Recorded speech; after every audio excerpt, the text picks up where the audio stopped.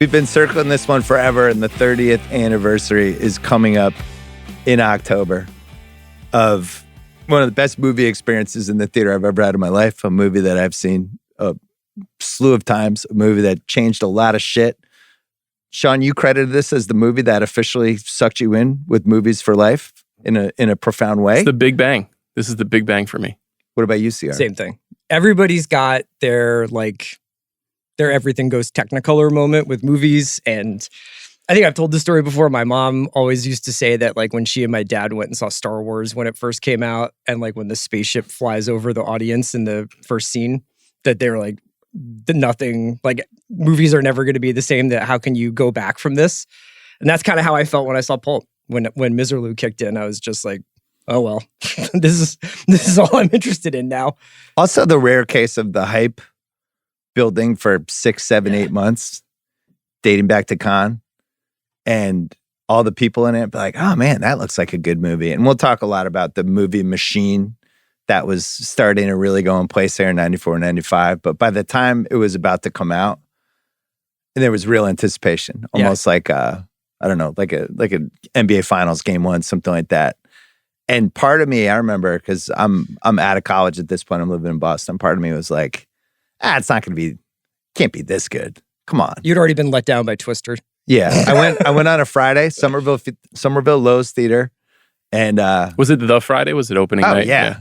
I mean, what was I going to do? I was just like barely working. I went to like a 2:00 on Friday, and it was just unbelievable. And I think the moment I remember in the theater that still holds to this day is the when she finds the heroin in her coat. Mm-hmm. And it's like, oh no. Because you just think the way it's being set up, it's like, don't fuck Marcellus's wife. Come on. Don't. But you think you're just used to a certain type of movie that's going to move a certain way. And it's like, oh man, he's going to fuck Marcellus's wife. And she finds the heroin. And you're like, oh no. And then all of a sudden she's overdosing. And then that next 5 minutes, and then it becomes, I've never seen a movie like this in my life. And that was it.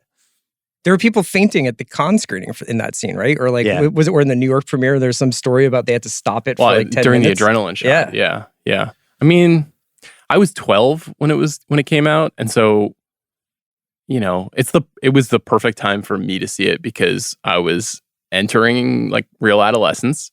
So a movie like this, which has drugs and cool cars and drug dealers and violence and hitmen and sexy women, like all that stuff.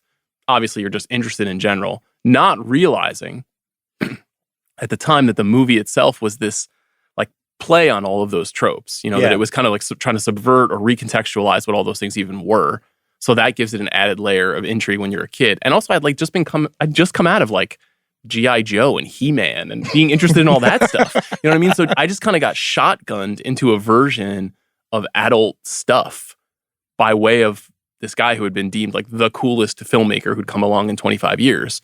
And I was just completely ensorcelled by the whole universe. Like I had seen True Romance before this movie, so I knew who Tarantino was. I think I had to wait to see Reservoir Dogs on video. I definitely didn't see that in a movie theater. And I bought every book. I read every article. I was on message boards. Like I was soundtrack on repeat that whole year. 1992 through 1997. That period and all the movies that he made or produced or his friends made dominated my life. It was my favorite thing in the world. And this is like the big centerpiece at the middle of it. You know, it's like, I remember, so I was 16, I was just starting senior year of high school when this came out. And my dad took me to, I guess, what would have been the Philly premiere of it, or like maybe it was a critic screening, but it was like. Your dad, Desmond Ryan. Yeah. Esteemed movie critic. Once upon a time. For the Philly Inquirer. And like, I remember the sensation that I still get, even though I know the movies that he's paying homage to / ripping off / cribbing stuff and recontextualizing it, is that from the second Tim Roth and Amanda Plummer, that scene starts, and then it goes in freeze frame, but the audio track keeps playing, and then it goes into Dick Dale, and then it goes into this and Jungle Boogie, and then it goes into the conversation. The double songs in the credits. I was like, so far we're about 10, 12 minutes in, and every frame is something I've never seen before. Yeah. And you're like, how long can you sustain this? Where you're kind of like melting my mind with every single thing that happens. And even though now, like knowing, oh, this was a trope or this is a Godard thing or this is from Bonnie and Clyde, like I'm still like, it just feels as fresh as it ever did.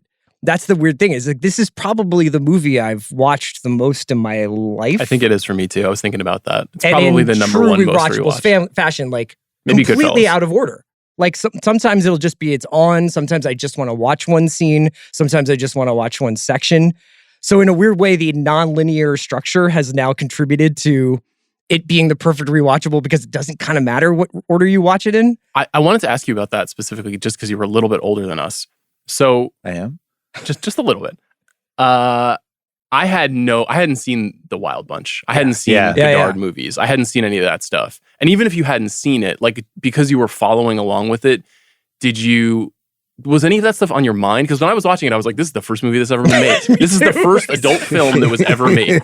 And that can totally scramble your brain, you know? And then you have to I spent the last 30 years of my life untangling every single thing in it. It's the roadmap though. Like, cause you have all these different things that you're kind of starting to become aware of when you're young.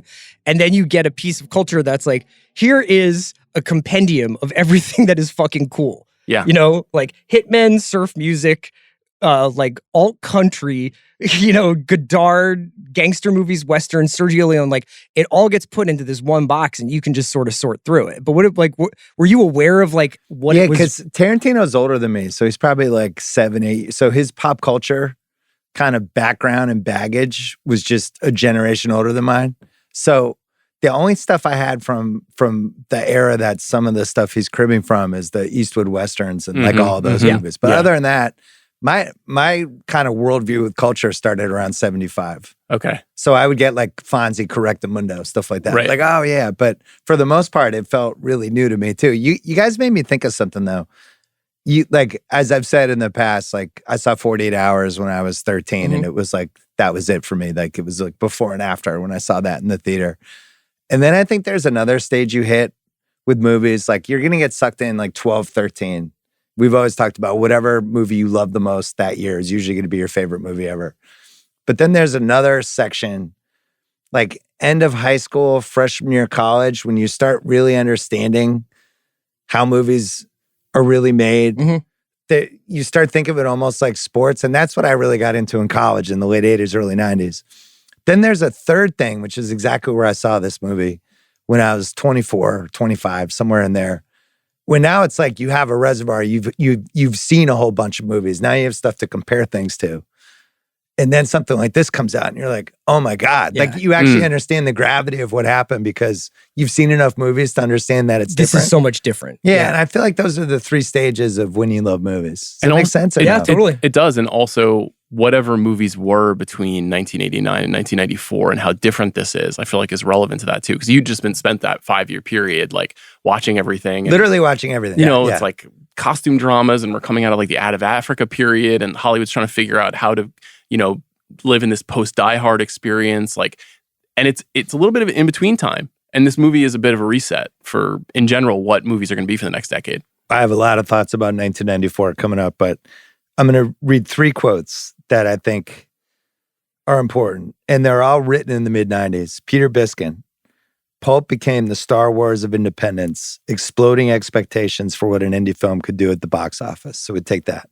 John Ronson, back when he was, I think, writing for The Independent, one of those places.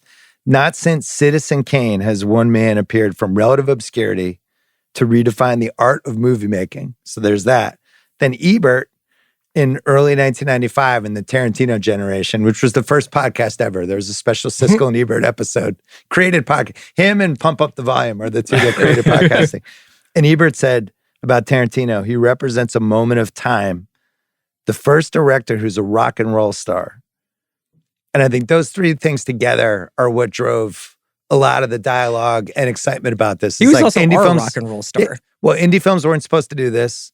I wasn't really supposed to know anything about the director, right? And then he came out of nowhere. Yeah. And you add those 3 things together with the fact that the movie was as awesome as it was, and it was a phenomenon. But whenever you hear people talking about why they love punk rock, right? It's because they feel like the people who are on stage could also be in the crowd. It's this kind of connection that they have to that person. And I think that has there is an element to Quentin's stuff that feels very, even though he's a genius and even though it's like, I could never think of anything this perfect in my life. He worked at a video store. Like, yeah, for like 5 years. We knew those guys. Like, we would go into the video store and just, you would go into the video store not only to pick up a movie, but as a social experience to like go talk to the guys behind the counter and wander around for hours and stuff and keep picking things up and looking at the back and putting them down. But it wasn't just him, because in the context of 94, Kevin Smith too with Clerks, right? Yeah. It's like, oh, he made this, he bought a camera and film looked like shit, but it was really fun and people liked it.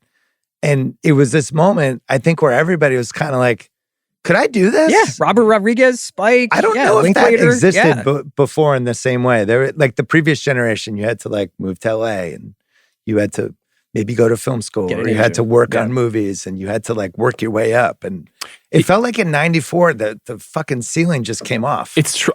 That's definitely how it felt and how it was narrativized.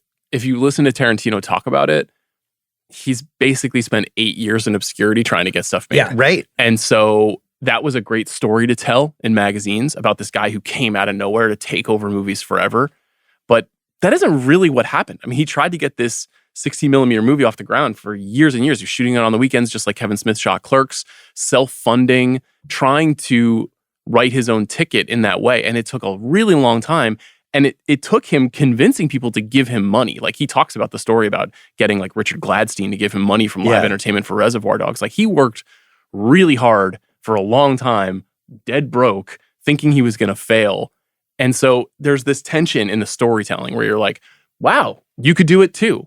But you also have to eat shit for a decade and maybe not succeed. Yeah. By the way, I completely identify it because like when I went to ESPN in 2001, I had the column and then it was like, oh yeah, you were at the forefront of when the internet and sport. And I was like, yeah, I ate shit from 93 to 2001 and I was on my own and nobody read anything I did. When you read the stuff about how long it took him to get even to get meetings with people, you know, and you're just like, this guy's just going to work at the video store talking to Roger Avery, being like, oh man, I had this meeting 2 days ago with so-and-so. Yeah. Oh, all right, I got to go to work because there's 2 people at the counter.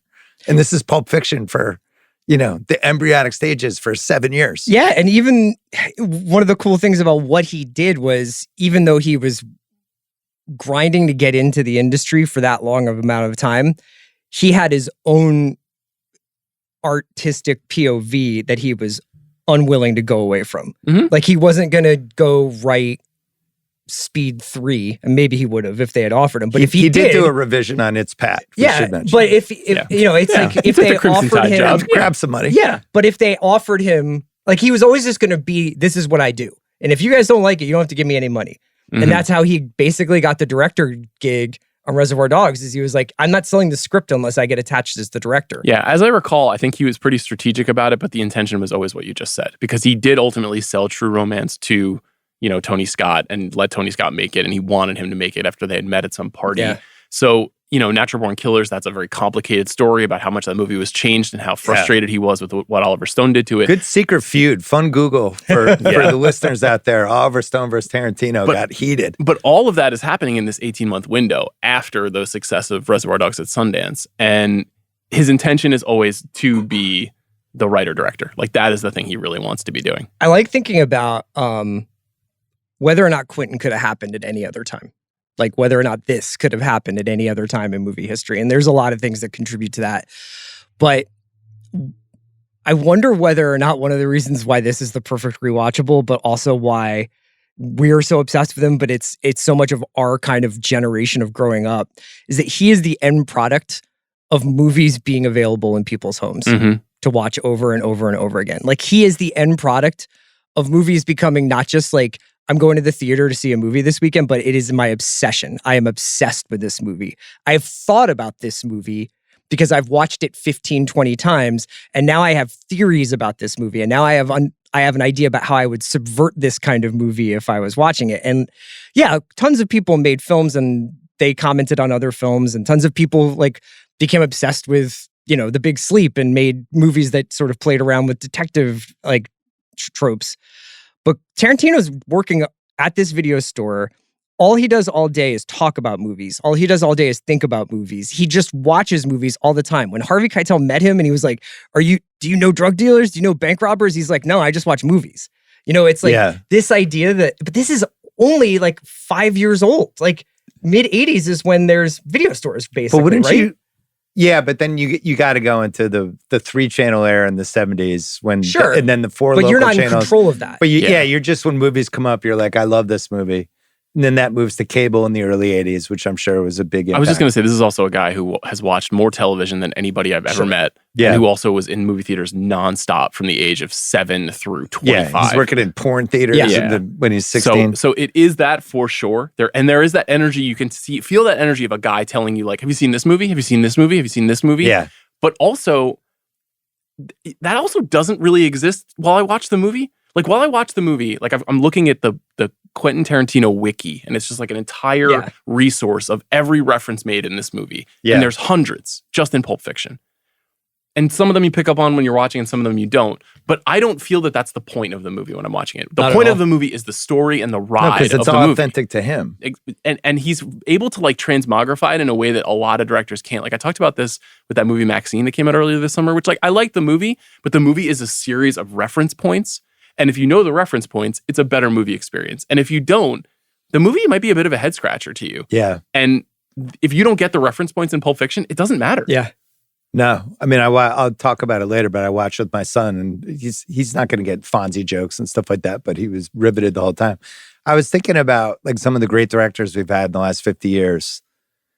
One of the reasons they succeeded was this is something they wanted to do, like, from the get-go. Like Spielberg, the moment he had a camera, we were off. PTA grows up in the Valley, and it's just like he decides, what was he, 16? Mm-hmm. This is what I'm doing. And he's just studying it and trying to figure out what his style is. And I don't think it's a lot different than writing, where when you're a young writer and you're trying to figure out what your style is, you're just grabbing from 8, 9, 10 people, and you're like, oh, I like this, I'll take this. Mm-hmm. And, oh, I like when that person did this. And eventually whatever that is becomes your style.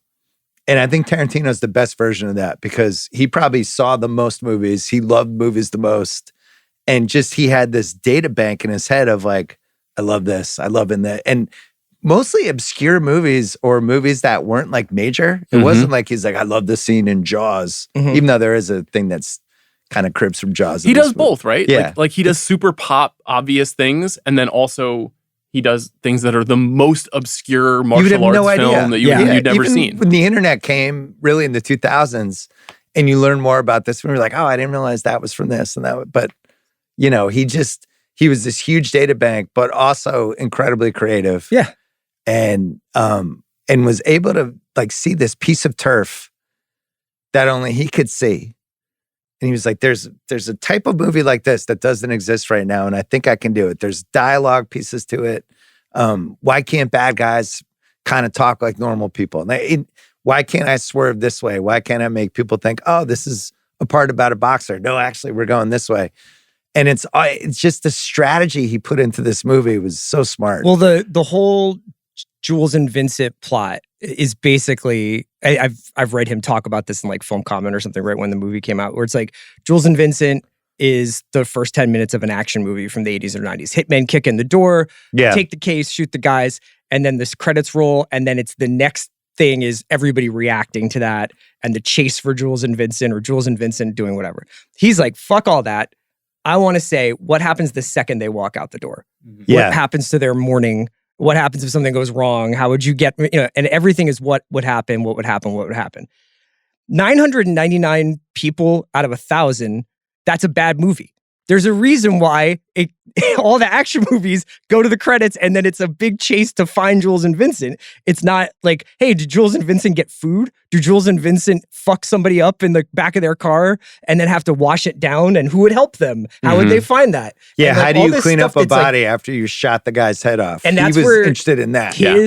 His like quintessential LA-ness and his rooted in, like, the specificity of the Valley and of, like, the surrounding areas of LA, that, like, he's just like, I am going to draw, like, all this authenticity out of, like, this lightly fictionalized, stylized version of LA, makes it so that you're just like, I feel like I am in a fantasy world, even though it's fucking Toluca Lake. It's so smart the way he did it. Yeah, I was thinking about it last night. So it's a movie that's set in the 90s, feels like the 70s, looks like the 50s, is timeless. Like that's a very difficult thing to pull off. Yeah, we have in Unanswerable Questions, what year exactly is this movie? And there's like 4 options. Yeah, it's so strange. I mean, I think that part of the purpose, like part of the strategy of the movie is that it is meant to break your expectation. Like well, especially the linear structure was the biggest thing. Like watching it with my son last night, he was just like, there was a couple of times where he was like, what's going on? Is this just a bunch of scenes? I'm like, just hold tight. It's funny because as many times as I've seen it, I still will get a little confused once in a while. I'll be like, so wait, just in the chronology of things, because you get so caught up in the individual stories and you like, I'm just tracing, I have a whole thing about Vincent and the character of Vincent, like what Vincent goes through in the movie.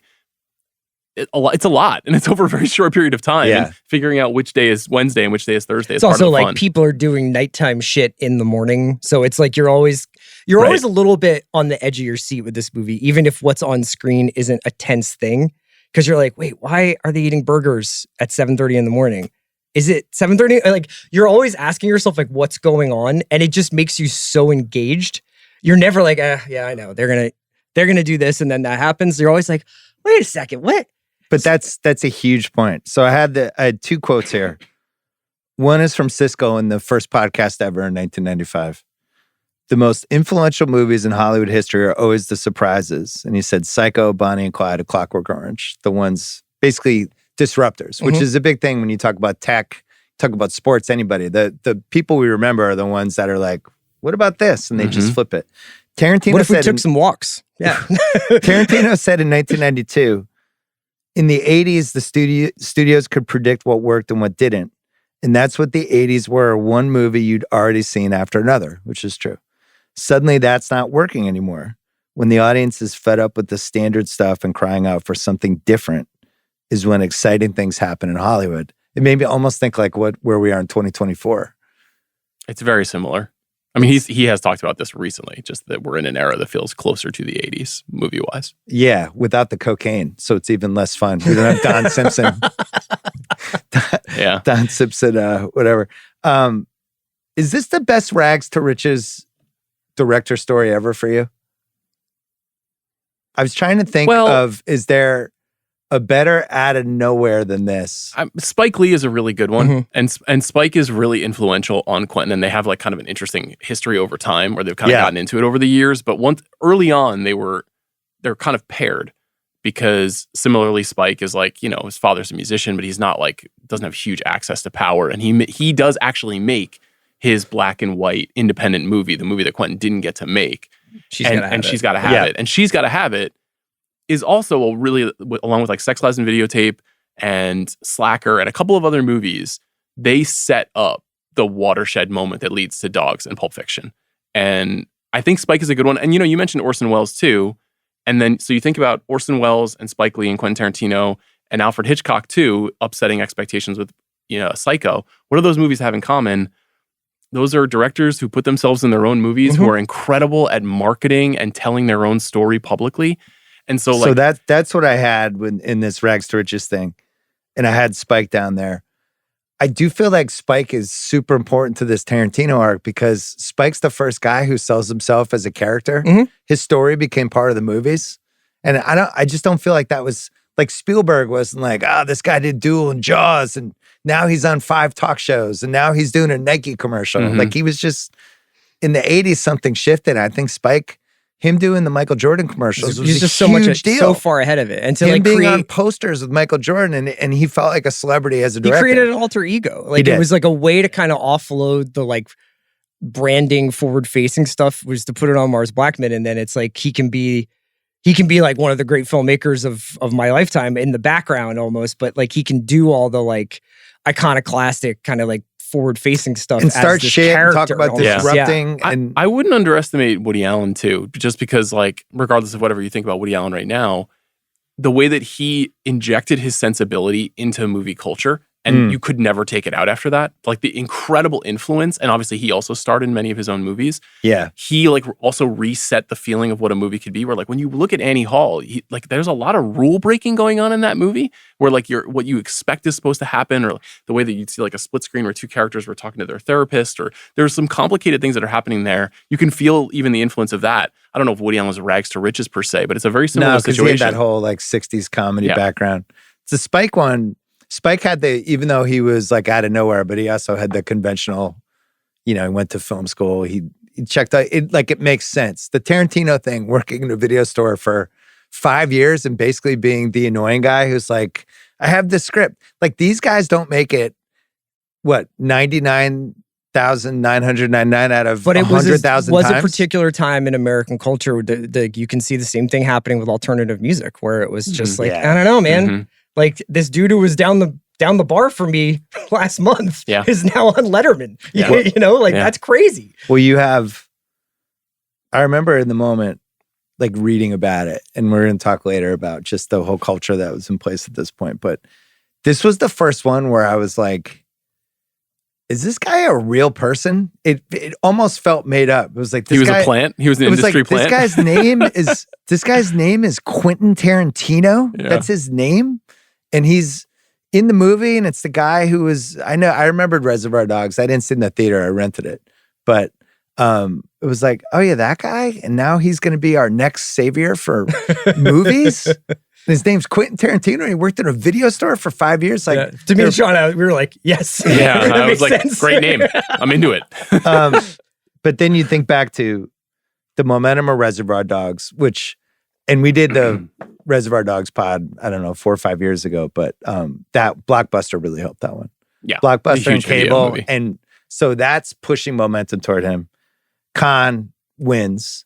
Wins upon There's a Travolta comeback, and we're at the point, and we're going to talk about Travolta later, but everyone loved Travolta. And it was like, oh man, he might have re-energized Travolta. Bruce Willis is in it. You have the self-promoter hot director with a great story that could be told in 19 magazine features. Also, then incredible you have the start of Miramax. An incredible talker. He can go on talk shows. He can go on the Tonight. He can go on Charlie Rose for an hour and be interesting. We have the start of Miramax. We have Indies, which basically from Sex Lies and Videotapes, Sundance on. Now that's becoming a story. And you have Travolta. It honestly was like a cultural tsunami. It felt like the biggest thing in the world when it was coming out. Shawshank comes out the same day. Mm-hmm. It's like, it's over here. Yeah. It's like Tim Robbins, Morgan Freeman, like a big movie, and it just got blown out of the water by it. So I think I had seen Pulp like 2 or 3 times in the movie theater by the time I saw Shawshank. Well, yeah, it's true. I was like, I don't have time for this shit. I have to go see Pulp Fiction. I definitely saw Shawshank maybe 3 weeks later, only because my dad was like, you got to see this I did not movie. see Shawshank in theaters. But I think the biggest thing about all of this is this ties into this Generation X mid-90s, where there was a lot of like people at parties who just felt like they could do, I could do that. I could be the lead singer of a band. I could have written Generation X, the Douglas Copeland book. I could have written that. Oh, I could have made that movie. And there was a lot of that. And Tarantino became the guy who actually emerged and he was I could do that. And it was like the best version ever of it because he could do it. You know what's so funny about that too? And I recognize that, and you can tell even just like reading about these times that there was this sense of like anyone can have it. And there was also a lot of bitterness about that too, like a cynical kind of quality about that. We didn't have the internet yet, so we had way more time to just be mad about stuff. But being in the generation behind, I had I'm in the position I'm in my life right now because I really grew up to like venerate these people. Like my attitude was not like, I want to be Quentin Tarantino, because that is an impossibility to me. So like maybe I took the wrong lesson from this, where like the lesson could have been for aspiring young filmmakers. Try it. Like he did it. Maybe you could do it too. Spike Lee did it. Maybe you could do it too. But in my head, I could never get out of my own head this like, this guy's seen every fucking movie and he knows how to draw reference to it without beating you over the head with it. Like I still haven't seen all the movies that are referenced in Pulp Fiction. And I do this for a living. Right. So there was something kind of like titanic, like overwhelming about what the accomplishment felt like to me as a young person that was inspiring, but maybe not in the way that it would have been for people who were more embittered at the time, who were around his age. The thing is, I took a similarly like inspiration from this whole experience of the early 90s, obviously. And it was definitely more that like, there was just like basically one thing I was good at. And I was like, I guess I'm just going to do that. And I know that I might not get paid Porn? for it ever. It's just like, I'm ready to shoot. I know it's writing. And it was just like, I'm just going to do this. And I don't know how to get successful at it. And I may not ever be successful at it. But, you know, I worked in record stores when I first started writing. Like, I think that like there was an element to it where you were just like, it wasn't like bet on yourself, but it was just like, actually, it was a rejection of a lot of like what you were seeing on screens or what you were listening to or what you were reading. You were like, I want to write the thing that I would read. You know, I want to make the movie that I want to see that none of these other motherfuckers are making. Like, I want to go into a dark room and see my shit up on the screen. But there was also a lot less awareness back then of what other people thought of stuff, which we've talked about in other pods. I was just talking to Van about this. Like there's some movie, like I love the Sleep With Me, the Top Gun scene that Tarantino's in when he talks about how they're actually gay. And I didn't know if anybody else had even seen that.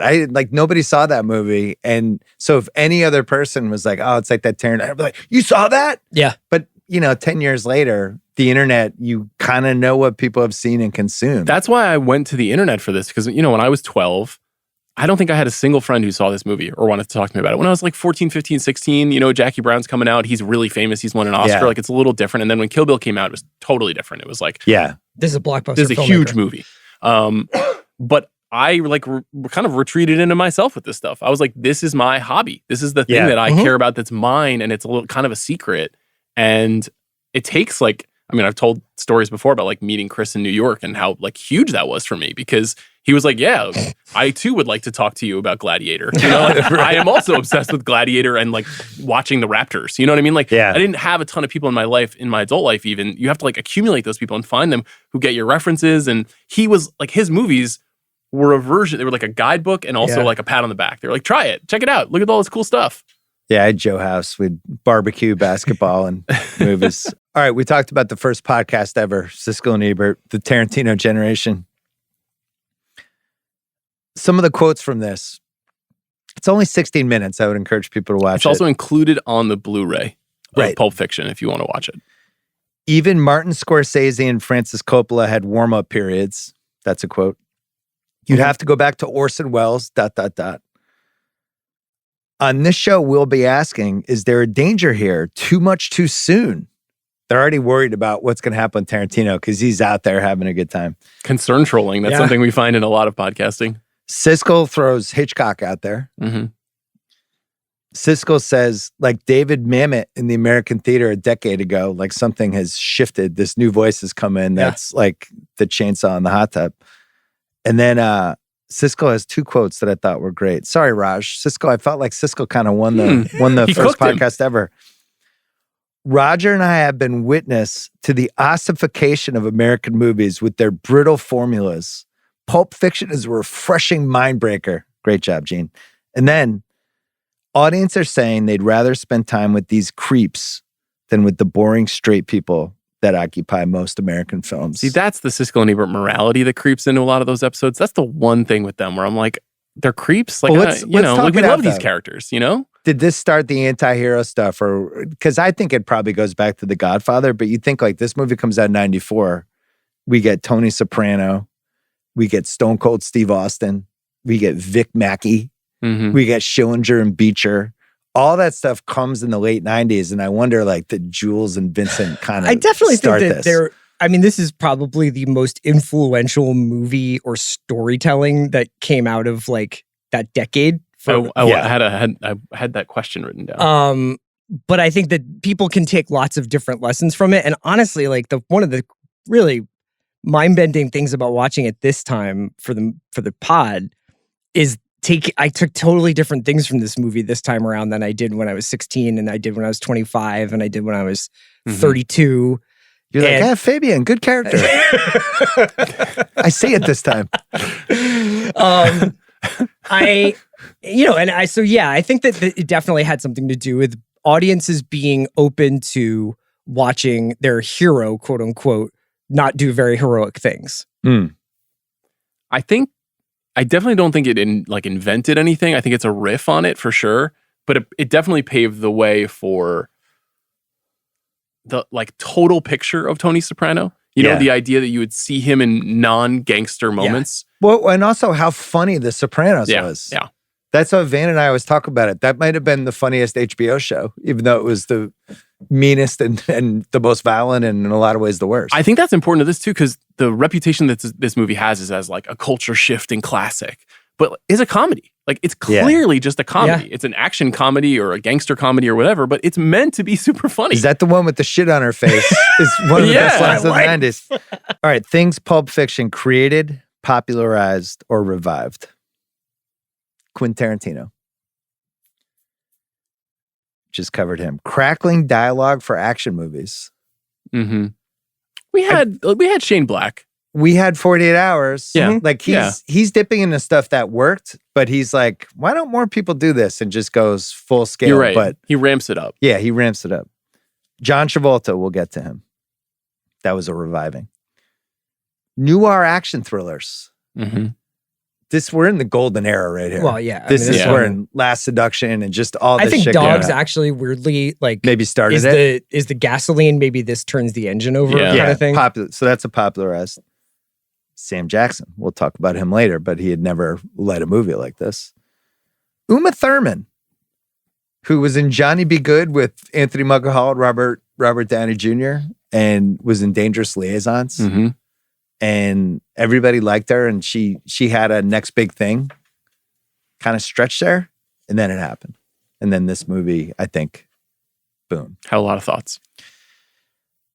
The Uma QT combo creates that. We go back to the wall with that one a few times. Con as a way to break culture. I don't remember it happening. Like I always felt like it was this artsy fartsy film festival in France, and this was the first time I remember him flipping the bird as he's like walking up on stage to get the. Yeah, Palme I don't d'Or. remember ever caring who won that film festival before, but when knowing about this, it was like, oh shit, that movie with all those people in it, and the guy from Reservoir Dogs, and now it's going to be a thing, and Miramax, and I do think it helped with the narrative. I also think it's notable that the person who gave him the Palme d'Or, who was the head of the jury that year, was Clint Eastwood. Yeah. You know, it's not always an American actor or director that's in that spot. You know, Yeah. It's usually not. A lot of them, you know, not a ton of American films have won the Palme he d'Or. tells Tarantino, one word of advice, just go to 4:30 and then call it quits. Just one or two takes max. He loved it. He loved this movie. Gimps, I think definitely Revitalized created and popularized. Okay. Oh, I think Gimps were around. They had Gimps some around, legacy. okay, popularized. Yeah. I think there's Gimps were a problem. There's some Gimps in Yeah. the background of Cruising. Ving Rhames, Yeah, definitely. mixtape movie soundtracks. This and Dazed, yeah. Well, Dazed is more of a one genre thing, but yeah. Can I make a point about that? We have a whole movie soundtracks section It's coming not. up later. It's not quite about soundtracks, but it's Okay. representative of like the blenderization of the movie in general, which is like, I don't know that it introduced this, but hip hop sampling, Beastie Boys, Wu-Tang. Beck's Odelay, David Foster Wallace novels, you know, postmodern fiction, like all of this stuff is all happening Yeah. in 1993 to 1997. Blurring like the ironic, non-ironic. Yeah. You know, like, oh, Neil Diamond's actually cool. Like, Yeah. you know, for a long time, people were like, that's the corniest shit ever. And You just know like what I mean? smashing all the stuff you like together. Yeah. You know, like That's Beastie what- Boys rapping about Rod Carew, you know, and you're like, yeah, that oh. became the 90s. Yeah. That's like when I started doing my column, I was like, well, I'm just putting all the things I like in it Right. because Yeah. I've seen other Bill people Simmons. do it. I mean, you're another Yeah. example of that. Exactly. Sports and movies, why not? And this is the perfect movie for that. But nobody was thinking that way, I don't think, completely until this movie. It felt natural. It just felt like Yeah. a generation of kids So, raised yeah, on why TV not? and music, and they were just like, I'll take the music I like over here and the music I like over here. And that's the soundtrack does that too, is the reason I bring it up. Miramax, unequivocal before and after with Miramax. This was the one that I think made it Miramax, this movie. Definitely. TriStar Pictures turned it down because it was too demented. Harvey jumped on it, read it on a script on an airplane. This is also ostensibly a Disney movie. First Yeah. film they fully financed. Things Pulp Fiction officially cemented. Bruce Willis. Kind of needed this one. This is coming out of Die Hard 2, and then like some He's like the Hudson Hawk era. Hudson Hawk, the Bonfire of the Vanities, Yeah. Mortal Thoughts. It was like, are you just a diehard guy or is there more here? You get the impression that he knew and that's why he did this. Yeah. Sean, you're going to hate this. The Oscars. It revitalized, like, It cemented the Oscars. I think it was the best Oscars ever. Whoa. David Letterman hosting, Pulp Fiction, Shawshank, Gump, Tarantino. Great arguments. Do you have an argument? Repeat. Do you have one that in your the mind best that you Oscars think ever. of as the best? We've never had a better one. I'd have to think People about that. cared the most. That's a hard the one. The audience was the biggest. I mean, I haven't seen every Oscars, so We're actually arguing about this stuff in a row. We weren't arguing about this shit in 1982. I don't understand how, like, the Oscars in which Forrest Gump beats Pulp Fiction and Shawshank Redemption is the best Oscars ever. There's just, that's insane. Most famous one. Okay. Made him the maddest. Yeah. On that scale, I guess. It started the whole, what the Oscars became. Which before that, it was like, oh man, he should have won, but you weren't mad about it. This is like, we're heading toward the internet. We have way more movie awareness. And in 1994, me knowing nothing, I'm like, I can't fucking believe Sam Jackson didn't win. This makes me so mad. This was like, to me, like almost like an NBA MVP going the wrong way. That was the first time I remember feeling that way about movies. I was never like, oh man, I can't believe Hopkins won. Like, I just didn't care. Is Forrest Gump like Westbrook? Is it Derrick Rose? What is it? But we all like Forrest Gump. I do, but relatively I still speaking, don't know who should have won Best Movie. I think Shawshank was a great movie. I don't know. It's tough. It's not tough for me. I think it's Pulp Fiction. Yeah, it's not. It probably is. Shawshank's really good. I like Forrest Gump. I would have Forrest really Gump like third. Shawshank. I think Shawshank's really great. Pulp Fiction is a generation-defining, culture-moving movie. It is the reason the Oscars exist, is to recognize in the moment. Yeah, but that what never a movie happens like with the Oscars. I agree. It's why I complain about it all the time. Yeah. The intention is to identify Pulp Fiction as a movie that matters. More cementing the culture of independent movies. I think officially rounded in a shape from this point. Yeah, it was but it a also 5-year. becomes now like a thing to make money on. Yeah, it was a 5-year It's crawl. to like it's to sort of gesture towards it being like cool indie, but actually have it be, how can we sell this one to of the misnomers of this movie is that it's not an independent movie. It had an $8.5 million budget. Tarantino was paid $900,000 to write and direct it. It got Bruce Willis and it got Harvey Keitel and Travolta and Walken as a cameo and Uma Thurman. Like, these were all real stars. Like, Clerks was an independent movie. Yeah. That was like, my buddy's going to play Dante. It more resembles what you often see as independent movies now, where you're like, a movie made by Focus for $8 million, but it has Russell Crowe in it. And you're like, that's not really an independent movie. It cemented the Walken-sance, which had been brewing for a couple years there. True Romance helped. The SNL guest hosting stuff was great. And then this movie, and we're off. And we're also off with the Keitel-sance. That is like... I would say that that had actually fully happened by then, between Reservoir Dogs and the piano. I feel like the piano was the thing. piano, but then this was the cherry on the sundae, because Winston Wolfe became, we'll talk about him later too. Yeah. Tarantino did talk a lot about how part of what helped with all of this stuff is that the piano made Keitel famous overseas, because that movie was huge in Europe. And so because it was so popular in Europe, that helped. It was another domino that fell in Reservoir Dogs and Pulp Fiction's favor. You know why? Because he fucking dropped some gonad on it. Yeah. Fucking broke it out. Not the first time. Generation X. Cemented Generation X. As a card-carrying member and first ballot. But do you think of this as Generation like a great, like a very representative piece of Generation X? Not representative. Culture? That's not the point. Okay. We needed this one. We did, yeah. It was a lot of like Generation X movies that we love, but they didn't totally hit, like Singles, Reality Bites, Slacker, You Kind of Bottle Rocket, all these movies that like, I love that movie, but this one was like, oh, this came out of our world from somebody who understands us and blew it out. It's the movie that is referenced by the 60-year-old Time magazine columnist when referring to the generation beneath them. Yes. Yeah.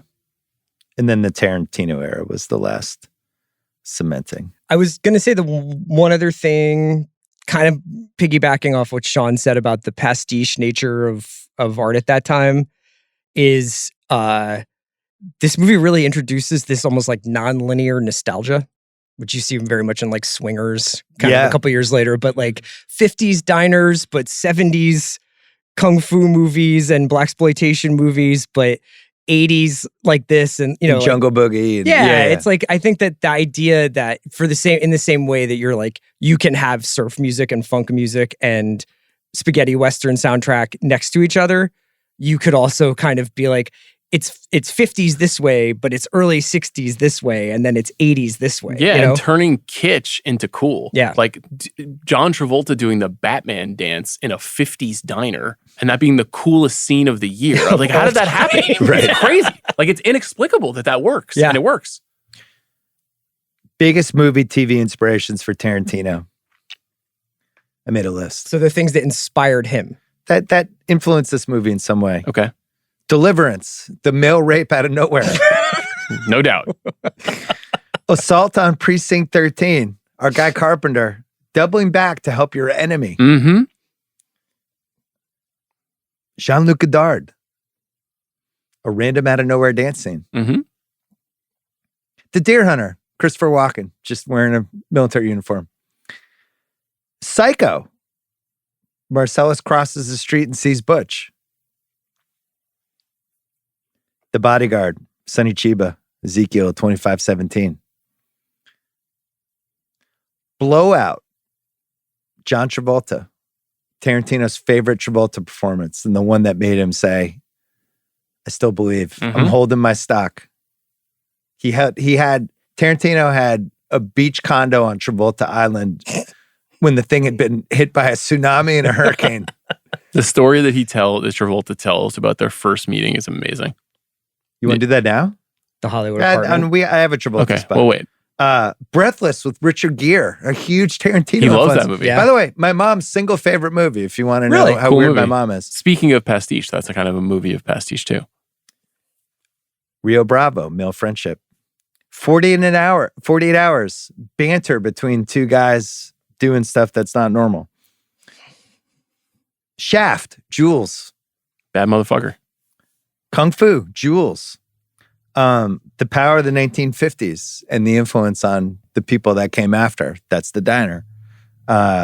Television, Speed Racer, Clutch Cargo, Brady Bunch, Partridge Family, Avengers, Three Stooges, Flintstones, Green Acres, I Spy, Kung Fu, and Happy Days.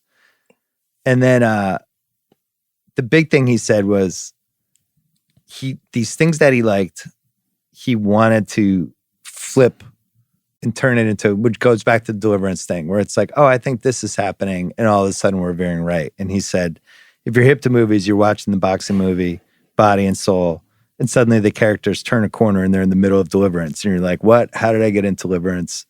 I was in Body and Soul. What's going on here? That's how his brain works. Really Yeah. smart. I mean, there's a few more of those. Like, It's worth mentioning Black Sabbath, which is like the horror movie anthology that he was inspired by to put the three stories together. yeah, there's a reference What to else it. would you put in there, though, than Sam Peckinpah, Yeah. Wild Bunch, like the energy and the first 5 minutes of the movie where you're like, whoa, and the freeze frame, like that's just a direct lift of William Holden in the final freeze frame and Wild Bunch. I think, the production company A Band Apart is named after the French title Band of Outsiders, but Yeah. it's A Band Apart. And so like a lot of Godard's cool and the feel of those films and also the ingenuity of those films, I think translates over. yeah, Corman exploitation movies, like biker movies, are all over this movie. You know, like the Chopper and Easy Rider is a Right. huge one. Cassavetes. I mean, he's talked about Cassavetes being influential on like the Jules Vincent talking and why can't they just walk over there and keep talking instead of knocking on the door? It's like that kind of like, why can't we just, what are these fucking rules? Like if they're not made to be broken, like why do we have like, why 3-act structure and why this and why that? And Kiss Me Deadly with the briefcase, Yeah, of course. exactly. Yeah. So I want to dive into late 94, early 95, because I feel like this is part of the mythology of the movie, because it's basically the exact point when becoming obsessed with a movie or basically anything kind of changes. Mhm. Because you have, and I wasn't even on the internet till 96, but you have the early stages of message boards and movie internet culture, which you can see in the first podcast ever with Siskel and Ebert. They show websites, Yeah. and it's like, look at this Is Tarantino. Ain't It Cool like up by this I point? don't think so. I think it's a little there's early. some filmography stuff. Okay. I wish I had known about this. Man, I just didn't have one person tell me this existed. I was but all over it. You could go I had a on and desktop just be computer. like, what is everything Tarantino's done? I've said this before, but I used to download like 12-second clips from Reservoir Dogs because like I couldn't get my hands on it. So I would just download like little moments of guys saying lines of dialogue in QuickTime format and just keep them. And they would take up all the hard drive space on my mom's computer. I just had a book my dad gave me by this writer, David Thompson, and it was called A Biographical Dictionary of Film. Yeah. And so it would be like, Coppola, and then at the bottom of the Coppola biography entry, which is like just like a small Wikipedia entry, would be his filmography. And I would just kind of go through with pencil and be like, okay, got to see that, saw that, see that, that was the way you would have to find out about this stuff. There's long form movie journalism is probably at a peak here because you have Vanity Fair, The New Yorker, you have Premiere doing it every month. You have Rolling Stone still throwing a fastball. Is Movie Line going? You have Movie Line. You have New York Magazine. You have The Last Days of Playboy. And I think Tarantino in 94 might have had a feature in every one of them. Yeah. It's just like there was this whole circuit that you did, and I read all that shit. Siskel and Ebert are in their primes. Goldman's books are a thing at this point. Plus, he's got the New York Magazine column. Generation X, we just had a lot of spare time. A lot of things to do, like playing entire NHL 94 seasons on we Sega. had jobs that didn't maybe require all of our attention. A lot of killing time, or just like, you also have the children in the 70s who have now grown up on movies and Pauline Kael books and have studied stuff. And there's ways to just rent movies over and over again. That's like a 7-year tail plus cable TV. And you also have the colleges and film schools blowing up. Like I took 2 movie classes in college at Holy Cross, which wasn't exactly like USC film school, but there was a sense of like some sort of people levitating above whatever the last 30, 40 years of movies and trying to figure out commonalities and structure and themes. So you have that. And then, I just feel like this podcast we do now, the roots of it are like in the mid 90s. It's the first time people really just dove into shit like this and wherever. Like think about Klosterman. If we'd all known each other and we were just all sitting in a bar, we probably would have argued about some scene in Pulp Fiction for like 2 hours. I believe that. Were people doing that in like 1982? I don't know. I think that the video store conversations that Quentin and Roger and all of those guys were having are kind of like a representation of that. And they're extensions of record store arguments, Yeah. Do you feel like there's this, could you say this was the dawning of like the deep dive era? Because the OJ trials in 94. Like when people caring about something, you're just like, oh, now I can try to grab every piece of this. I wonder whether or not there's something to, with the sort of matriculation of underground culture into mainstream culture. So whether it's independent film, whether it's alternative rock becoming rock, whether it's all these things, it's not like a pop artist, this is not to dismiss pop artists, but it's not like you're like, what you kind of see is what you get. Like there is like this surface image, there's the music, and then you can be like, I can learn who this person is and where they came from in a paragraph.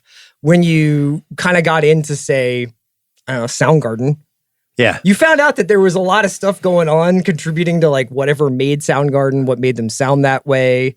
They were basically like normal guys living somewhere. And like, I wonder whether or not there was an element of like, there was something to deep dive into. And then also all the things that kind of shaped that band or shaped this filmmaker or shaped that writer. That was like a huge, like, it took a lot of scholarship to like kind of find out all the stuff that you wanted to find out about the things that you were interested in. Yeah, I feel like I've lived through every phase of this. And you could feel it in sports too. It was like I really cared about the NBA draft in the 80s. And there was no draft guide. There was no like rankings to read. I remember like listening to sports radio show. There was one show, WFAN, and they did like a draft special. And I was like, oh my God. And they're like, oh, and I think this guy will go fourth. I'm like, what? What are they doing? How are they doing this? By 94, that's kind of starting to become in place, right? You could, whatever you wanted to deep dive, you could probably find it. And I just don't feel like that was the case in the 80s. I think that like blendered recombinant culture made this possible too. Where like I wanted to know every sample on the Beastie Boys album in the same way, and I would like look for it on the internet. I remember there was a my family mostly went to Blockbuster, but there was an independent video store in my neighborhood called ATR. And at ATR, I remember after Pulp Fiction came out, there was just a whole shelf it came from Pulp Fiction. And it was like all the movies that were referenced by some endeavoring clerk who put Corbucci movies and Sonny Chiba martial arts movies and just like stuff that you can't get at Blockbuster and that you wouldn't understand was a part of the movie until you started reading and listening to Quentin talk about it. And there was like, that is what you're describing. There was no money in it for that guy to do that. Right. You know what I mean? Like to make the shelf that way. But it's how you made that job fun. Yeah. Well, I had this. It was also making a podcast. I mean, we do this all the time. We're doing it right now. I do feel like this was the apex of pre-internet culture because I listed all, and I probably missed 20 things, but we had Seinfeld, Friends, and ER on the NBC Thursdays. We had the OJ trial, grunge music apex, and the hip hop early apex, and rap, and West Coast, East Coast, Biggie, Tupac's happening. Generation X is happening. The 94 Olympics, Tanya and Nancy, that happened. MJ's retired, and we're all like going to bars like, this feels fishy. What the fuck actually happened here? And then he comes back. Pulp Fiction. I love the idea of you going to a bar and when MJ retires, like, I'll have a Michelob. I have a couple of things I want to get off my chest about this retirement. But that was the era. It was like, my uncle's next door neighbor is friends with David Stern, and he said he got suspended. It was like a lot of like, I know this guy who knew this guy who knew this guy. Shawshank and Forrest Gump, Letterman and Leno, the 94 Oscars, the Cowboys and the 49ers just battling every year, Mike Tyson's comeback. There was just like all this shit going on, and you basically only had to talk about it with your friends. Yeah, and also you had nowhere else to go. I was thinking about the Vincent telling Jules about Europe scene, and how like Jules is like, no, you have the mic, man. You just tell me all about it. Yeah, and you really, I did feel like a much more present person who listened more because I was like, yeah, man, I watched on YouTube. I know about, I've never been to Amsterdam, but I know about Amsterdam. You know what I mean? Right. Like, it was like, oh shit, my friend went to Prague. Let's hear about it. Yeah. There's the unknown. Yeah. Like things you don't know about and you're willing to be open to other people describing them. You don't have to feel like, yeah, I already heard about this before. It's a great point. Was this the most ripped off movie of the past 30 years? I believe so. I think it was too. Not just, 2 Days in the Valley, very bad things to do in Denver when you're dead, like the Usual Suspects, even a little bit, Gross Point Blank, Eight Heads in a Duffel Bag, Go, Way of the Gun. All those movies that were just like, hey, let's try to do Pulp Fiction. But pieces of it, I think, got lifted in all these ways. I would say that there is a pattern to this movie. The references, I mean, you can see this movie showing up in Gilmore Girls. You can see this movie showing up in the first few Avengers movies that Joss Whedon wrote. Like, you can see this movie still has its fingerprints in so many different things, even if the people who wrote it didn't know that they were kind of referencing Pulp Fiction. Yeah, I think the attitude, fucking Deadpool. Yeah, completely. The attitude has been photocopied a million times, but I think the style has never been replicated. Yeah. There's nothing. What do you think, Craig? Because you're basically been alive that entire time. Yeah, I mean, I think that I was a film major in the mid-aughts, and Pulp Fiction was like the almanac for every single kid because it felt like Tarantino was so relatable and his story was so like attainable that everybody was like, this guy's just like writing a movie about like shit that he likes. And so I think everybody has been trying to rip off, specifically with dialogue, where it's so unique. And honestly, a lot of characters in this movie kind of speak the same, which I think is interesting. And I think that has been recreated a lot in movies now. Yeah. All right, quickly, the story behind Pulp Fiction. Danny DeVito's company, Jersey Films, signed QT and Avery. They formed a company, been apart, to a dev deal. He got $900K to write and direct Pulp Fiction, goes to Amsterdam, writes out the script, lives there in like a one-bedroom hotel room or something for 3 months, hand writes everything, and then somebody types it up. He wanted to do a 3-story trilogy. Roger Avery wrote one part as a short, the Butch Marcellus part. And then QT said, take the oldest chestnuts you've ever seen when it comes to crime stories. The guy's got to go out with the big man's wife and don't touch her. All the old forms of storytelling, and then have them purposely run away. And then he got 2 ideas from Avery were the miraculous missed shots and the rear seat automobile killing. And then the notion of the crime world cleaner, inspired by a short called Curdled that he saw as a film festival. And he actually Esmeralda is in used that. the actress as Esmeralda.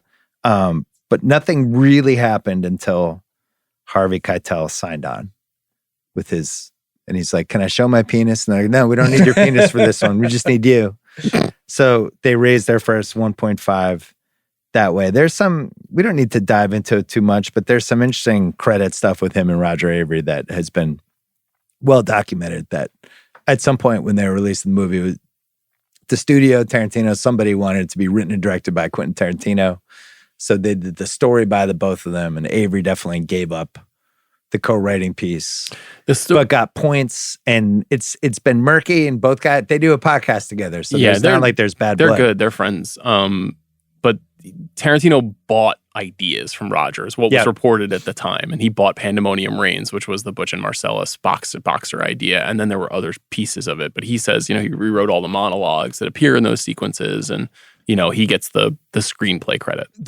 My favorite piece about the sort of making of the script is he wrote the script obviously in these basically like these school notebooks while he was living in Amsterdam, and then didn't get it typed till he came back from California. So there's this moment where he's like got Pulp Fiction in like 30 notebooks. Yeah. And I'm like, that's like the most valuable piece of luggage in the history of movies. Because there's no backup for that. That's what's in the suitcase. It's just the script. The suitcase is the fucking, his suitcase full I wonder of scripts. if he still has those. I don't know. That's a good question for the archives. And apparently his writing is like mine. It's like basically unintelligible. So he had some typewriter. Don't sell yourself short. Typing out all this stuff. Meaning your penmanship? Yeah, his penmanship, I don't think is great. So promotion of Pulp, besides Con, one of the best trailers ever. And I don't remember how many months before the movie came out, but the trailer was one of those, wait, what is this? During an era when movie trailers really meant something. Now it's like they get leaked and online, and it's not the same experience. If you're in the theater, you'd want to go to the theater because you'd want to see the trailers. Do you guys feel that way anymore? No, I mean, I think that I'm kind of through the looking he and glass I on are that both one. like recovering addicts of trailers where it's like I love them, but also feel like they actively ruin movie experiences now. Well, back then that was how we. Fully agree. A lot of times we found out if a movie was coming out. Yeah. Was the trailer or you read but it. Now I'm like actively like every time the Alien Romulus trailer comes up, I'm like, don't I don't want to see it. Yeah. So I see a movie with my friends every year on my birthday. So for my 12th birthday, we saw The Client, the John Grisham movie. Yeah. And Pulp played before The Client. And I think that's probably when I really fully became aware of the movie. Yeah. And it was hard to not be like, put that inside of me immediately. Like, I need this now because it was just such a great trailer. So you had those two things. Then you had the press push was about as masterful as it's ever been. Like Tarantino's doing every interview. They're pushing the indie story hard. They're pushing Miramax. And it's just press everywhere. And then really savvy ad campaign. And by the time it came out, people were like, okay, yeah, I'm there. Let's go. The 12 Rules of Pulp Fiction. Oh. Intriguing. Foot massages are sexual proxy apps. The holiest of holies? Boxers don't have an old timers day. You're just replacing Coach Finstock right now. Don't fuck with another man's vehicle. Mm-hmm. You just don't do it. American names don't mean shit. Uncomfortable silences are actually okay. Mm-hmm. No milkshake is worth $5, but any time of the day is a good time for pie. Pigs are filthy animals unless it's Arnold from Green Acres. Do you actually agree with that? I thought you don't like bacon? I'll eat bacon and pork. Pork chops taste good. Bacon's good.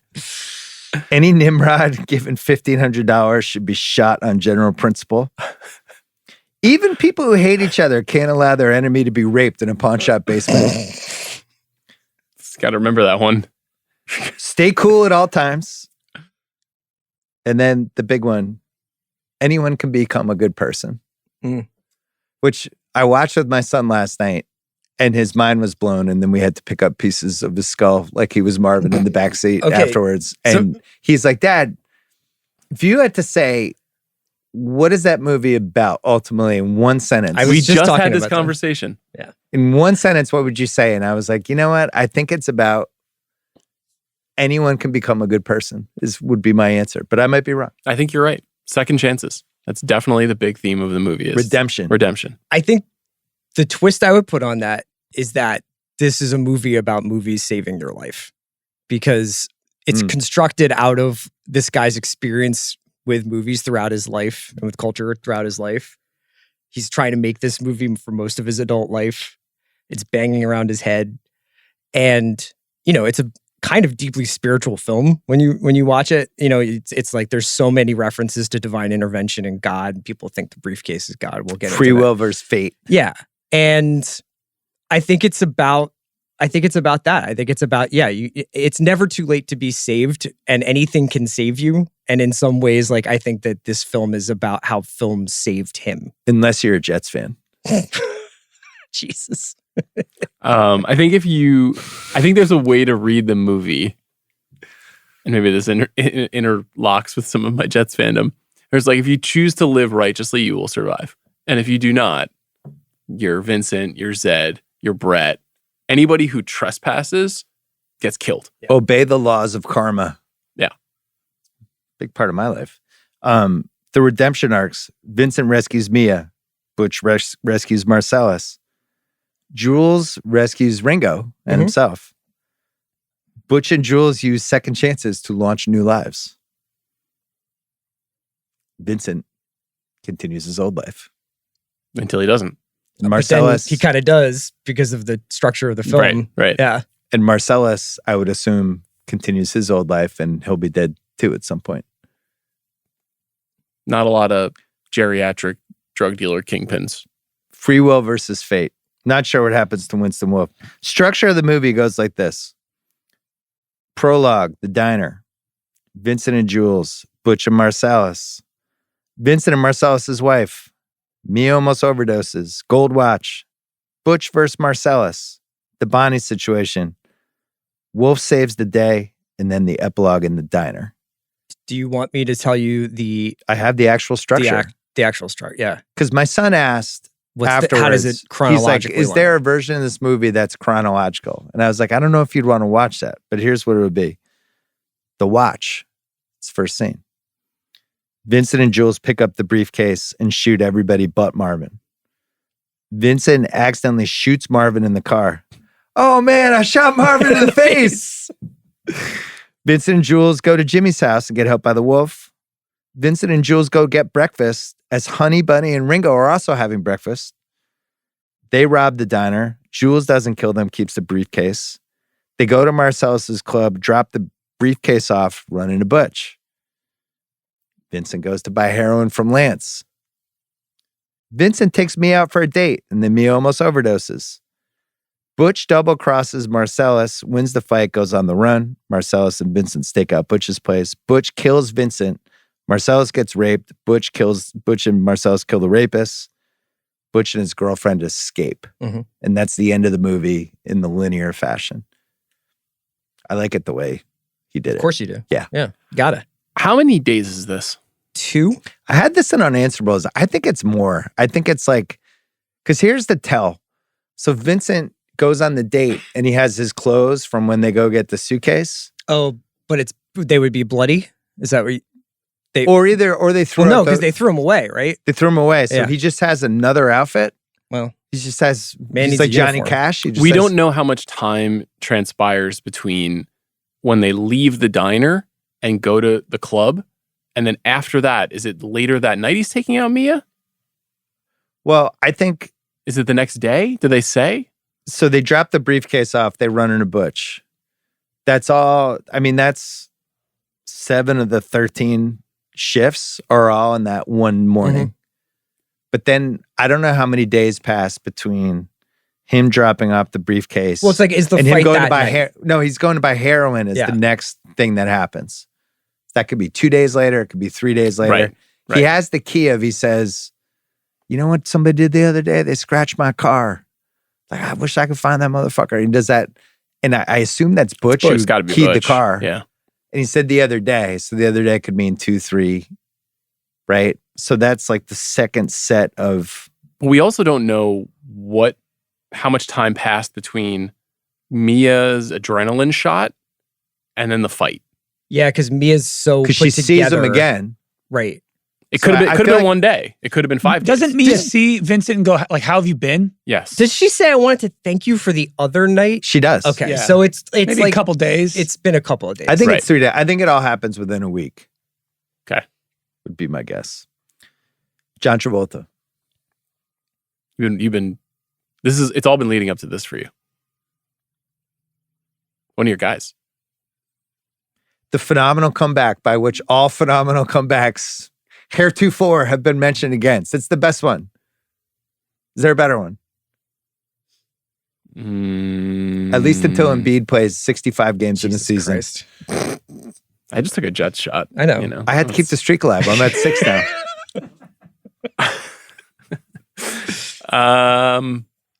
Probably the the go-to, greatest movie right? comeback of all time. It's a little bit of a misnomer. A little bit. Because you're counting Look Who's Talking. Those were big movies. They're not cool movies, Yeah. but he was definitely still present in movie culture. He had not disappeared or been, shunted off He to network television. he was in a little bit of movie star jail, but he was still making movies. Yes. I would say he was in movie jail. Okay. Because Tarantino, and the list we'll do in part 2 with the casting what ifs, he said one of the actors I had in the list was John Travolta, and it came back. The entire list is approved except for John Travolta. So I'm going to say that's officially movie jail, right? Mhm. He Well- couldn't make the movie if John Travolta was one of the 3 biggest parts. So Travolta, who we love and we talked about for a long time in the Blowout podcast, but from 82 to 94, he turns down American Gigolo. Well, that was earlier than 82, but American Gigolo, Officer and a Gentleman. He turned down Manny from Scarface, and he turned down Splash, and then a few years later turned down Forrest Gump. Tough. Tried out for First Blood, Top Gun, Pretty Woman, didn't get him. And then some of the bombs he made, Staying Alive and Two of a Kind, same year. Perfect. A Tubi classic. Kind of like it. A Tubi Hall of Famer. Yeah.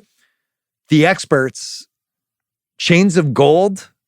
It just goes south, and then he's in these Look Who's Talking movies, but he's kind of like a parody of himself. Like he's heading toward, he's going to have like a Tuesday night sitcom on NBC. Yeah. Definitely. It's going to be welcome. Where it's like he's a back, single Cotter. dad, Yeah. and Yeah, one of his kids right. is a Yes. little wild. That's where his career is heading. Staying Alive that's the sliding door. Yeah. Taking that movie and doing that over all the other stuff he could have been doing is the mistake. Dun, dun, it, dun, it. You're not with me, Sierra? Dun, dun, dun, dun. It's worth saying that for everything that Quentin Tarantino is incredibly gifted at doing, he may be the preeminent caster of movies. Yeah. He's great at it. Perhaps ever. I don't know. I mean, like, I agree.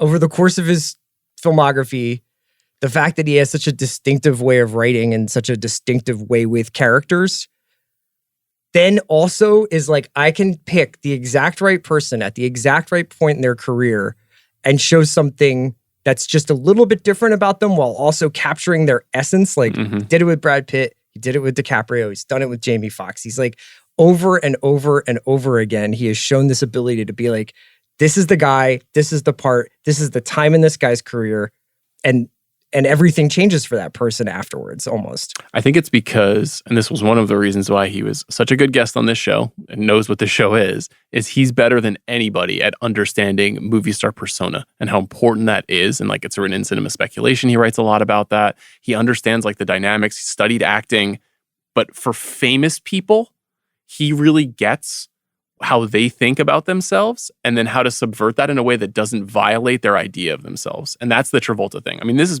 part in this movie is unlike any movie he'd ever made by far. Yeah. I mean, he Yeah. never played a guy like this. Guy's a piece of shit. It was written for Madsen. It's not supposed to be Travolta. Right.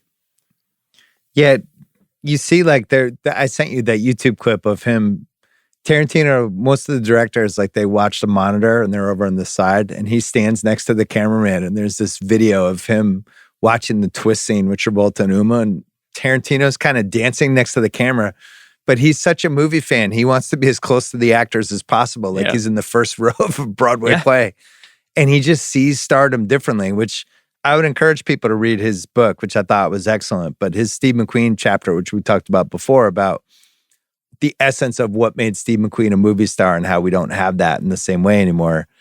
He just sees he just sees certain things, and other people are good at it. I think PTA is really good at that. For sure. It's usually, if you're a great director, you usually have a pretty good eye for casting. You're going to at least be like a B+. But he saw something philosophical in John Travolta. Yeah. I mean, that Vincent is a philosophical character. He has ideas about how the world should be. Did John Travolta ever evince that in any movie? No. Like, that's not... Let's talk about that dinner they had. I think it was more than that. I mean, it was like he went over to his apartment, Travolta. Tarantino, according to Travolta, explained his fandom and why he loved him, what he loved about him for a long time, just to, be honest, but ingratiate himself to Travolta. But he was trying to get him to do Dusk Till Dawn. From Dusk Till Dawn. He wanted him to, I think, be in the Clooney because he thought Madsen was doing Vincent. Right. So he was pitching him on a different movie. Right. And he went on and on about how much he loved, not just Blowout and Saturday Night Fever, but Welcome Back, Kotter and Grease. And then they played the Grease and Welcome Back, Kotter board games together for hours. Yeah. Until 4 o'clock in the morning. He let him have the Barbarino part. But there's this part there in the research that said about, he kind of goes at Travolta when they're hanging out. And he gives like what the fuck are you doing, man? You're one of the great actors of the last 25 years. Like, what's up with your choices? Why are you picking movies like that? And Travolta was kind of taken aback. Yeah. But he mentioned during the dinner, I had this one part I would have been great at, but I promised it to another actor. And then Madsen drops out. They do Wyatt Earp. How do you feel about that, CR? It's a tough beat for Michael Madsen. Yeah. I mean, it's also interesting. CR's doing a solo Wyatt Earp pod that we've discussed in the past for Rewatchables. It's like when I did Castaway by myself. It's CR doing Wyatt Earp for 2 hours. Part 3, buffalo hunting. So it's funny. I rewatched Reservoir Dogs for this. Yeah. And, Madsen as Mr. Blonde is unreal. But the part that jumped out to me the best is after he and White and Pink are yelling at each other when they've all gotten back to the warehouse. And they've just finished yelling, and Keitel is finally starting to calm down. And Madsen goes, "That was really exciting." Yeah. Right. And I was like, I wonder, he could have been Vincent. Like he definitely could have done this. I think Sizemore could have done it. Oh, and I'm probably a bigger Sizemore fan than most, but he runs a little hot. Yesterday, I had to do more research for this, and I wanted to put something on TV. And I swear this happened. I turned the TV on and Heat was on. That was when you texted? Yeah. I was like, oh my. So I watched like an hour and a half of Heat as I was researching this. And I was watching Sizemore and for me, the action is the juice. I'm in. And I was like, I think I could have bought him as Vincent. But it's so hard because we'll get to this. And I mean, the casting what ifs are amazing for this, but there is a sweetness to Vincent. Yeah. That is quintessentially like the thing that I associate with Travolta. Well, would you go best Travolta performance ever? Yeah. Or would you say Blowout? Absolutely. This. Him in the diner with her, he is lights out. And not just the dancing. Like I think I agree. Even the Tony Rocky horror. I love Saturday Night Fever. I have that's a big scene for me. Is when she comes back from the bathroom, and his performance when she comes back from the bathroom is crazy. He gets to use all the best pieces of himself. I mean, he's unbelievable in Saturday Night Fever. Yeah. And he's like a kid in that movie. Yeah. Blowout is pretty great. Yeah. Really good. That'd probably be my gold. Yes. My gold, silver. Yeah. What he does, he kind of came up with the accent and Tarantino kind of let him have it. Broken Arrow. Well, then, so after this movie, all of a sudden he's back. He makes 14 movies from 95 to 99, including That's wild. Get Shorty, Broken Arrow, Phenomenon, Face Off, Primary Colors, Thin Red Line, General's Daughter. And then Battlefield Earth happens in 2000 and people are like, whoa, what the fuck's going on here? And then that was it. He kind of lost the moment. But it had this 5-year crazy resurgence that he's still kind of dining on. He's had some moments, Yeah. But know. that was like the window. Like it felt like he was one of the 5 biggest stars in the world by the time we got to the late 90s. He's still a good actor. He's taken on some really bad movies, like a lot of the VOD last few movies. years, it's But like, I don't know, if you watch him in Savages, you know, like he's pretty good in that. That Oliver Stone movie. He's good in like Hairspray and Wild Hogs. Like those movies are big movies. Those are big Hollywood movies. Those were only 15 years ago. Yeah, but it's not. You're a big Wild Hogs guy? It's a huge hit. My Wild buddy Hogs? Mike Tolan did that movie. Yeah. No. He's like, yeah, I'm doing a movie with Travolta. I'm like, what? Yeah. I have Travolta, Cruise, Harrison Ford, and Sigourney Weaver as the 4 biggest stars of the past 50 years who never won an Oscar. Wait, say that again. Travolta, Cruise, Harrison Ford, and Sigourney Weaver. The Sigourney Weaver call is great. They've never won an Oscar Good of any job by kind. you. What about Amy Adams? Adam's 5th. I mean, Glenn Close, I think, is the biggest most stars are the most best- cited one. Biggest stars are best actors. Biggest stars. Biggest stars who are also good actors. I Yeah, think. the But Glenn, those are the Glenn Close 4. one is legendary now because Yeah. you know she's trying. But she wasn't a force of nature star like those 4. She wasn't. I can't believe is Wahlberg in this? And he's second level. I mean, he's a huge star, and he was nominated. This would be a fun podcast. It's a good idea. We could level it out. I think this movie did lock him down as the best movie dancer ever. Because now he's got Grease, Saturday Night Fever, and this twist scene. It's like, that's it. Top that. Yeah. Nobody's topping that. Travolta said before this movie came out, 3 times I had set trends with Fever and Urban Cowboy and Grease, which launched disco, cowboy chic, and greasers. So he's like, John Travolta, I set trends. That's what I do. It's like CR. Set trends. Talking CR invented babies. blogging. A lot of people don't know. It's true. The haircut, the extra weight, and the weird accent are 3 things that don't usually catapult somebody back to superstardom, but they all work there. And then, and he talked about how he talked about slowing words down and overemphasizing them with his lips and teeth, like Royale with cheese, and doing that. And then Quentin said to him, I didn't know I was doing a comedy. You made this role so funny. Say something off kilter or bizarre at the time this awful thing happens. It's funny because it's unexpected. Any other Travolta stuff? It's funny because I'm just looking at my favorite quotes from the movie and the best delivery of the quotes. And none of them are Travolta. Even though he's ostensibly the star. Bacon And he's good. That's a good one. But pork chops are good. I mean, it's hard because he's up against fucking Bo Jackson in his prime. I have, Literally. I have a Yes. couple Travoltas. Yeah. Let's talk about Bo Jackson's prime. Sam Jackson. So we're going to play a clip right now of when Sean and I did King of New York and the Rewatchables with Tarantino. And there's been this perception in the last 30 years that he wrote Jules for Sam Jackson. And Tarantino told us that's actually not true. He wrote it for Lawrence Fishburne. So we're just going to play that right now. You never considered him for Jules? Yeah, he turned it down. Yeah, he was offered it and he turned it down. I think that worked out for the best. Yeah, it worked out for but he was offered Jules and he turned it down. Why would you turn down Jules? I'll tell you why. You want to know why? I'll Yeah. tell you why. All right, his people suggested he turn it down. It all happened. It's an interesting thing. I wrote Jules and Vincent for Fishburne to be Jules and Michael Madsen to be Vincent. And then we offered it to Fish. He read it. His people read it. And his people suggested that he pass. They said, you got to pass. You got to pass on this one. And the reason they suggested it is they said, okay, here's the deal. You could have done this last year. But the reason you hired us is to make you a leading man, to make you a star. So yes, if this was your searching for Bobby Fischer time, this was your class action time, then you could have done it. But you can't do that anymore. Now it's got to be Larry Fishburne in ba-da-da-da-da. And you got to be above the title. And he was like, but I begin the movie, I end the movie. You're a supporting character. And they're casting John Travolta. You're supporting to John Travolta.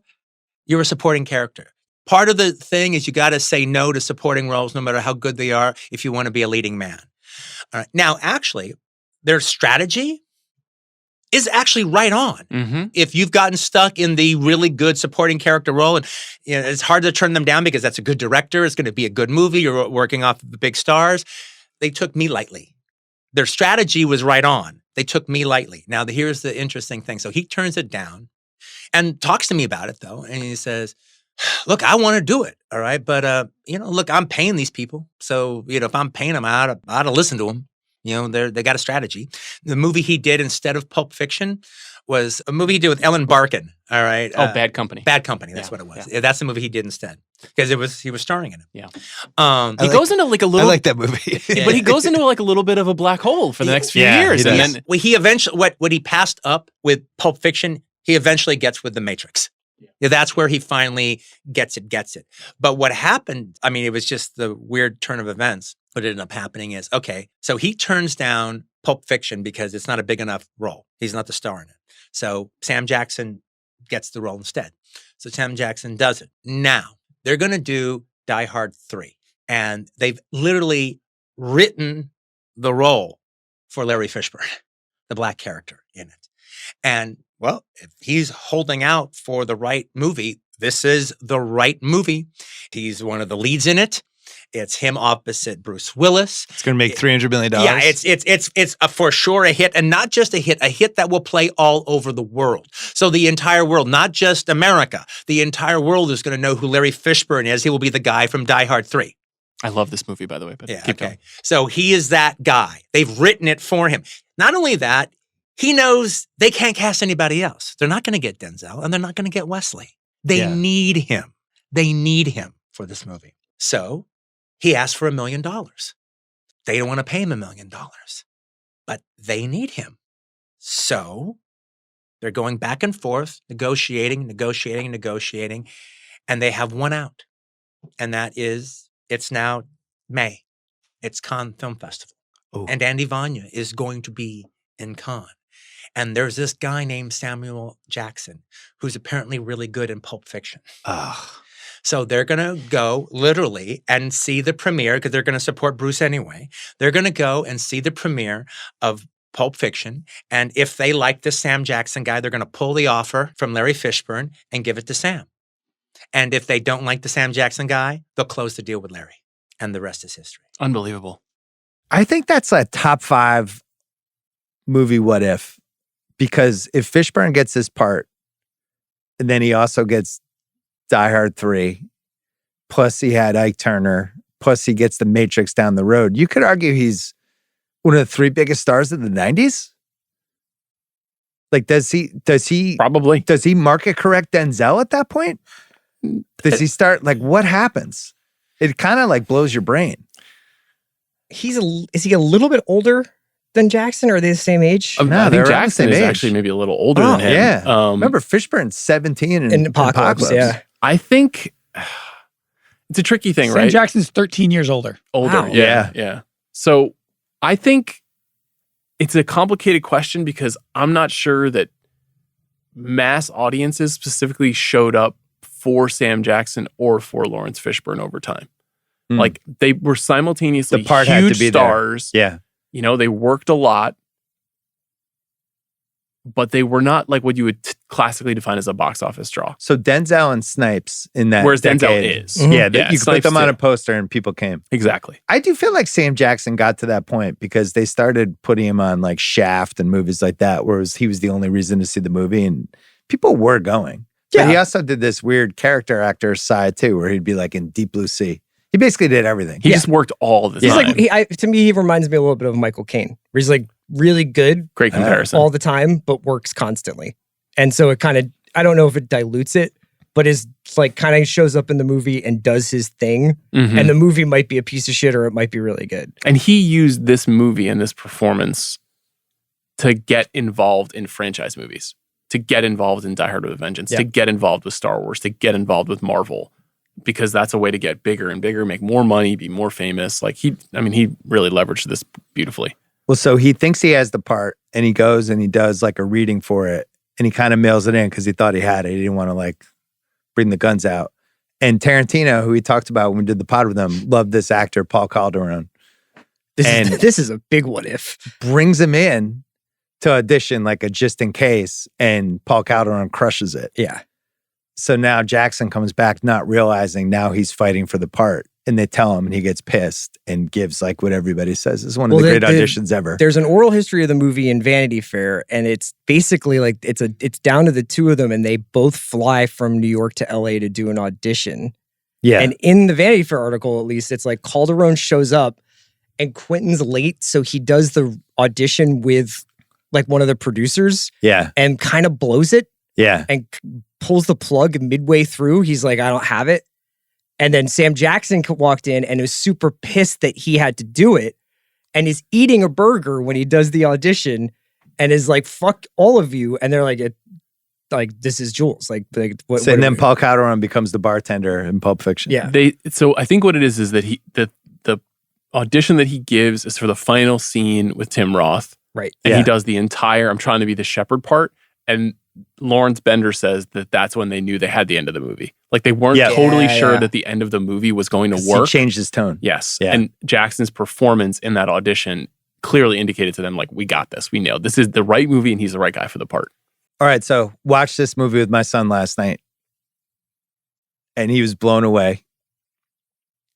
But Sam Jackson was the piece that blew him away the most because he's known Sam Jackson.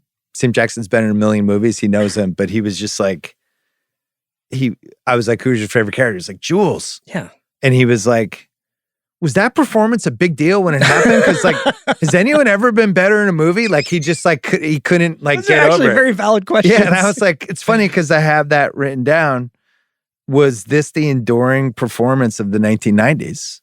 Because if you're looking at like Hannibal Lecter, Forrest Gump, Ellis Red Boyd, it's not like it's a less long list than you think. But like Nell, if you're just thinking like Nell. Don't forget about Nell. Yeah. it's Brimley and like- the Firm. Yeah. I think it's him and Lecter in the finals though. There's some other ones you throw in, right? Like Haley Joel Osment in Sixth Sense, stuff like that. Like there's a couple of like iconic, memorable figures. I just think that this is a guy, he has like 3 of the coolest speeches ever in movies written for him, and he nails them. He is them.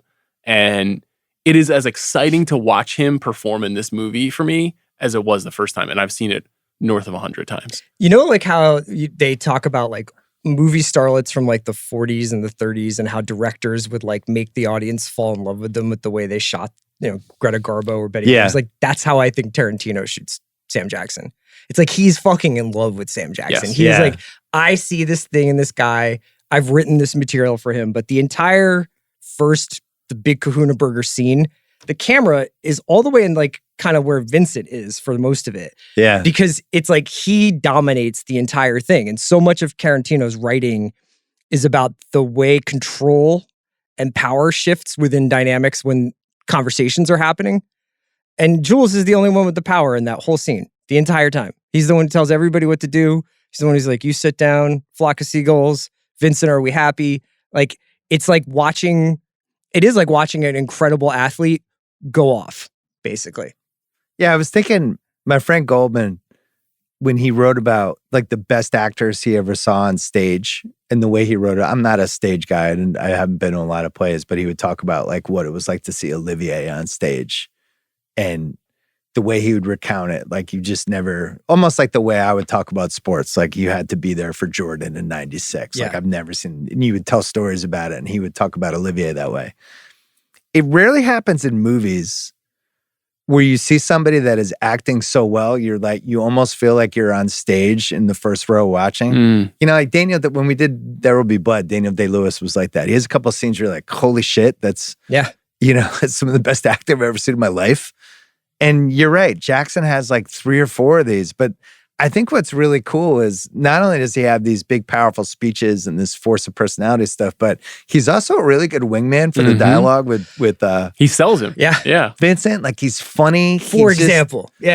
He's just, it just brings everything to the table. I think it's one of the great performances ever for me. I was mesmerized by him this last time I watched it. There's the scene towards the end of the movie, but kind of in the middle of it when they finally get to Marcellus's bar and they go up to the bar and he's got the case and you know, Paul's asking Vincent about going out with Mia, how he's like, have you ever met Mia and all that? But right before he asks that, Sam Jackson's just sitting there with the case and he is staring at Marcellus. Mm. And it's like he's gonna quit, presumably, but like there's like what he's able to do in silence versus what he's able to do with screaming, what he's able to do being funny, what he's able to do listening, what he's able to do with action sequences. It's just like every single tool that you could possibly ask an actor to do. You're calling the wolf? Yeah, he's really sly and funny and also really scary. Like within 5 minutes of the movie, you get both. You are aware that there is an invention called television, and on that invention, they show shows, right? Which is so funny. And then 5 minutes later, he's like, I don't remember asking you a goddamn thing. Yeah. That's good, Sean. It's like, that's as funny as, it's like that. And then it's also like, allow me to retort. Yeah. The hair, everything about it. We knew Sam Jackson for a few years there. He's in a bunch of stuff, but Jungle Fever was like, that was the one he played the drug dealer, right? I mean, the drug addict. Yeah. So, and he was always like the number 4, number 5, number 6 guy. He's in a movie called Fresh that I really like that he's really good in. Which, by the way, is on Netflix now. If people want to watch it's it a keen movie, really. But he was always kind of produced by Lawrence Bender, who produced this movie, which is part of the reason why I think they were on I think board that's with what he Sam was involved. doing when he was like, cool, I got this part. I have to go back to New York to make Fresh now. So he was always on the side. He had, he's discussed it, like major drug issues in the early 90s, and he cleaned himself up. The Jungle Fever performance is like this rendition of that. But I don't think there was a lot of signs that this was inside. And then you'd think like, then it just launches the rest of Not for nothing. There's also not a ton of opportunities for black male lead actors to perform with a bunch of white actors. I mean, it's still a very it's a relatively segregated time in terms of those kinds of movies. Well, especially late 80s. We talked about that a lot. Like there's TV and movies, there was nothing going on. Mm-hmm. Yeah, I think it's the best performance, at least of the 90s. I don't know how to measure that, but I know that this is my favorite character in my favorite movie.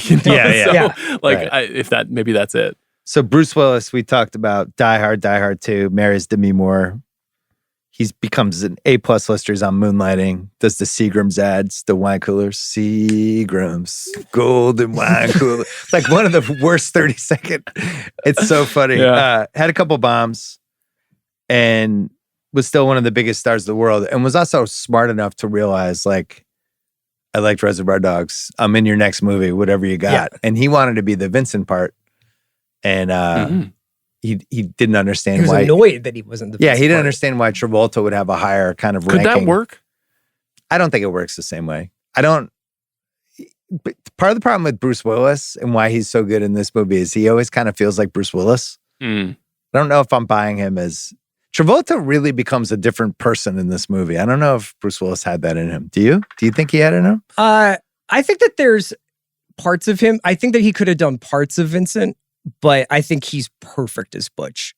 I mean, he looks like a boxer. He looks like an old boxer, And this is really it's kind of a Steve McQueen part, which ties back to the Tarantino DNA. But he's also really good at, because he does it in the Die Hard movies, he does it in his other films. Like when he's flipping out in the car, and he's just like, God damn it, the fucking watch on the kangaroo. Like that's like he's like that's not McQueen. McQueen doesn't do that. Yeah.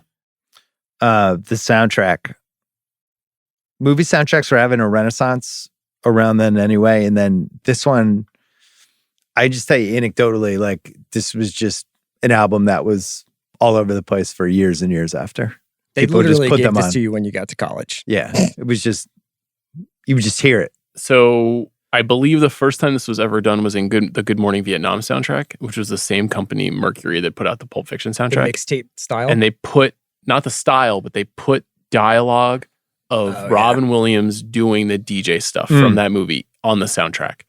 And it's this great like Motown 50s, 60s collection of songs, kind of like a, sub Big Chill kind of style. And I have every line of dialogue from that movie, a movie I don't really like that much, memorized because I listened to that soundtrack all the time as a kid. And then the same company did this for this. So when you listen to this soundtrack, Ezekiel 25:17, I know it forever. Yeah. I'll never forget it because I've listened to it so many times waiting to hear fucking You Never Can Tell or whatever. Jungle Boogie, Let's Stay Together, one of like the best songs. It's just an amazing song. Weird that it hadn't been used in a movie in the right way. Son of a Preacher Man. Girl, You'll Be a Woman Soon, which is a remake of the Neil Diamond thing. Tarantino, one of the things I admire about the way he thinks about filmmaking is he's very kind of crazy about what a song means to a movie. And once a song is used in a movie, it's almost like it's got to be hands off, which I don't feel like a lot of filmmakers are just like, oh yeah, I'll grab that one that they used in Remember the Titans. His thing is like, I am picking songs that have never been crossed over into a movie in the right way. And that's it. That is totally true. However, he also does something where he recontextualizes a piece of music, like the Green Hornet theme in Kill Bill. Yeah. And he'll be like, this works really well, and I want you to have the feeling you had if you watched the Green Hornet. But this is a totally different experience that we're having with it. So like he does do both things. Like he would lift a song, like a score from a spaghetti Western, and dump it in the middle of a samurai sequence. And you'd be like, wow, I didn't realize that these things were not only connected, but the same. Yeah. And so he has like a real gift for understanding the way that those things interplay. But also he's same thing with movies and TV. Like he's got a jukebox in his head. He knows every song. Some of the songs here, like Girl, You'll Be a Woman Soon, Mia's singing as she's dancing around the living room. So like it's kind of diegetic. She obviously starts it on the reel to reel. Others, like a lot of the surf music keys in, like, you know, not Miserlou, but like some of the other surf music is used around like getting high. You know, like he has like a real logic to why things are where they are. He even seems to like have a real understanding of like, Let's Stay Together is nighttime music. Like, you know what I mean? This is daytime music. You know, it's like, it has like, everything in it has an internal logic. Everything in the film itself has an internal logic that while you're watching it, you're like, I understand. I don't get it. I've never seen it done this way before, but I somehow understand. What do you think he saw in Uma Thurman? A classic, almost European-looking ingenue. It's funny because the thing that jumped out to me this time watching it is, she's also a kid. She's young, but like a woman who could hang in this kind of environment too, which is like a very violent and like intense series of events that happens to her and around her, like a very dark world, and someone who's very comfortable in that dark world and who seems cool, or at least can perform the idea of cool around it. But it's interesting because she wasn't. Like Uma Thurman herself has been very open about like being like, very sheltered. Another done drugs. Like I didn't want to do it because of what happens to Marcellus later. You know, like it's interesting to think about her lack of comfort with the material. She's coming off Final Analysis, Jennifer 8, Mad Dog and Glory. Interesting movie, by the way, Mad Dog and Glory. Jennifer 8. Even Cowgirls Get the Blues. And then all of a sudden this, and that was, it seemed like she was the coolest actress in Hollywood just because of this movie. Can I ask a question about Uma or Mia? So the poster of this movie is like, I don't know, maybe the most famous movie poster of all time. It was in like every dorm room in college, almost to the point where it became a stereotype. What do you think went into the decision to only feature Mia on the poster of this movie? I have some stuff on that in part 2. Oh, okay. Never mind. Ironically. Do you want me to answer that or no? You can answer it now. I mean, the poster is just meant to replicate the kind of pulp novels and magazines that the story is entirely inspired by. So like if you looked at, the movie was originally supposed to be called Black Mask when he and Avery were talking about it. And there was a magazine called Black Mask. And if you look at a lot of the covers, it'd be like a guy with a gun, or it'd be like a femme fatale, you know, in a bedroom, you know, well, laying on her back or something. And it's meant to be an homage to that. And also just like put a sexy girl on a poster is a tale as old as time in but to not movie feature marketing. Bruce Willis or John Travolta, you know, for a relative, you know, a movie you want to succeed is like a bold choice. It is. Well, you know, I had some of this for part 2, but they did. There's a savviness about how to market a movie that exists in 1994. So they're doing all these different posters. They had one that was when they thought the movie was coming out on October 21st.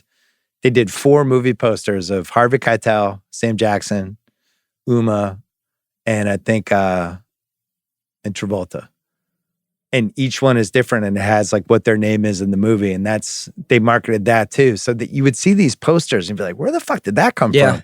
Especially when eBay comes in 1999, 2000, whenever, and all the stuff was just on eBay. It was like these weird posters they would put all over the place. But they really try to create this cool culture around the movie that I don't want to say they invented it, but it felt like they perfected it. It was brilliantly marketed for sure. It's interesting too that she's on the poster because they obscure her in the film until they get to Jack Right. Rabbit Slims. Mhm. That's a big Tarantino trick because he does that. You don't see what Marsalis looks like, and he doesn't look like a bitch. But you don't see what he looks like either for a couple scenes. Hey, I'm gonna give you the best same day release combos ever, and you guys pick which one you think's number one. June 4th, 1982. Poltergeist and Star Trek II: Wrath of Khan, same day.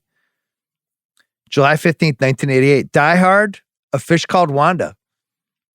July 12th, 1991. Point Break and Boys in the Hood. June 8th, 1984. Ghostbusters and Gremlins. June 16th, 1978. Grease and Jaws 2. What a day that was. November 25th, 1995. Casino and Toy Story. December 15th, 1995. Jumanji and Heat. Solid day. It's a good double feature. June 25th, 1982. Blade Runner and The Thing.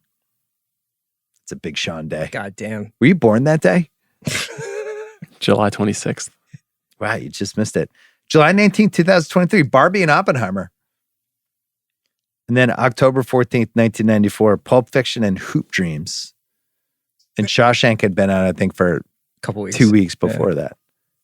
You forgot about my favorite October 5th, 2018, the day that A Star is Born and Venom were released. I think I'd probably go Blade Runner Thing. Okay. How about you, I Sean? can't pretend like I was like Hoop Dreams is next after watching Pulp Fiction. What's the day where like a Tribe Called Quest album and a Wu-Tang album and And like a Wilco record or and like something. an Outcast album all came out? And there's like a famous rap day like in 1995 where like all three albums came out and everybody was at Tower Records and they're like, I don't have $78 Yeah. for all three of these albums. There was a day when there was like a Ghostface and a Wilco record came out like on the same day. Yeah. I remember that being that. very important. I mean, I will go to a double feature of two shit movies and have a great time, so I can't imagine this one. I think the Pulp Fiction Hoop Dreams combo wins because of the influence of both. Hoop Dreams basically creates documentaries. It's a modern masterpiece. It took a while for me to get hip to Probably Hoop Dreams. also not playing in very many theaters. 1995 Oscars. Pulp wins for Best Screenplay. It's nominated for Movie Director, Actor, Supporting Actor, Actress, Editing. Get it off your chest, man. Best Picture. Forrest Gump wins. Four Weddings and a Funeral, Pulp, Quiz Show, Shawshank. So we're redoing that. Pulp gets it? I think it has to at this point. To this side of the table, yeah. Quiz Show. Like Quiz Show? Oh, Pulp, obviously. Best Director. Zemeckis wins for Forrest Gump. Woody Allen, Bullets Over Broadway, Tarantino, Redford for Quiz Show. And a guy with the Polish name for Come Three on, Colors Red. Christoph. You work through the last name. That's probably a more egregious one because I could make a pretty strong Shawshank case against Pulp, even though I think Pulp's a more creative and influential movie. But Tarantino should have won for Best Director. That's kind of outrageous looking back. Forrest Gump, great movie, really respect it. Baby boomers triumphing over Gen X. That's what that is. Best Actor, Hanks wins over Morgan Freeman in Shawshank, Nigel Hawthorne, King George, Paul Newman in Nobody's Fool, weird one, and John Travolta in Pulp Fiction. That's so interesting that Tim Robbins wasn't nominated. Yeah. Yeah. Really strange. Obviously, Freeman is great in that movie, but the movie is on Tim Robbins' shoulders. I mean, they both should have been nominated. Yeah, it's just unusual. Hanks or Travolta? Travolta. Agreed. I think it's a harder part. I than enjoy Hanks. watching Forrest. Hanks is amazing. Like I get it, but it's like this is like not even the same stratosphere to me. Do you think he got it for the premature ejaculation scene? Oh. Best Actress, nobody nominated. Best Supporting Actor, Martin Landau wins for Ed Wood as Bela Lugosi. Sam, Chaz Palminteri, Paul Scofield, Gary Sinise, and Forrest Gump. It's a crime. I think this is the number one biggest Oscars outrage of my lifetime. Except for maybe Pacino in 1974 and Godfather 2, but at least Chinatown was that year too. And there's no case to be made with this category. This is outrageous. I agree with you. It's hard to take down. I like Martin Landau quite a bit. I think he's very good in Ed Wood. I think Ed Wood is an interesting movie. It's one of the last good Tim Burton movies. There's no question that Samuel Jackson should have won. This is the only time he was nominated. He's never been nominated again. He's clearly not going to win an Academy Award. He's like 80 years old. How old is Sam Jackson? He's like 75. 75. It's crazy. It's crazy. It's a sin. Should he have gone for Best Actor? I don't know. Like if Hopkins can win for Silence of the Lambs being in the movie 18 minutes, it's hard for me to believe Jules couldn't get a sniff here. He's in half the movie. I mean, this is also, you get into the Harvey like machinations of like how so Harvey they probably thought he had that locked up for supporting act. And then supporting actress, Uma gets nominated but loses to Diane Wiest in Bullets Over Broadway. And yeah. Interesting. One of my favorite Oscar moments, because I remember just being like, God, this is candid, is when Quentin won screenplay and he got up on stage. He's like, this is probably the only thing I'm going to win tonight, so I'm going to do my thing. Yeah. I was like, this is awesome. He already fucking knows how this is going to go. He's repeated it the other times he's won too. He just kind of is like, I'm going to cook right here. So Ebert had it as the most influential film of the decade. In 2008, Entertainment Weekly, best movie of the previous 25 years. February 2020, New York Magazine did their best movies that lost Best Picture at the Oscars. It was one of the 10. Interesting list, by the way. Citizen Kane, Sunset Boulevard, Dr. Strangelove, Butch Cassidy and the Sundance Kid, The Conversation, Nashville, Taxi Driver, Elephant Man, In the Bedroom, There Will Be Blood, and Roma, plus Pulp Fiction. That was the New York Magazine list. $8.5 million budget, made $210 million at least, probably more. First indie ever to make 100 plus million. Our guy Raj, who didn't just invent podcasting, he 4 stars. A comedy about blood, guts, violence, strange sex, drugs, fixed fights, dead body disposal, leather freaks, and a wristwatch that makes a dark journey down through the generations. The screenplay by Tarantino and Roger Avery is so well written in a scruffy fanzine way you want to rub noses in it. The noses of those zombie writers who take screenwriting classes that teach them the formula for hit films. When was this review published? Did you clock that? I thought that was the original one. It's not. I can't remember because he's written about it a few times. He put it in the Great Movies book. He saw it at Cannes, and I remember, I could be wrong about this. I don't think I am. I think he was kind of like, this is either the greatest movie of all time or something very scary about what's going to happen in movies. And he both sides it a little bit. Did he? And it's something that he's done in the past. You know? He did the October 14th, 94 is 4 stars. So that's the release. That's when that's like the theatrical release. Said new movie is a comedy about blood, guts, violence. Yeah, it's all the stuff I had. Yeah, so I don't know what he wrote about it after seeing it at Cannes, but I think it's an interesting thing because there was a critical consensus for the most part that this was a thrilling explosion of an essential new voice. You're saying Raj butted it a little bit? Well, I think some people, but he always had a little weird thing about violence. Yeah, the morality thing slipping in a little bit. But like a guy who's obsessed with movies and the way that movies talk to each other from a guy who's obsessed with movies and the way that they talk to each other is, you'd think it'd be catnip. But there were also like some more Hale critics who were like very, very down on this movie. Yeah, very John down on what it Rosenbaum represented. was down on it. I think Andrew Saris was kind of like a little down on it. John Simon was down on it. You know, a handful of critics who were very, very, Kenneth Turan in the LA Times. Usually He hated it. He trashed it. So that's like when Saturday Night Live came out and it got like mixed reviews and the New York Times guy didn't like it. Sometimes they don't know until it's too late. I think that there's still some critics. I forget the name of the critic from the Christian Science Monitor who Quentin has always really liked. And he didn't like his movies, but he still liked him as a critic. And Quentin knows everything about critics too. And this idea of like acknowledging the virtuosity of the work, but hating what it is and what it represents and almost like what it portends for the future. Because a lot of smart critics who'd seen every movie were like, oh, fuck, this is just going to be like 1,000 of these now. and just feeling like their jobs are going to get more annoying because of this movie, which I think is a fascinating outcome. Yeah, and the Premiere Magazine, which is right here, they have a quote from Weinstein where he's just like, we sit through scripts and everybody's got a heist and it's 8 guys and it's just like just sifting through all of these. It was already happening by the time this came out. Today, the most rewatchable scene is brought to you by Paramount Plus. A mountain of movies awaits on Paramount Plus.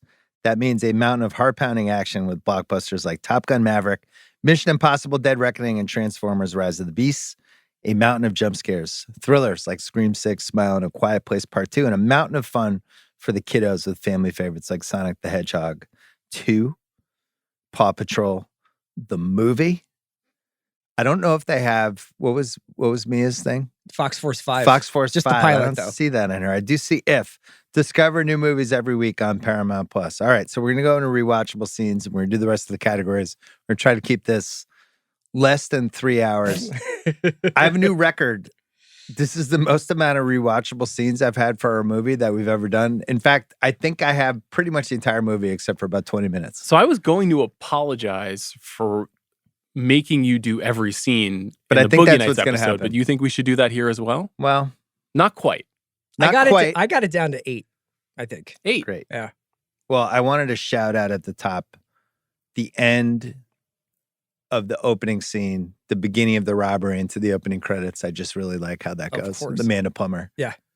I'll execute every motherfucking one of you. And then that music kicks in. 2 songs in the opening credits, Mhm. which that might have invented. I don't know if any movie had ever done that before. Well, the concept of the radio had been in Reservoir Dogs, but I think switching the songs in the middle because you hear him change the dial. Good Awesome. graphics too. Like opening credits that could come out now and not be any different. Anyway, Can I just say about those graphics for people in my generation, it has not aged well because the graphics are the Stranger Things font. So I think kids are going to be like, that's Stranger It's Things. also it's the fucking font for Stranger Cabaret, I think. It's like a font. And also that first song, unfortunately, is a massive sample in a super popular Black Eyed Peas song called Pump It. And so I cannot help but sing Pump It to myself as I listen to that song during the beginning of Pulp Fiction. Oh, the Dick Dale song. Yes. Yeah, Miserlou. Yeah. Yeah. That's one more reason your generation sucks. That and your lack of appreciation for Sean Young's performance Yeah, that's in it. No Way Out. That's our opening list. All right, the first truly rewatchable scene, Vincent and Jules heading to Marvin's. I would argue this is the most ripped off 4.5 minutes of screenwriting in the past 30 years. Yeah. I don't even know who is in the finals against this. When you're going to parody this movie, this is the scene that was parodied. Yeah. Yeah.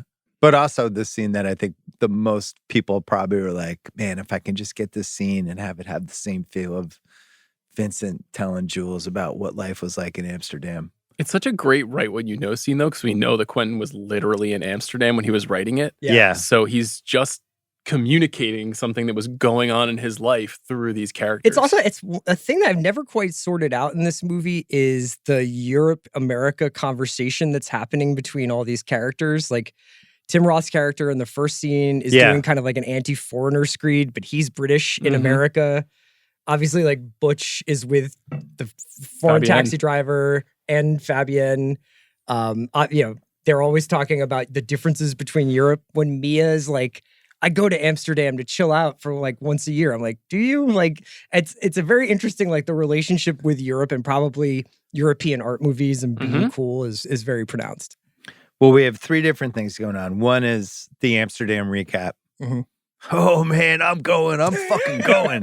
The little difference is then we get into the Mia part, talking about the pilot, the foot massage, Tony and Rocky Horror. what happened with Tony Rocky Horror, and the concept of a foot massage. the entire walk and talk sequence into the apartment or into the apartment building and then walking up the elevator, walking through the And we hallways. also don't know what they're doing. We Yes. know they have guns, but we don't understand why these guys are so casually talking about all this. And they keep different things. drawing you into the story, drawing you in, and they're having this weird random conversation about foot massages. And then the best is when Jules is like, let's get into character. Yeah. As they Yeah, are yeah. about to go to the door. Yeah. So you have that side, and then the foot massage being the third piece of it, and them arguing about. Vincent basically ropes him in, being like, "Oh, you're really good at foot massages, huh? Would you give me one? My feet's a little tired." I'm the foot fucking master. Yeah, we get foot fucking master. We get sticking your tongue in the holiest of holies. There's just so much good stuff Ain't no going fucking on. ballpark. It's not even the same sport. And then we get Travolta using fucking within 4 words of each other in a sentence. And Antoine fucking should have fucking known better. He double fuckings it. And basically we set up the premise that Vincent is basically going to Ryan O'Neal, Mia Wallace, because Lee Majors is going out of town. Yeah. Oh, One of my okay. favorite Hollywood stories. Right. Hey, can you take my wife out? I'm going to be out of town filming a movie. Yeah. Ryan O'Neal's like, I sure can. I could take Farrah Fawcett out. Do we do a lot of take my wife out on the town while I'm out of town anymore? I just think it's a weird request. I wouldn't quite know what to do with it. I think it's okay for my wife to stay home. Yeah. Just one of my takes. In fact, I encourage it at all times. Yeah. I think it's okay. It's okay for my wife to be Amish when I'm not here. Yeah. It's a weird one. Go out with this super hot hitman. Where'd you stand on the foot massage argument, CR? What part of it? Is it? I think it's very Is it intimate. a sexual proxy act? I would not give my mom a foot massage. Like that's like I think it is a very intimate thing. Yeah. Sean? Don't massage my wife's foot unless you're a professional masseuse is one of my takes. Yeah. I think we're all aligned. Well, legendary scene, and that leads right to scene number 3, Vincent and Jules in Marvin's apartment. Too early to give the Rick Dalton Award for the best fucking acting I've ever Nope. seen in my life? I'm in tears when I watched this Yeah. scene. An all-time performance. I hear they got some tasty burgers. You mind if I have some of your tasty beverage? My underrated favorite part of this scene, first of all, is Frank Whaley is awesome as Yeah. Brett. Great Frank Whaley run here. and I Headed love- back to the Doors. I think I have said, check out the big brains on Brett more in my life than any other movie line, maybe. Like every time somebody says something intelligent, I'm like, check out the big brains on Right, Brett. Yeah. But my favorite part of this is actually Samuel Jackson's interactions with Burr Steers on the couch. Yeah. He's like, keep chilling. Yeah.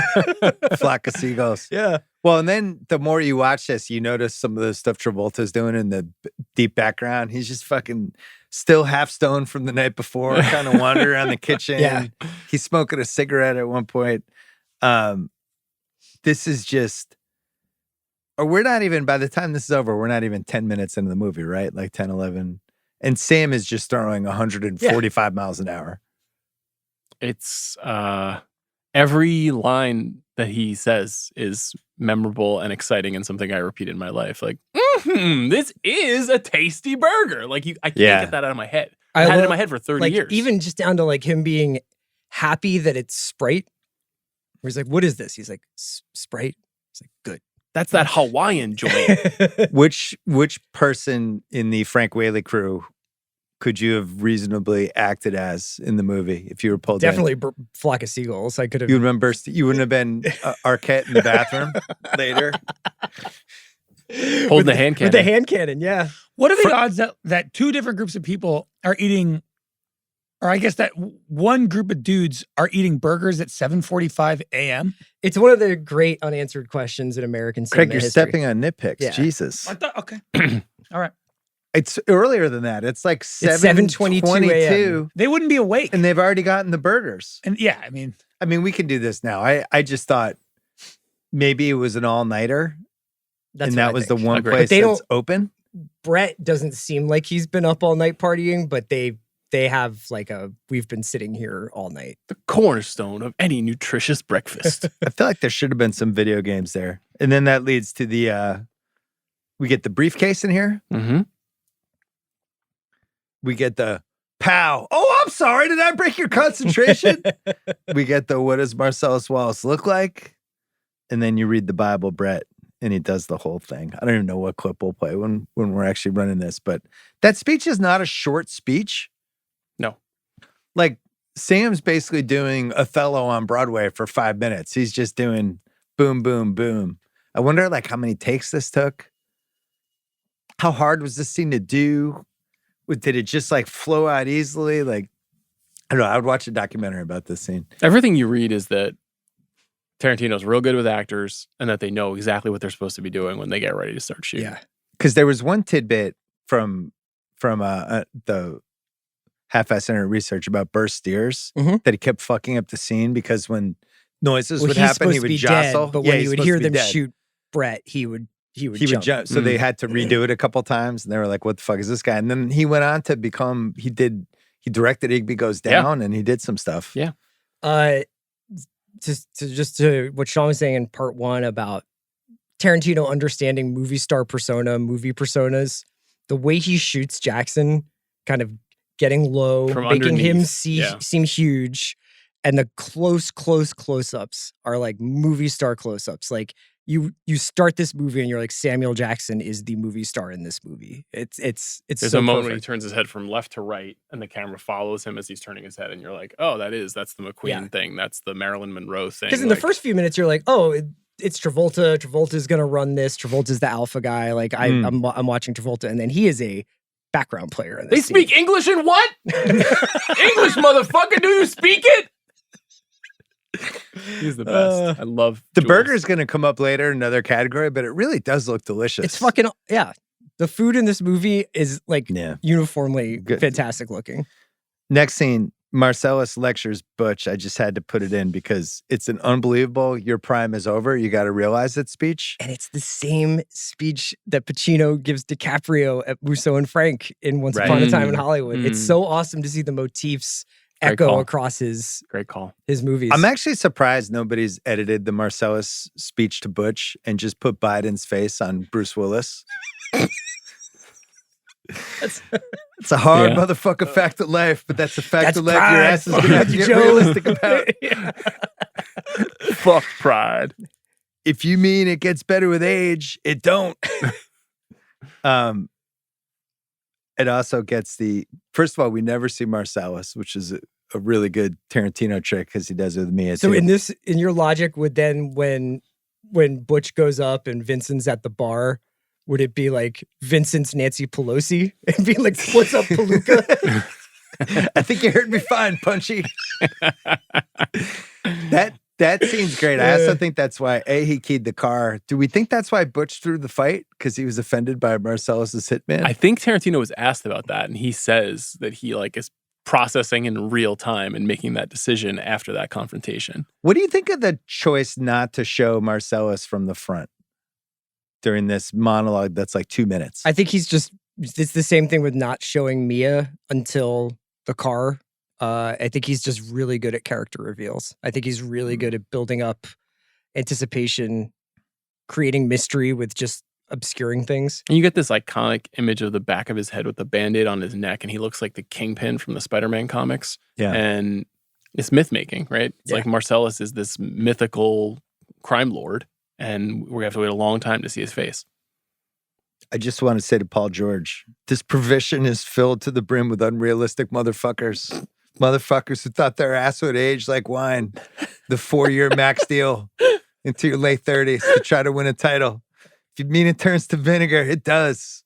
If you mean it gets better with age, it don't. So this is Biden and Paul George are now the same. Yeah. Okay. Yeah, that's where I went. Scene 5.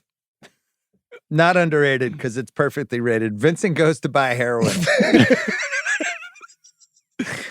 We have Rosanna Arquette with 18 piercings, including one on her tongue that's a fellatio aid. Yeah. We have Panda, Baja, and Choco. Yeah, from the Harz Mountains of Germany. 300 for the first two, 500. The other two are good. This third one, though. It's a fucking madman. And Lance will take the Pepsi challenge against that Amsterdam shit. Coke is dead. Heroin's coming back. Dead is fucking dead. I'm out of balloons. My son pointed this out when we were watching it. He liked how, and you don't notice it unless you're looking for it, but you can see Stoltz the whole time in the mirror on the right. Mm-hmm. But it's filmed from, you hear his voice and you see Vincent, but kind of on the side. It's easier to see in a movie theater than it is on a TV. Reflections and how we see ourselves is a big thing in the movie. You've got later on Uma Thurman looking into the mirror after she does the coke. You've got Fabienne being reflected in the television. motorcycle movie. Travolta in the bathroom. Travolta in the bathroom. This is like a thing that he does over and over again. This also has which one's Jody's that the girl with all the shit on her face, which is the single funniest line in the movie. So amazing. So good. 30 years of that line and it's still 100% funny. And again, when you buy heroin, cigar, what did it get right? What did it get wrong? This is Panda. Like, Yeah, I think it if somebody underrates says Choco. they're out of balloons, I and think you're it really- like, wait a second, what the fuck? I get a Baggies? discount? I don't know. Lance really underrated Choco. Stoltz is out of this world. He's so so good. good. Perfect. Perfect. It's the bathrobe and the Birkenstocks. I his think hair, also the length of his it hair. does really capture the bullshit conversation you have with somebody while you're buying drugs, where you're like, we know why I'm here. Yeah, We know what I'm going to do as soon as this is over. Yeah. They obviously have like a friendship, quote unquote, so he gets high in his room, but it's very funny to watch, like, it just sort of be like, when he's like, you want to hang out? And he's like, no, I don't. Yeah. Well, when Vincent is telling him about his car being keyed and everything Stoltz says, he's like, yeah, man, yeah, totally. So you can't do it. You know, like Yeah. he's just mimicking, like, just kind of moving his way through the conversation as quickly He's as also, possible. it's a funny little salesman thing where he's just like, oh, I hope I still have some when you come back. yeah, you know? yeah. The Stoltz-a-sance, I guess we could have put in part 1. Yeah. Because that's our movie Kicking and Screaming the year before. And it just seemed, and he's in Singles as the mime, and it just seems like every director loved Eric Stoltz. What was it about Eric Stoltz everybody loved? Such an easygoing charmer, you know? Just seems comfortable in every kind of movie. So they met at Sundance 91, I guess. He's in Killing Zoe, right? No, he was in The Water Dance that year. Oh, okay. And he's in The Water Dance, met Tarantino after Reservoir Dogs. Pretty good movie. Good movie, Yeah. yeah. Totally forgotten movie. And approached him at a party. It was just like, Reservoir Dogs is my favorite movie I saw at the festival. I'm down for whatever you want to do.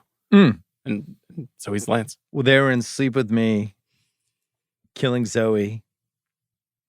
Tarantino was involved in that a little bit, too. He produced that, which was written by and directed by Roger Avary. Yeah. And then Kicking and Screaming was 95. Like Stoltz's IMDb, just from 95 to going backwards to 93, he's in like 12 things, including some TV shows. But a lot of like basically bit cameo parts. Yeah, because Back to the Future was going to be the one, and then they knocked him out for Michael J. Fox. Yeah. Yeah, to me, he was like the kid from Mask and Some Kind of Wonderful. Yeah. And then he has this 90s indie, kind of a heartthrob, kind of a day player, like somewhere in the middle of those two things. Always good to see him. Yeah, totally. Scene 6. The diner date.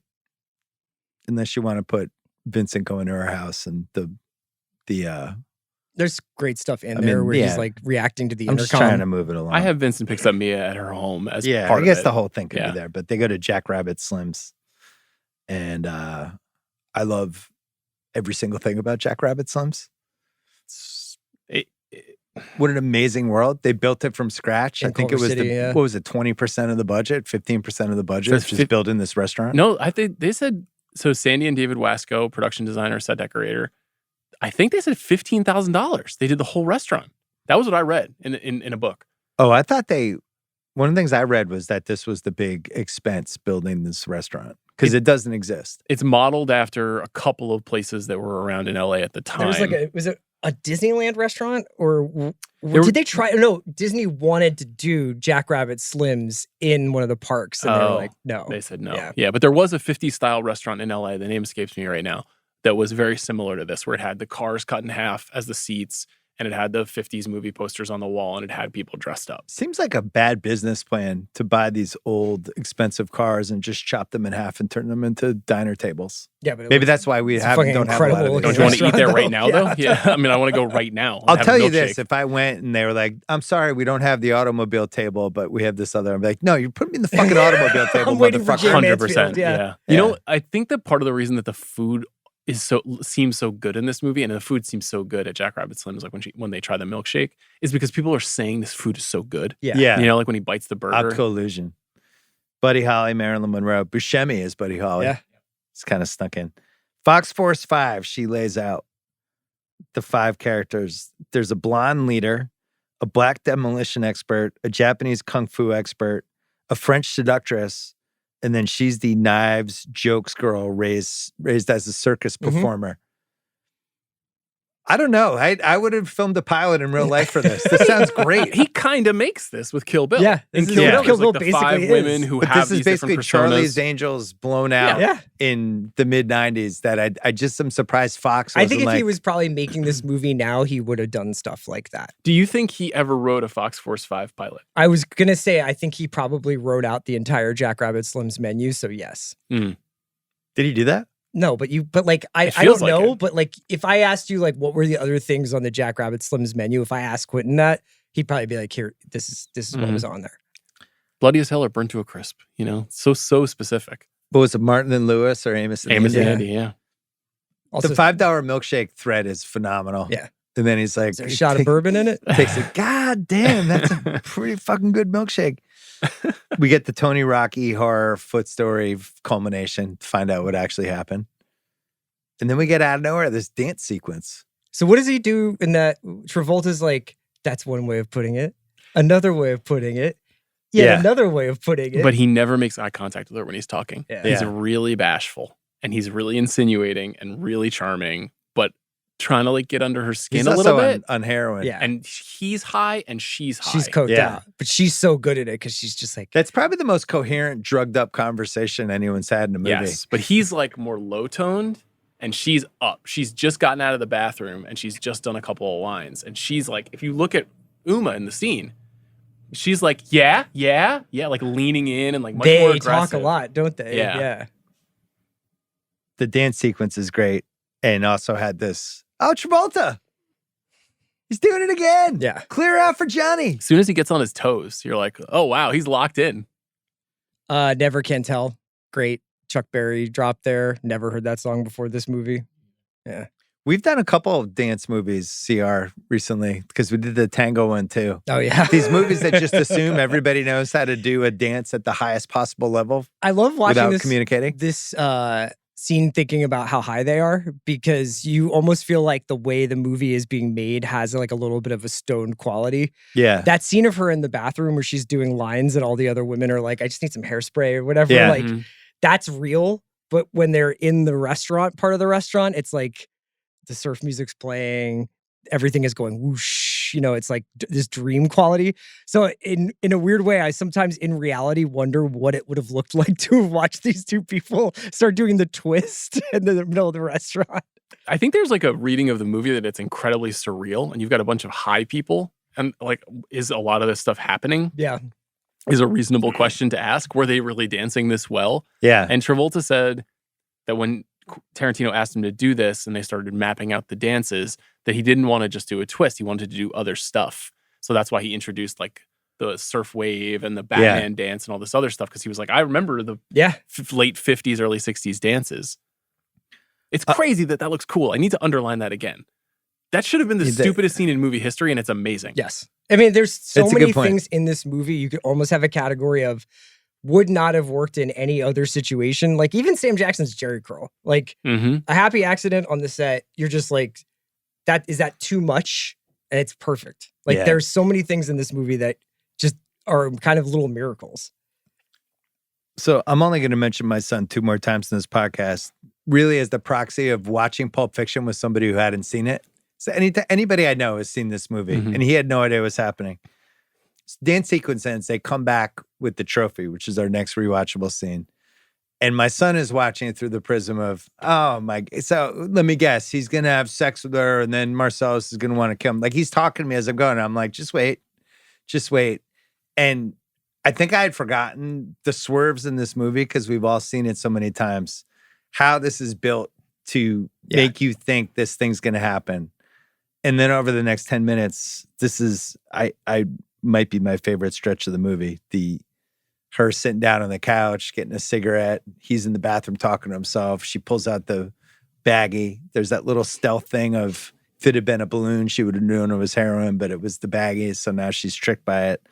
And then all of a sudden he's in the car going 130 miles an hour. Calling Lance. And it's one of the craziest 6-7 minute scenes ever. There's one thing before that, which is he goes to the bathroom and she puts on the Urge Right, I overcoat forgot to cover mention and that. Yeah. she dances. And that's like, to me, that's definitely a great shot Gordo contender. Yeah. Where the camera's following her dancing and singing and going behind the beam in the house. And you keep seeing her emerge from behind the beam. And then finally, when she settles and sits down on the couch, that part is so great. I also always loved that she is doing this whole like lip sync dance thing, but then kind of gets bored of the song in the middle of the song because that's what people high on cocaine would Right. do. Yeah. They'd be like, oh, never Just mind, I'm change your gonna hear mind. something else. Yeah, like, so I always love that. The car crash is super funny. Him calling Stoltz and Stoltz talking to him. They'll be like, prank caller. Hanging up. Can we just quickly, Lance is in a bathrobe, sitting watching cartoons eating cereal. Eating fruit Fruit Brute with a TV tray pulled up to his recliner. brute. His girlfriend's asleep, and then the third Veronica girl's Gallagher is just in there. Yeah, she's just She's on the in there couch still doing drugs. smoking bowls. But it's like he has achieved pure and total zen where he is. Yeah, Like He has mastered the childless lifestyle. yeah. The Quiet Stone Friend. So Tarantino said, like, anytime he'd ever seen like people doing drugs or going to somebody's house, they're doing drugs, there's always this one person, you know how they got there. Yeah. They're just kind of there. So he's like, I got to put that into a movie. Just this random third person that has no It's a business. great touch. Yeah. The Travolta freaking out about me is some good Travolta. And then, I mean, the needle is the first time in the theater, like we talked about in part one. It's like one of the most exhilarating scenes ever. And it was fun to relive it through my son, not knowing it was going to happen. The best is when they cut to Rosanna Arquette's face. And she's like, yeah. Yeah. Or that's also in Great Shot Gordo territory for me. Yeah. Those three images in a cut in a row. He gets to do his 1, 2, 3 countdown, which Oh my God. he loves to do. Well, just also like the mistranslation of the instructions since they don't have the black book. Yeah. He's like, you have to stab her down and gotta break the breastplate. He's like, I gotta stab her 3 times. Like, no, you only gotta stab her once. Do we think this would have worked? I mean, I think it's Narcan. Like the guy who they had consulting on the drug stuff said that he had been revived from an OD by getting hit with salt water. So, I mean, it happens. Then he brings her back. I'm of the opinion that if Marcellus lived his whole life, he'd never need to know about this incident. And then, now, if you'll excuse me, I'm gonna go have a heart attack, and tells the joke. So he purchased a fake chest for her and decided he didn't like it. And then they reversed it. So put the needle on her chest, pulled back, and then they just flipped it to make it seem. If you actually watch it, you never actually see the needle go in the chest. It just feels like it. I also really liked the, because like in the speed of which the movie is happening, I always forget that when he gets to Stoltz's house, which is in Atwater Village, he's like, do you know who Marcellus Wallace is? And Stoltz is like, yeah. And he's like, this is his girlfriend. And like, if she fucking dies on your lawn, like I'm gonna have to explain to him that you didn't help me. Well, he drops her. At one point, her head like really kind of hits the grass hard. Stoltz said that like they were knocking Uma Thurman around like crazy. Yeah. Has there ever been a better actress for somebody who was definitely hot, but also could look like she got hit by a tsunami and a tornado and had a heroin overdose and can look like death warmed over, but still alive? The look on her face. 4 different movies like that. Yeah. The look on her face on the drive back is legendary. It's kind of like invented Suicide Girls, Yeah. It's like a style with the eyeliner and everything. Courtney Love's like, I want that. Yeah. Scene 8, the watch story, walking. It's crazy to go from the adrenaline shot, which is one of the most exciting movie scenes ever made, to one of the most mesmerizing monologues in movie history, like right back to back. It's like being on a roller coaster where you're like, you think that you've hit a lull. Yeah. It's And then when the Walken movie's walks her supposed to in, calm down. And you're like, this is weird. Like, okay. And you're like, this is chill. This is just going to be a flashback, I guess. And then as it keeps going and going and going, you're like, whoa, we're going back up again. I love that the guy kept the watch in his ass for 5 years. And he's like, he died of dysentery. So then I took it over. And it's like, he died of dysentery because he had this watch in his ass for 5 years. It's an amazing, unbroken performance in a movie. Yeah. And obviously Walken has some experience doing this with other monologues, with Tarantino monologues. Like, he knows what he's doing. He might be the goat of He's the offbeats, preeminent weird monologues. Tarantino monologuist, yeah. Yeah. He died. He gave me to watch. He give me to watch. He died. He gave me to watch. He give me to watch. I love the fact that the watch is from Knoxville, and that's Right, where Tarant- Butch goes. Yeah. Yes. And where Quentin lived for a stretch of his life. Ninth scene. If you notice, I've skipped a lot of Butch stuff. We're going right to Butch going back to get his wallet. I mean, his watch. And I have the same thing. The watch monologue too. Butch goes back to his apartment and kills Vincent. the toaster murder. The off-brand Pop-Tarts.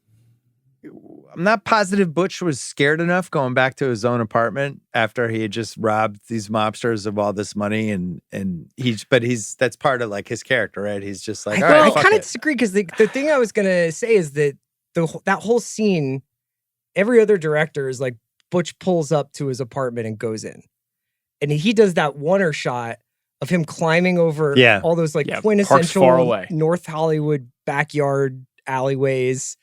And it's real time. It's not movie time. Yeah. So to me, as a viewer, you're like, I'm so fucking nervous. Yeah. Because You're right. it's like that buildup is so. Well, you get that moment of relief where he walks in and he's like, no one's here. No one cares. I No can have one's fucking followed breakfast. me. I'm going to put a Pop-Tart in. And then the realization not of the gun. positive he should have put the Pop-Tart in. Might have just grabbed the watch and It left. was a bold choice.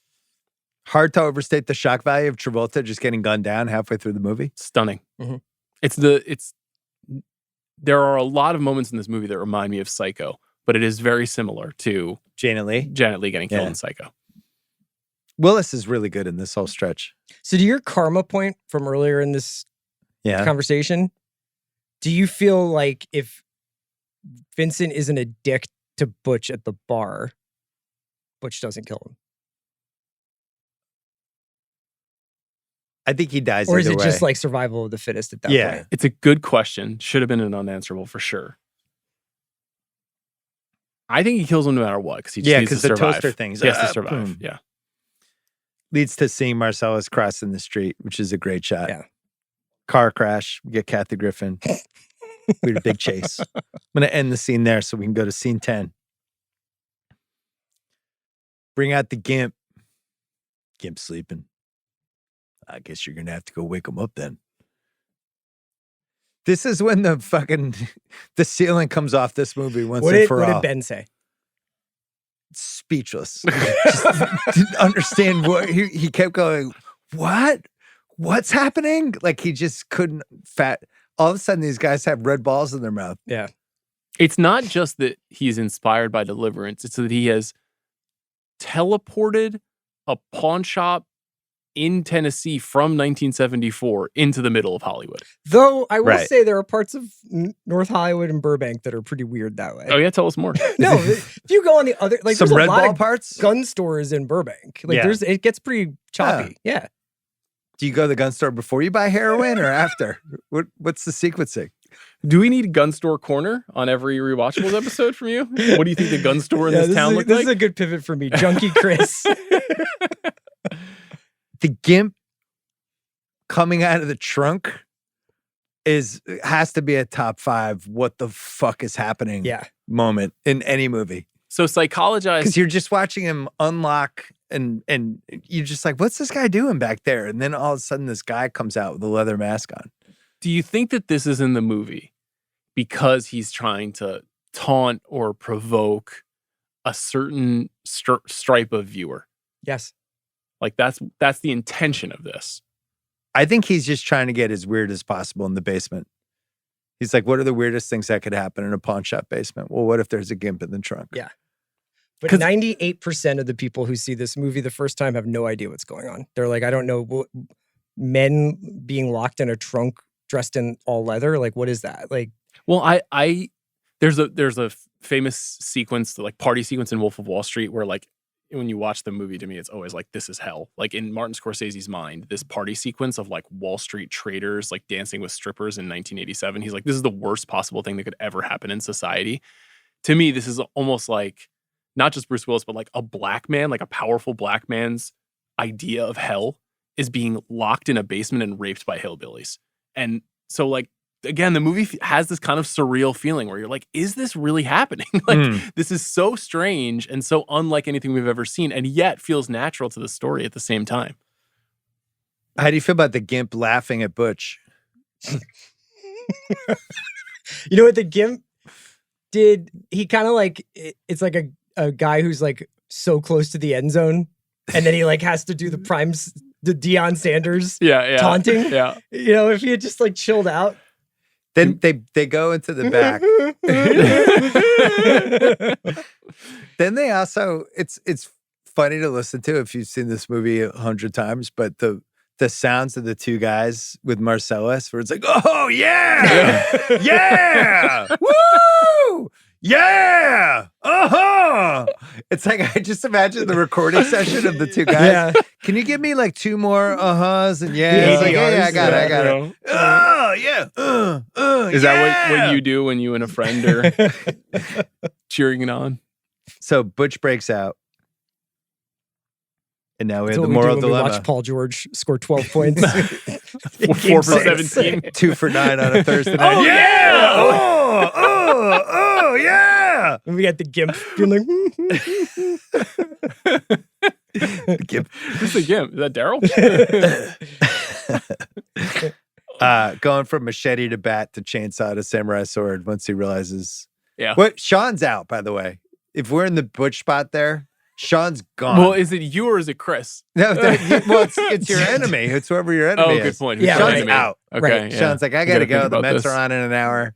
it's some random guy who tweeted at you once. Some guy did a Babylon tweet at Sean. Yeah. You got this wrong about twisters. I definitely will not save that person. CR goes back. I think CR feels bad. For as awesome as like this, I probably would go back. Yeah, see, CR goes back. I'm gone. Of course. I'm out. I got to get a Band-Aid for my nose. I'm taking that Bill, to bite. be fair, you never would have gone back to Fabian. You would have been like, hey, you talk to the cab driver. You're like, why don't we pick up Scotty's money and go to Knoxville? If she was like, I lost the watch, I'm like, I'm fucking out. This is it for us. I'm done. You had one job. When Butch is walking out of the pawn shop and stops and starts evaluating the various weapons, eventually getting to the samurai sword, that activated much of the 16-year-old men in the movie theater. Really, this is literally my dream where I get to choose my ultimate weapon. It's very video game. Yeah. It's funny you mentioned that because when he got the sword, my son was like, oh, like he made like a noise. Yeah. When he goes back down, Maynard's face is just perfect. That shot is unreal. It's a great shot, Gordo candidate. Yeah. Maynard's like, yeah. The camera's right in Deep Maynard's focus. face. Yeah. Yeah. Step aside, Butch. It's very similar to what you said about the not seeing the needle go into the heart. Same thing here, where there's so much violence in this movie, but you don't see a lot of the violence. You know, he doesn't really, and he obviously been criticized for decades about the gratuitous nature of the violence in movies, but like he's actually very strategic about what he shows and doesn't show. Nah, man, I'm pretty fucking far from okay. Pair of pliers and a blowtorch. Get medieval. Does Zed die from the gunshot, which I think is right in his balls? I think he has. You bleed to death risk within, him like, bleeding out. Yeah. Bleeds out in probably 2 minutes, right? Got to get those guys with the blowtorch over fast. I love the like however the line goes where it's like, I mean like what next for you and me? Yeah. What now? No, like for us. Getting medieval on, I'm gonna get medieval on your ass was another one. Like Marcellus was so cool in this movie, and I think a lot of lines anecdotally just got pulled into real life. I wrote for the Can You Dig It? I'm not done with you by a damn sight. I'm gonna get medieval on your ass. Yeah. Because I'm gonna get medieval on your ass was super popular. Yeah. And parodied and talked about. And now I feel like it's kind of gone. Like I feel like that has not. It's ready to come back. And it's just a great line. Yeah. There is no me and you, not no more. Then Butch leaves. I also love his LA privileges have been revoked. Yeah. Fair. Yeah. Good deal. Maybe could have been a little more appreciative of the guy who saved him from. Butch could have been like, but I have Clippers season tickets. Can I come back to see Corey Maggette?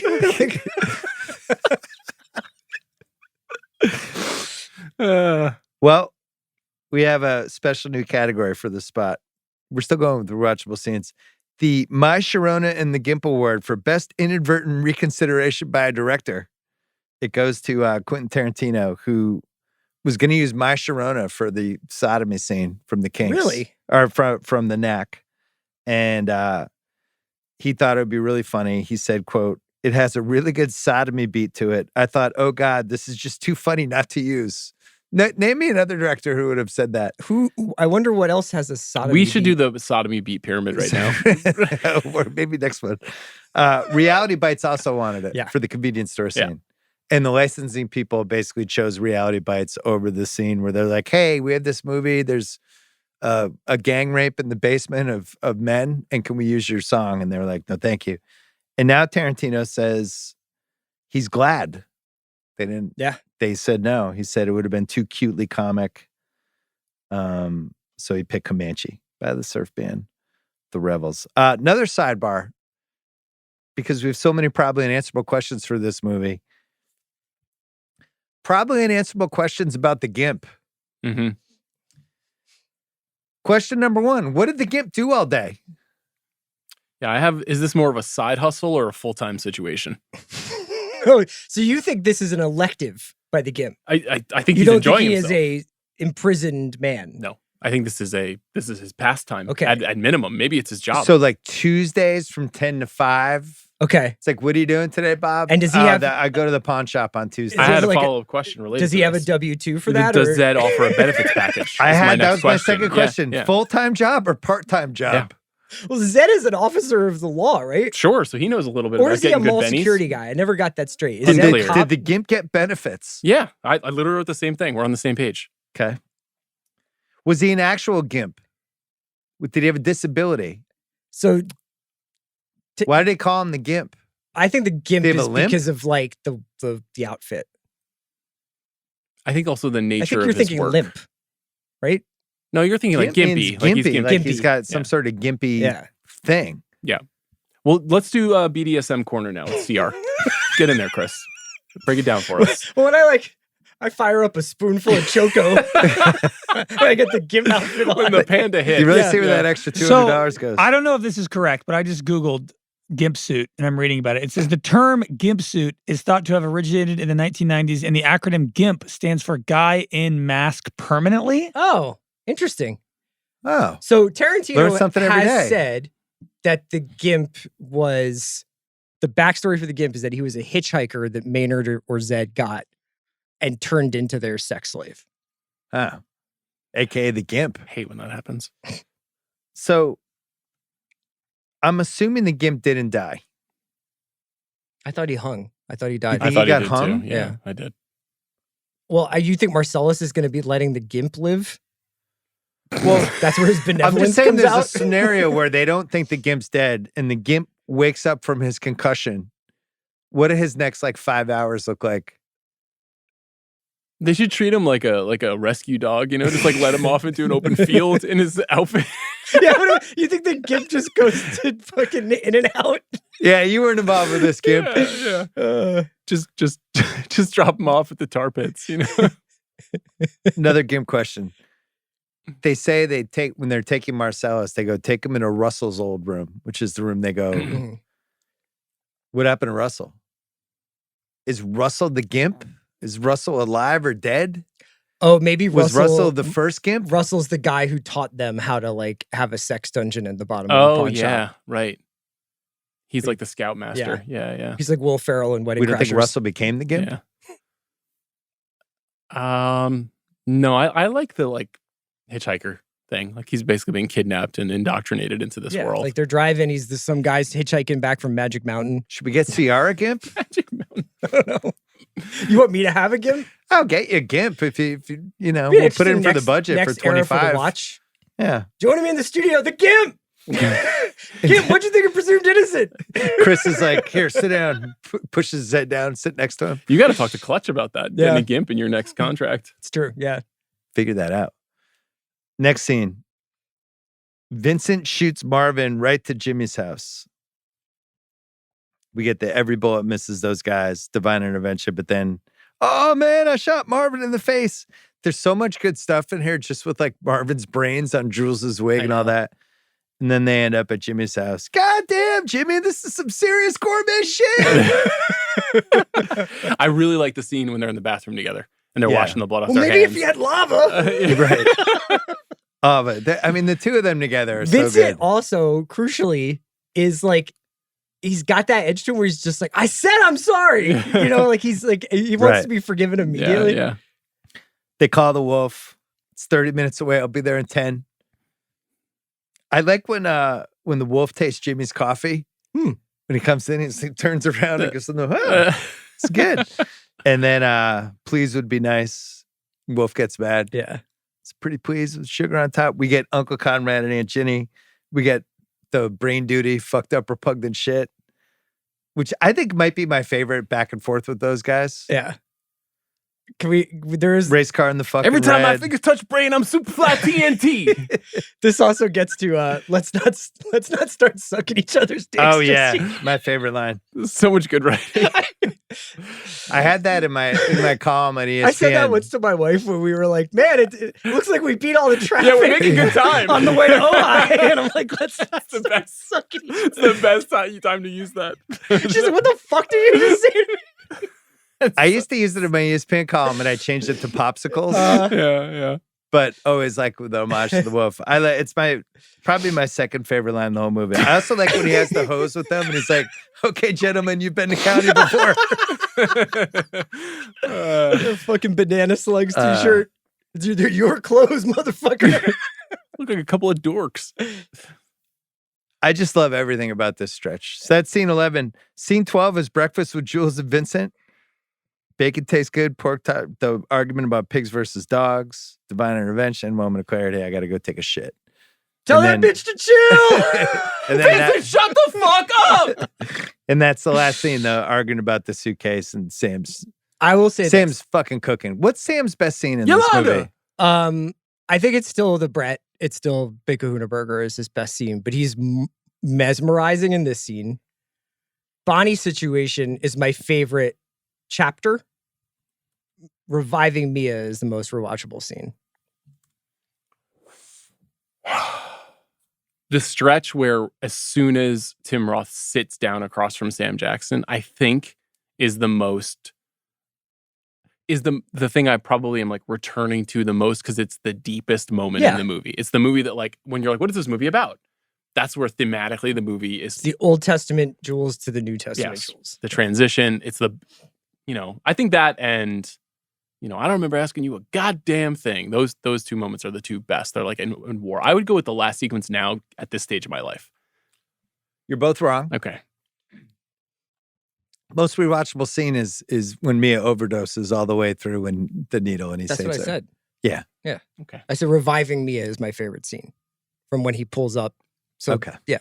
Wait, do you have a favorite chapter though? My favorite stretch of the movie is when he shoots Marvin in the face all the way to the Bonnie wolf situation. going to the diner. Just that whole part is my favorite part. I think I prefer part one. Because part one, you also get the overdose. You get both Jules and Vincent, and you get Vincent and Mia. What do you got, Craig? Jackrabbit Slims through Mia's revival. Yeah. Ah. But I got to include Jackrabbit Slims in that. Today's the most rewatchable scene brought to you by Paramount Plus. From blockbusters to fan favorites, find something new to watch every week. A mountain of movies awaits. Paramount Plus plans start at $5.99 a month. Start streaming now. All right, what's the most 1994 thing about this movie? I'll give you 7 nominations, and if you have any to add, feel free to throw them in. Restaurants having enough money in the register to be worth robbing. That's my what's age the worst. Okay.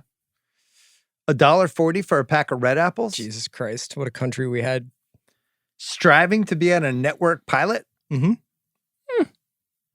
Heroin making a comeback. Because Coke's dead is fucking dead. Julia Sweeney. Mm-hmm. Mm-hmm. Riding a motorcycle with no helmet. A $5 milkshake seeming like a lot. Yeah, like a luxury. I think they're $18 at the Alamo Draft House now. They make a mean milkshake at the Alamo Draft House, but it's I've like had it. $18. Yeah, you like go into basically a sugar coma Yeah. after. Anything else for what's 1994? Watching whatever's on television. But I feel like I'm with two of the number one purveyors of I just turn on the TV and flip around. Yeah, to but this now we day. have like 500 channels. I Yeah. just mean like being like, what are you watching? A motorcycle movie, you know? There's a series of scenes with people watching Yeah. TV. You've got Young Butch is watching Captain Kangaroo. no, it's Something super racist. Clutch Cargo. Yeah. Clutch Cargo. You've got Stoltz, you got Lance watching TV. And then there's one more sequence. Fabienne's and watching Fabienne's the watching motorcycle whatever. movie. Yeah, so that's 3. That's really good. I think the preponderance of Zippo lighters in this movie is I remember being 12 and like kids in middle school, like bringing Zippo lighters and being like, how cool is this, man? It was when I smoked, it would be like I would get a Zippo, Mm. then I would burn it out, get lighter fluid all over my hands. And then my Butane. hands would stink for a long time. And then I was finally like, fuck it, I'm just gonna get a Bic. Did you have a Zippo or like just use a Bic? I was always a old school lighter, just replaceable. Never felt like that was a good use of resources. 94, smoking in restaurants, obviously. Flip phones. Yeah. Mhm. You know, a couple of them have mobile phones, but they, you know. Prank caller. I said this already, but knowing huge swaths of dialogue from a movie word for word because of the soundtrack. That's not something we really have anymore. It's good. Bruce's outfit when he goes back for the watch is quintessentially like 1994, like the jacket. white t-shirt, jeans, and a suede jacket. Yeah. Single best line delivery is another category. I have so many nominees. Yeah, maybe we should just all pick 3. Okay. Craig already said he'd give me to watch. He'd give me to watch. He died to give me to watch. He'd give me to watch. Is etched onto my soul. I'll be damned. Yeah. Uh, That was Yes. fucking trippy. From Rosanna Arquette. yeah. You can get a steak here, Daddy-O. Don't be a... Square. That's good. What's up with that? The square, the animated square. What is that in reference to? There's a video about this that shows like the history of this, but in a series of TV shows in the 60s, this is something you would see like in the Flintstones episodes, stuff like that. People would draw a square on screen and you get the dotted line square. One of my nitpicks is that she actually draws a rectangle and not a square. I had that as a nitpick as well. It's an absolute 100% a rectangle and not a square. I think that's all you had to say. Yeah. Is really high up there. That is a tasty burger. Does he look like a bitch? For Bruce, though, it's sorry, baby, but I had to crash that Honda. It's probably like, I like that. really up there. Yeah. For Bruce, I had Zed's dead, baby. Yeah. Zed's dead. That's good. How about you, Lash LaRue? You think you can keep your spurs from jingling and jangling? I have, well, let's not start sucking each other's dicks quite yet as my personal number 1. I love that you sent in the wolf. I like the, no, man, I'm pretty fucking far from okay. Just the way he says that, you're like, oh, man. And then I actually like Amanda Plummer at the beginning with the, I'll execute every motherfucking one of you. She's great. A magic marker, a fucking black magic marker, a felt pen! A fucking felt pen! I also like when Travolta does the, don't be looking at me like that, all right? I can feel you look. I respect you. What's Age the Best? An all-time great movie poster, which we discussed in part 1, done by artist James Verdes Soto, who also did Ocean's 11 and a bunch of other great ones. And then eventually there was a lawsuit in 2021 about it from the photographer who took the Uma Thurman picture, who was pissed that he got left out of the royalty. So you can go Google it if you're interested. CR, this question is for you. What's Age the Best for me? Certain movies, I've never done anything Fanta more than or pot Choco? my entire life. I've never tried Bava? cocaine, Yeah. anything. Uh-huh. But as I've discussed in past podcasts, certain movies where I'm like, oh man, I can see it. The Vincent heroin scene, the way it's filmed, It's pretty seductive. any piece of it make you want to go, I could try it once. Little Bava on a Wednesday night. Little Baba while the Sixers duel the Hornets.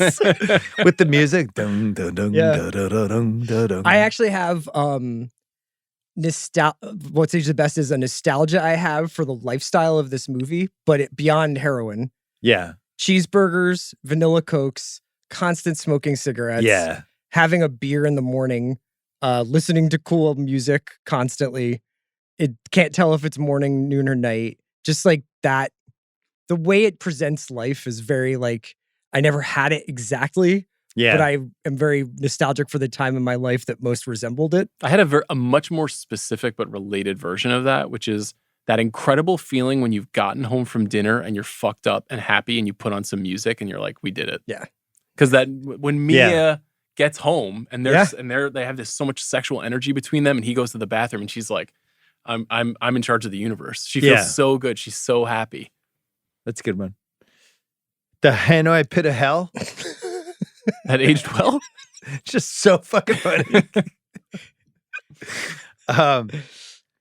Two great all-time let's keep this one between us if that's cool moments where you have me and Vincent after the overdose And, where they're like, and Marcellus and then Marcellus Butch. and Butch are Yeah. like, yeah, Mm, let's never talk about this again. I like when movies do that. What's aged the best? The Tarantino Mexican standoff, which he figures out how to do again. I mentioned the stealth joke about Butch's watches causing his dad to die of dysentery. It's just walking, kind of slips that one in. The baggy balloon thing, which I don't think I caught until like the 29th time I saw the movie. Which is why she gets confused. Yeah. But isn't the heroin like really brown?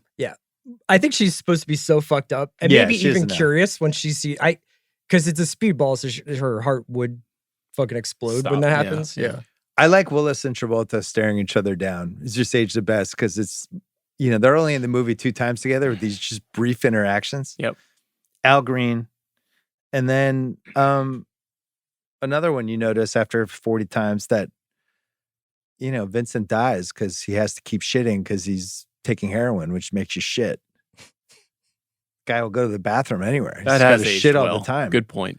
No, I mean, it aged well from the sense that you don't notice it. The Heroin first makes 10 you years you're watching the movie. constipated, actually. I thought it made you have like the runs and stuff. At least according to Train Spotting, it's as you. It's the opposite. It's the Well, why opposite. does he have to just shit everywhere he goes? I guess he's also eating. Maybe he like, has irritable bowel yeah, syndrome. he's All right, eating I'll remove pancakes that and from what's aged the bacon. best. That might be the answer. Any other what's aged the best? So just the fact that Sam Jackson's performance actually transcends the memification / commodification of that part, and every line is like a joke, or it's gone on to become like a saying, or it's gone on to pop culture resonance. Yeah. And in the actual performance, it's like basically the only like analogy I have is like it's like the Rolling Stones song Satisfaction. It's like you've heard it a billion times. Yeah. And then when you actually listen to Satisfaction, you're like, holy shit, this is a really good. And that's how I feel about this performance. We just went to go see Apocalypse Now over the weekend, and Satisfaction plays in that movie, and I was like, this song's fucking good, man. Just good music in Apocalypse. Really good. Great Shot Gordo Award. Wait, can I just say a couple more? What's aged Yeah. the best? Time shifting storytelling. I felt like Yeah. this like really put that front and Unlocked center, it. and now like movies and TV. We talked about this recently on No Way Out, where like showing you something from later in the movie and then putting it like that's really popular. Yeah, it's like still showing up in like Station 11. Like Yeah, people yeah. are doing shit like this. and just pop cultural references as like a crutch for character building, where it's like this guy who you would not imagine likes the Brady Bunch is talking about the Brady Bunch in my movie, and so he's more relatable even though he kills people for a living. Quentin's version of Shared Universe 2 is incredible. We didn't even talk about that. Kind of like gotten used to it with Marvel and DC and all this stuff. But his idea of creating like a movie realistic version of Los Angeles and having all these characters like populating it, and like it goes so deep. Like I did not know this, that Bonnie is referenced in Reservoir Dogs Yeah, the nurse. and is supposed to be the nurse who comes to fix up Tim Roth. Yes. And that's Jimmy's wife. I mean, that's fucking incredible. Yeah. And in that same scene that you're talking about, Joe also references Alabama. Yeah. Who is Keitel's partner in Right. that movie, and she shows up 1 year later in True Romance, and like there's a million. Aldo Rain's family and stuff like the that, Red yeah. Apple cigarettes and all the Yeah. stuff that recur in these first 3 or 4 movies that Quentin did. Tarantino gets what's aged the best too, because even they said that in that Ebert Siskel thing I mentioned earlier, where they're like, is this too much too soon? What's going to happen to this guy? And now, Turns 30 out- years later, yeah. turns Yeah. out to be one of the I best wrote filmmakers the we've had. declaration of Tarantino as the future of movies, but it took a little while because Yeah. he waited 3 years to make Jackie Brown, and Jackie Brown, which is an incredible film, but was not celebrated like Pulp too. So Yeah. it did actually take And then closer is- to 10 years. Is Grindhouse after Jackie Brown? Kill Bill is after Kill- Jackie Brown. okay. Yeah. Great shot, Gordo. Most cinematic shot. I'll give you the shot looking up from the trunk of Vincent Jules. Lands through the shotguns. mirror selling heroin. The Jaws shot for Mia getting stoned. Marcellus with the donuts. Mm. What else do you have? We talked about a couple of them. The oneer of Bruce Willis walking through North Hollywood to get back to his apartment. The deep focus shot of Butch coming in as Marcellus is getting raped, and Yep. Maynard's face. Oh, with Maynard. And the shot of Fabian standing in the TV screen, I had that too. and he's like talking to her, and he's like, "What are you watching?" And she's like, "A motorcycle movie." And Yeah. he's like, "It's too early for this much violence."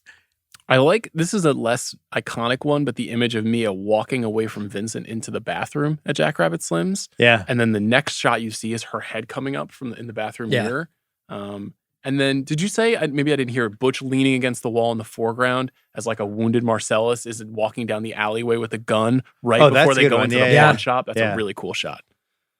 I will say that for as awesome as this film has so many great shots, to me it's just an amazing act of editing. And like, so Sally Menke cut this, and the cuts, especially like transitions, are so sick in this movie that they're just like on another fucking level. Den of Thieves, Benihana Award, Scene Stealing Location. It's got to be Jackrabbit Slims. Mm-hmm. Mm-hmm. Kid Cudi, Pursuit of Happiness Award, Best Needle Drop.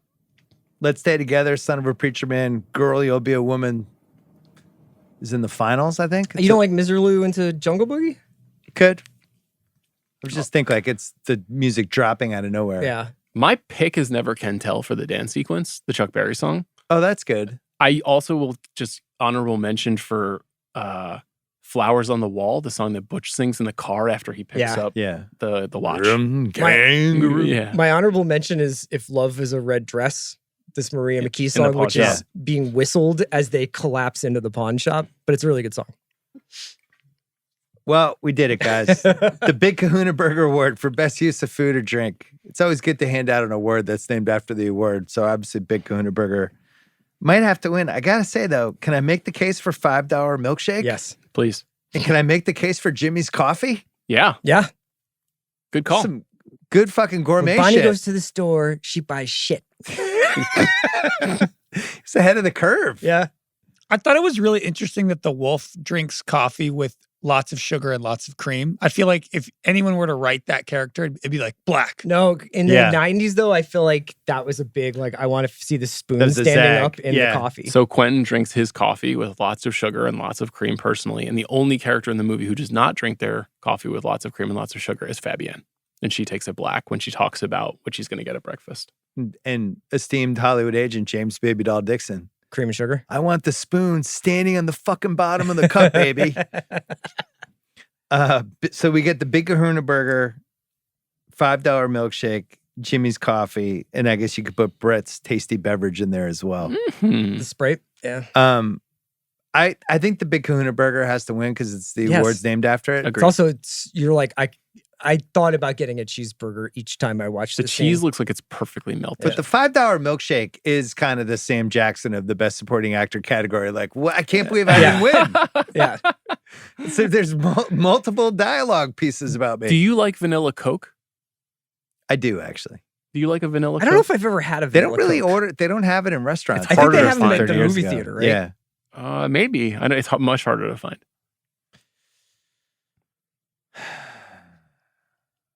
The Vincent Chase Award for Are We Sure This Guy's Good at His Job? Yeah. Let's talk it out. I have some great ones here. Can I make the case for Vincent Vega? That's Absolutely. mine. Has a heroin problem. Seriously considers fucking his mobster boss's wife.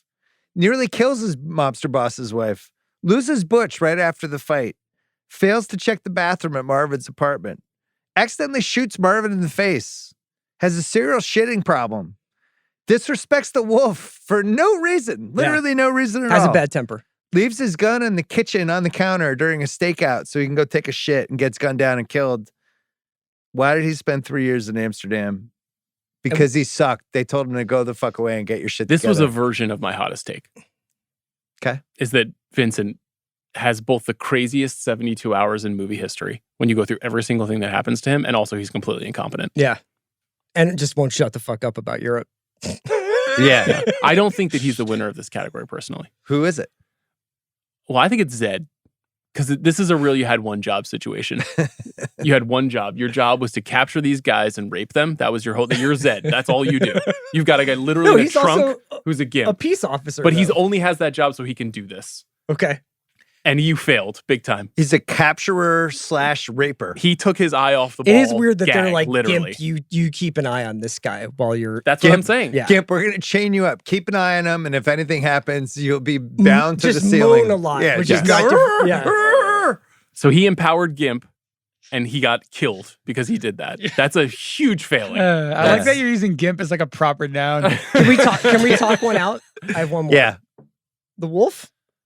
Oh, okay. I Let's hear thought it. about this and I pulled back. Come on. He got So, that like- car ready in 40 minutes. First of all, reckless driving, so draws attention to himself. Yeah. Very true. Shows up. I don't think he gets off on the right foot. Sure, with Jimmy, he does, but he kind of makes Vincent and Jules like seem like, like he talks down to them. And his big suggestion is clean up after yourselves. And I know a guy who has a junkyard. I wrote that as well. It's like, so his big idea is like clean up the car and then we'll take it to an impound. That's the wolf. Wow. and leaves him at the impound. Leaves him at the impound. Are we sure the wolf was good? No. I just think that way great. at the end when they're like, oh my God, Mr. Wolf, it was an absolute honor to work in your presence. It's like, what the fuck did he do? He got Jimmy to give him some blankets. I have another one. Yeah. Marcellus Wallace. Oh, this is great. So Marcellus Really good Wallace case here. is a world-class crime lord. Well, are you sure? Well, let's just say that that's how he's presented in the film. Later in the film, we see him walking across the street carrying a box of donuts. Yeah. Sir, do you not have anyone who can go get you donuts? Right. Did you really let your appetite get in the way of your future? I think he is so he obviously lives in the Hollywood Hills. He's very successful. He's described as a millionaire by the Wolf. But I think he is like an upper middle class gangster.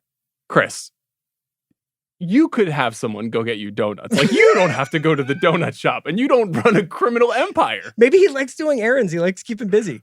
Maybe he loves that part of... Chris has people get heroin for him. Choco? So we have Vincent Vega, Marcellus, And the Wolf. And Zed. the Wolf and Zed. And also, Brett. Well, What is Brett doing? Brett is doing a deal with Marcellus Wallace and then reneging on the deal? Well, You're Brett. What are you doing? I have a lot of sympathy for Brett. Why? Because I think Brett didn't know what he was stealing. Okay. They freak out. And Marvin fucking double crosses Brett. He lets does. those guys into the room. Well, you can't let a guy like that in your crew. I guess not. But look what So you- Brett's got to work with. He's got Marvin and Flock of Seagulls. So you think Marvin double crossed them? Yes. Yeah. He unlocks the door. I think the winner's Zed. I think Fennessey's right. You just can't be a professional hillbilly rapist and take your eye off the ball like that. You just can't. New category that I fucked up the first time. The Harry Dunn Award for Best Bathroom Moment. Vincent in the bathroom as Mia snorts cocaine. You're going to go home. You're going to jerk off. Jules and Vincent cleaning up, Mm-hmm. getting blood all over the towels. Marvin's buddy charging out of the bathroom. Mia doing coke with a bunch of bimbos. Butch and They're just normal people at Jackrabbit just let me cook. Butch in the shower with Fabienne. Yeah. Vincent flushed in the toilet and bringing in his own murder, or Vincent taking a dump at the diner and reading Modesty Blaze. Great call. I didn't realize there's so This is many an amazing bathroom piece scenes. of... Thank you. This is an incredible job by you.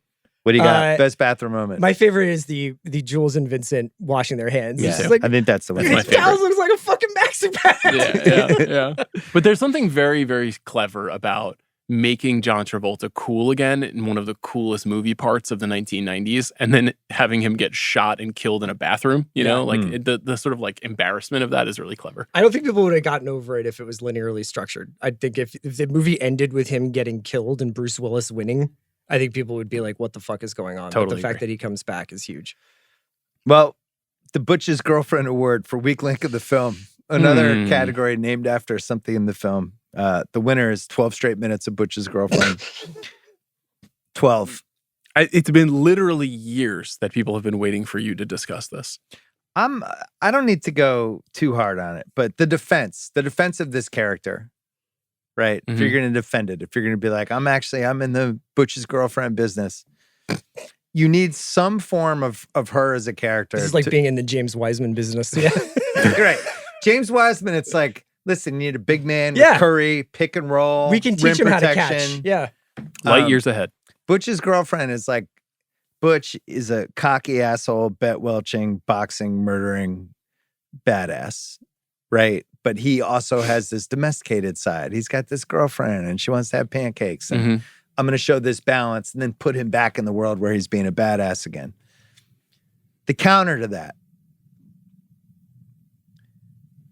not a great actress.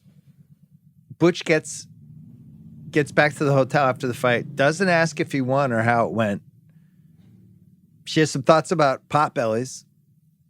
She has an IQ of about, I would say, 75. She's one way with oral pleasure. No, that's not true. They're just negotiating. He says, "Will you She's kiss one it?" way. Let's be honest. One way. I think you're just tipping the scales here now. Hey, listen, I'm going to finish my this case. like late and then you breaking guys, misogyny from you. You're like, these whores in the bathroom with Mia. All these gumars, you know? Yeah. she forgot the watch, which is the one thing he cares about. Just forgot Well, it. that's indisputable. She eats blueberry pancakes and pie for breakfast like she's 6 years old. Sounds good. Forrest Gump or Fabienne, who was dumber? Same year. I think Forrest Gump has a learning disability, so I think we're going to go with him. Okay. Is Fabienne pregnant?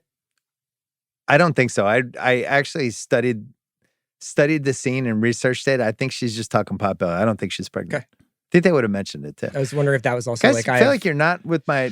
This is the worst this part is of the movie. Come on. that I skip. When I'm like I'm burning through it this time, I'm like, okay. It is undeniable that this is the weakest part of the movie. And I just said to you before, the second time I watched this week, I felt very checked out during this part. I will make the case that it is not a failure of the writing, but of the actor. And if you recast this part, and I'll give you 3 nominees, this is getting ahead of recast and catch, but it's important to the conversation. Let's say you want to stay French. Juliette Binoche. If it's Juliette Binoche performing opposite Bruce Willis, it's a much better scene. So you're doing the Sofia Coppola Godfather 3 right part wrong actor. Yes. Okay. Let's say you want to go Latin American. Salma Hayek sitting there. Salma Hayek. Contemporaneous isn't going to be in Desperado a year later. If you put Salma Hayek in that part, you're like, well, of course, this woman is the most important thing in the world to this guy. If you want to just say American, I was trying to think of actors who are about 60, which is what the age of the actress who played the part. Jennifer Beals. If it was Jennifer Beals in bed waiting for Bruce Willis, and Jennifer Beals, But great is she actress. written the same way? Same way. Because I think that a lot of that stuff is cute. I think the like potbelly stuff is very funny. It's like very And Tarantino. Tarantino has said that the whole point of that scene is that you're supposed to feel like you're intruding on private moments that you're not supposed to be seeing. So them doing baby talk and showering together and all that is almost supposed to feel uncomfortable just in a different way than watching Mia get an adrenaline shot. I also this time around watched this, the first time through watching it this time around was like, does Butch think about Esmeralda for like 5 minutes back there where he's like, maybe I should stay in this cab? Like, Because she's a functioning adult. Is he probably attracted to that. 100% in the Fabienne business? You know? I think after the watch, It's a tough one to come back from. yeah. I told you guys this, but when we watched with my son, when he gets in the cab, I just fast forwarded 20 minutes to when he was going to the apartment because I thought I was going to lose my son potentially, who's 16, has no attention span. If you were Butch, and he's like, and you're like, did you get the watch? And she's like, I think so. You think so? He doesn't. Would you just be like, well, it looks like you have to go back and get the watch now? Would you have made Fabienne go No, back? because she's not would've gotten getting it. lost She's on not the way confident there. enough. Yeah. Yeah. So to you, this is a failure of Fabienne's intelligence. No, it's just the character doesn't work. And it's fine. The movie gets by it. All great things have one piece that doesn't. And now totally she lives work. on our celebrated podcast. On the Butch's Girlfriend Award. That's right. What's age the worst? Harvey Weinstein. All the ways this movie has been ripped off the past 30 years, especially in the mid-90s. The N-word stuff. Mm-hmm. More jarring by the year. There's different uses of it throughout the film that I think are different. Yeah. Like It's not flying in 2024, I'll tell you that much. I think the main one is Quentin's usage of it. His Jimmy character is the most. So do you think because that character was married to a black woman, he felt like it gave him cover? Or like, what do you... I don't know. Yeah, I mean, I I think that it doesn't really land the way it did back then. I think also it's really not up to me to decide whether or not it's offensive or not. Yeah. I would just say that the Marcellus use of it against Butch is clearly used to like subjugate Butch. Mm-hmm. But with the Jimmy Jules thing, I think it's supposed to illustrate their connection and their closeness. But I don't know. I don't know if he would do it again today. I don't know. He's got a complicated history with, I think, the way he sees that, but I think he thinks he understands that world. They grew up in a black community, and his mom had black boyfriends, and he feels more comfortable with it. And I think also, I do think it is an accurate representation of his perception of how people really talk. Mhm. And that when you see Tim Roth and Amanda Plummer in that first scene, and Tim Roth uses the word wetback to describe the people working in the back of the diner, and you're like, oh God, that's so gross. Yeah. But would a liquor store robber use that word while talking to his girlfriend in a diner in 1984? He probably would have. The same thing goes for the use of it by Lance, but Lance and the Maynard and Zed guys, you're kind of like, well, these dudes are sort of shitbags. Yeah, they're hillbillies. The slow-mo when Butch breaks out of the chair, I always felt like the special effects weren't awesome on that. For What's Age the Worst. It's funny. It jumps out at me too. I don't really have a doesn't- take on it, but feels I'm always very like, oh yeah, 1994. that's the only time this really is used in the movie.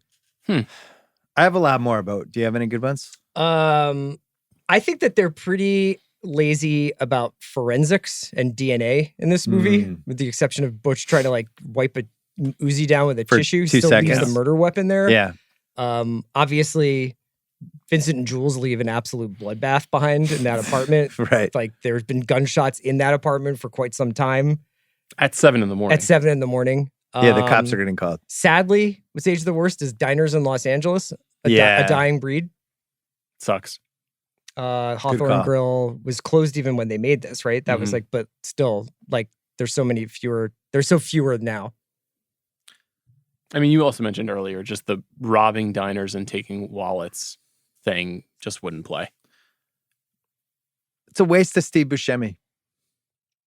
Him as Buddy Holly. It's like There was What was he up for? So he was gonna do Jimmy. Yeah. That's part that He Tarantino couldn't do played, it. and he didn't have time. Yeah. So that was what he did. He So filled they in kind on of one day with shoehorned him Buddy in, Holly. but it's like Or maybe he was like, I call Sam Jackson, what to his face? Right. Can I play Buddy Holly? What's Age the Worst? The Tim Roth is the next great British actor, that whole era? Disagree. It's fucking awesome. No, it's just that was the narrative. Now it's like, I think we all like Tim Roth, but I don't think he captured it. Was Rob Roy the next year? I think it was. Yeah, but It's like Penny Hardaway is the next one. between, Pumpkin and this and It's a good run. the cop and Reservoir. The dummy of Marvin in the trunk at the end is Age the Worst. I don't know if you guys noticed that. It's just like a mannequin. Here's a good What's Age the Worst. The divine intervention bullet scene. Bullet holes are already on the wall there. Yeah, that's a nitpick. Yeah. But You don't think that scene works? no, it's just the Trump assassination. Now it almost made me think like, oh, it's kind of like start thinking about divine intervention in Trump. This but it's like, metaphor, is Trump Jules or Vincent? he's Jules. Okay. Well, maybe he's going to be the shepherd. Yeah, that's right. Maybe. He'll have his epiphany. Hold my Right? finger. What do you think, hold, Craig? Will Trump be the shepherd? hold my breath. I think so. Craig, Yeah. will I get on camera and weigh in on that? Here's one for CR. Smoking a cigarette while drinking a milkshake. Just disgusting. Awful. I can't think of a worse combo. I'll go a step further. Uma doing like a 8-ball and then being like burger time, not happening.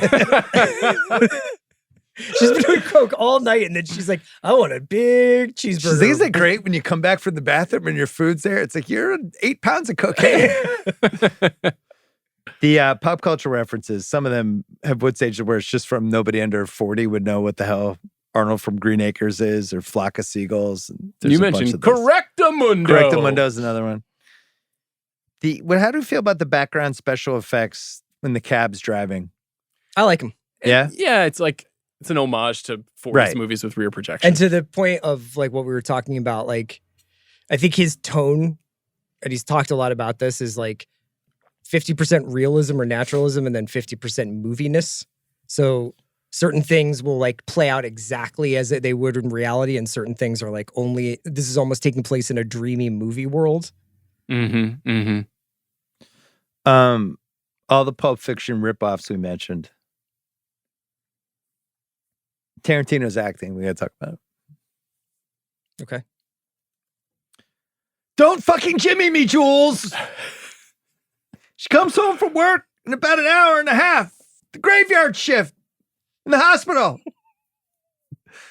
I've landed here. I actually really enjoy him in it as acting because we've already litigated that it's not great from 30 years ago. I actually kind of enjoy seeing him now, and I think that it's funny that he's trying to hang. Do your thing. I think the partnership is important in this. Well, that part is really criticized, but then when the wolf comes, there are two different sequences between Where he's the good. wolf and Jimmy's Jimmy good. that are great. There's the Aunt Ginny and Uncle Conrad linen sequence, and they're talking, and it's shot in such an interesting way where it's shot through the doorway, Yeah. and you're looking at Keitel, and Tarantino's back is to the camera, and then slowly you get a cut to them looking at each other, where he's like, you know, your Uncle Marcellus is a millionaire, and Yeah. you know, Oak's good, and all that stuff. Tarantino in that scene's really good, and Keitel is on fire. He's just killing it in that moment. And then there's a later sequence where they're talking too, and he's a really good performer. He just makes this choice to be like angry at Jules that just like tonally doesn't totally click. You're right. It's the one stretch of the scene that doesn't work with him. Yeah. But I actually like him in the other stuff. I like when he calls him a couple of dorks. Yeah. But yeah. I know how good my coffee is, Jules. The Ruffalo Hannah Ribbeneck Partridge Overacting Award. Didn't we just throw somebody else on this? Who's the fifth person we added to this? Will Patton for Scott Pritchard. David, you have no idea what men of power can do. David! I'll give you Vincent. Mm-hmm. A fucking felt pen! Magic marker! I'll give you... You don't want to fuck my shit up? You're fucking my shit up right now! From Tarantino. I have a winner, but do you guys have any other ones? I have Amanda Plummer In the the last 10 best minutes. way. Yeah. In the but she's best awesome, way. but she's incredible. Yolanda! She has multiple lines where she's like, well, just execute him! Or when she's like, shoot him in the face! Yeah. You know, like all that stuff is And Jackson incredible. is basically saying what the audience is saying, which is tell that bitch to chill! You're right. Chill that bitch out! So, all right, so that's a possible winner. I have the diner manager. Oh, yeah. Oh, interesting. I'm not here. I'm just a coffee shop. Listen, everyone, be cool, cooperate. This will be over in a minute. Even just hearing him when we're looking at Sam Jackson, he's like, don't be a hero, you'll get us all killed! Yeah, he's like a TV actor. Yeah. He sounds like he's in a He's Beavis got a and little Butthead bit- episode from that You year. got a little Scott Van Pelt. I'm just a diner manager. Just kidding. Was there a better title for this movie? No way. No. The CR thinks Luke Wilson could have been Harrison Ford. Hottest take award is... Butch is a piece of shit for letting his corner guys get tortured by Marcellus. Oh. Good one. And I think he only redeems himself by saving Marcellus, but if he hadn't, he was fucking done for. It's pretty good. So this is a twist on what you described about whether or not Vincent is good at what he does. But Yeah. this is the craziest 72 hours for a single character in movie history. So Vincent Vega gets back into town after 3 years and immediately aids in the murder of 3 men. He survives 6 gunshots in an enclosed space. He steals a briefcase full of magical powers. He accidentally shoots a man in the face in a car at close range. He cleans brain matter from the inside of a car. He survives a diner robbery. He buys and uses heroin immediately. He takes his boss's wife on a date and discovers they have incredible sexual chemistry. She overdoses on the drugs in his jacket moments before they are about to consummate. He revives her miraculously, and the next day he goes looking for a boxer who skipped town only to leave his machine gun on the boxer's countertop while taking a shit, and he is then murdered. Well, you don't understand. Choco is a madman. It's pretty good. It's a very So compelling that's case. 72 hours? About. Roughly. Yeah. That's pretty good. You got Eddie Murphy in 48 hours? Well, that is a shorter period of time. It's pretty good. My hottest take, I hate to tell Tarantino what to do, who's incredible creative achievement, but if you dump 8 of the 12 minutes with Butch's girlfriend Mm-hmm. and you put those 8 toward an incredible Wilson versus Coolidge boxing sequence where Butch beats Wilson to death, but we actually get like Tarantino's version of an actual boxing fight, is this a better movie? Because I say it is. Here's the thing. Tarantino, not a big sports fan. Right. So That's what kind of intrigues me about what would his take on a boxing, or would that have been? There's a then very we would have had interesting that be casting the what Butch's if girlfriend related for to that. this very, very take. I would like to see it. Like if I said, guess what? Tarantino filmed the boxing scene with Bruce Willis and they cut it out, and the deleted scene on the 30th anniversary is about to be revealed. I'd be super excited. And if they were like, and we put in 15 more minutes of Lance. Casting what ifs. So we have unbelievable. This is fully asked research. This isn't even half-assed research. This is the Quentin Tarantino list of who we he have wants. the actual notebook of everybody he wanted. So the people that he wanted initially that are in the movie: Keitel as Wolf, Walken as Coons, Roth as Ringo, Plummer as Pumpkin, Fishburne as Jules. We covered. So it ended up being Sam Jackson. Eddie Murphy was on the initial list too, which I thought was a really fun idea. Could have worked. And the kind of thing Eddie should have done.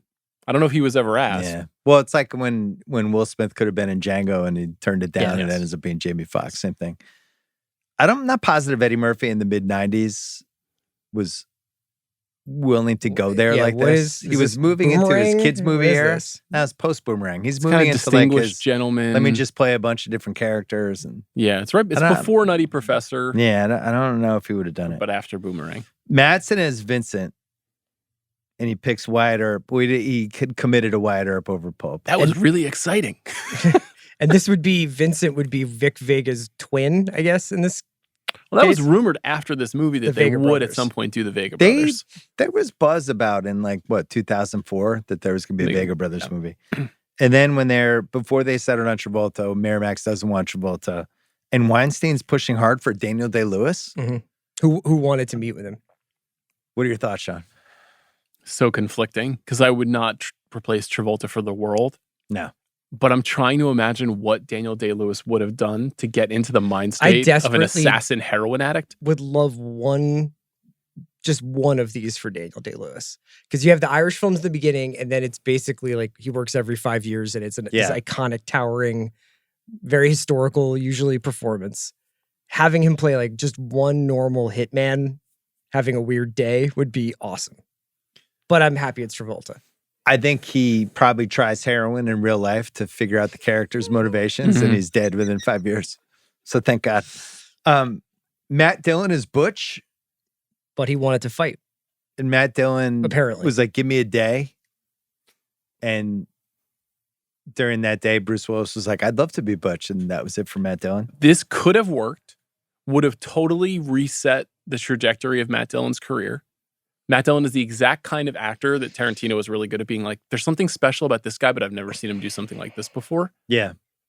He never really got back. No. Like he's in, there's something about Mary, and there's Wild something Things. about Mary. Yeah, he has a little resurgence. He has a little moment, but he never really gets back to the mountaintop. It's funny that Tarantino, you mentioned about how he sees something. And Matt Dillon was a huge star in the first part of the 80s and felt like he was going to become as big as Cruise. If you'd said in 83 who's going to be a bigger star, even after Risky Business, Cruise versus Matt Dillon. It's still like kind of. I said Matt Dillon, no question. Yeah. So he was never in a movie like So this. there's the story where it's like he basically was like, can I have 24 hours? And Tarantino was like, fuck this. Then there's also a story where it was that Matt Dillon was like, I want to do this, but I want Butch to fight. Like I want us to see Butch fight. And Tarantino was like, no, I'm going with somebody else. Initially, he had Virginia Madsen as Mia, which is another great call. One of my favorites. And then she ends up having her moment in Sideways a good 10 years after this. But that's him seeing her in the hot spot and being like, there's something cool with her. So Miramax wanted Meg Ryan or Holly Hunter, and Tarantino fought for Uma. He won. Rames as Marcellus. Some weird ones with this, right? Yeah, and it wasn't even positive what to believe, but he definitely wanted Max Julien. He definitely kicked the tires on, and Max Julien's like, guess what? I'm not going to be raped in a basement. Yeah. No thanks. It was also Sid Haig was the other one who he apparently offered it to, and he said no, which is weird to imagine. And then Sam Jackson was a backup because he thought it was going to be Fishburne as Jules and Sam It's maybe really as strange Marcellus. to imagine like Bruce Willis. These people are like taking these roles, and you're like, let me think about it. Yeah. Yeah. And imagine the movie with all of these different people. Imagine it's Matt Dillon, Virginia Madsen, Max Julien, and Daniel Day-Lewis. That's a weird ass movie. And Lawrence Fishburne. But we always talk about this with the casting what ifs. It's fucking incredible how much it's exactly like the NBA draft and the NFL draft. How much luck goes into like, oh, we ended up with this generational quarterback because this fucking idiot team right before them took somebody else. Mm-hmm. It's also weird. Like sometimes it's funny how we look back and we're like, Madsen's in Reservoir Dogs. And we're like, so he must be like one of Tarantino's guys, like a muse almost. And then Madsen's like, I'm going to make this Kevin Costner movie. Now I have no idea what went into that, but it's so funny to see people just like make random choices. Mm-hmm. We're like, I think I need to do a comedy or I'm going to be busy until October, so I can't shoot. And instead it's like, you missed out on being in one of the most important movies of the century.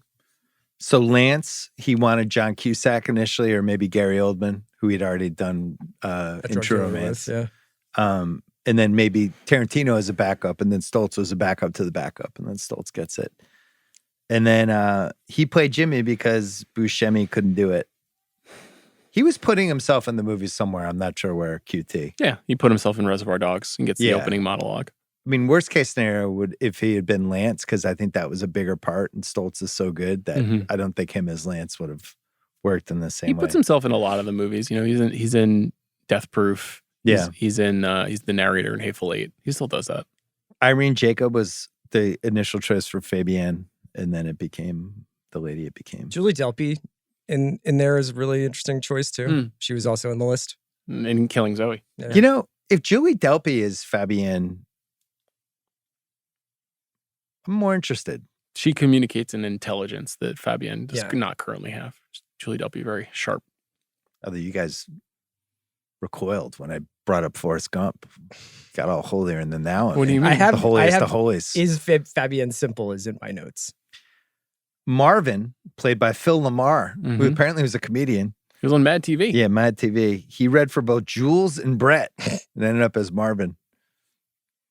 And then this is my favorite one. Courtney Love at some point claimed Kurt Cobain turned down the part of Lance, and Love would have played the heavily pierced girlfriend played by Roseanne Arquette. And that's when they audibled. I'm not positive I believe that one, if that's cool. It's nice to think about. Quentin Tarantino thanked in the liner notes of Nirvana's In Utero. Huh. The Clint Howard Award for the director loves this guy. Would you go Uma or would you go Sam? Sam. I think Tim Roth, too. Yeah, Tim Roth's Yeah. a good one. Because he recurs in a lot of those movies, and you can tell Quentin. Tim Roth, Samuel L. Jackson, and Christoph Waltz are the three guys where I'm like, Tarantino dialogue. Yeah. Those guys know how to nail Tarantino dialogue. That's why I wish Walken had done more movies with Tarantino, because he's so good at the monologues. I would love to see him in scenes. That's how I feel about CR and podcasts. I know you do. You wish I was on more podcasts? Best That Guy Award. Zed. Peter Green? Is he Peter Green or is I he think Zed? he's Peter Green He to might be me. Peter Green. As a 90s. But you know who's Maynard? Maynard. Played by Dwayne Whitaker, but he's Maynard. I think Paul Calderon is beyond that guy, right? Paul Calderon, not of that guy. I would go Bronna Gallagher, who's the Had girl her sitting down. on the Silent couch. Friend in the Needle. And she's in The Commitments. Yeah. Is Julia Sweeney? Yes. Is Burr is Steers? Burr Steers. He is not. Nobody knows who Burr Steers is other than Unbelievable. that Burr IMDb. Steers is just in this movie. Flock of Seagulls, man.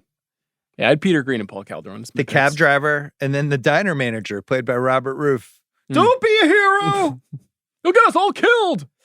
I think the winner is the is Jody's friend Trudy. Bronna Gallagher. Yeah. In fact, I gave her a new award that I didn't tell you guys about. The Jody's friend Trudy Award. Most impactful performance by someone who did absolutely nothing. And this goes to Tarantino, that thing I said earlier about how he, every time you go to a friend's house to do There's drugs, another guy over there's there. some kind of Yeah. dead body there who's just kind of like, and offers nothing. Do we think Trudy was sleeping in that house? Because her hanging out by herself, smoking a bowl. I think while time Lance is a flat circle in that Yeah. house. So I think Okay. Trudy Okay. came She by and knows smoked 3 a bowl PM or 3 days 3 By the ago. way, you can go see that house right now. It's in Atwater Village. Yeah. Yeah. Chris is not home. Trying to get CR to buy there forever. You know, if you just want to pop into the Atwater Village Farmers Market, you know, take a I got a my right eyes down. on a pawn shop in North Hollywood, actually.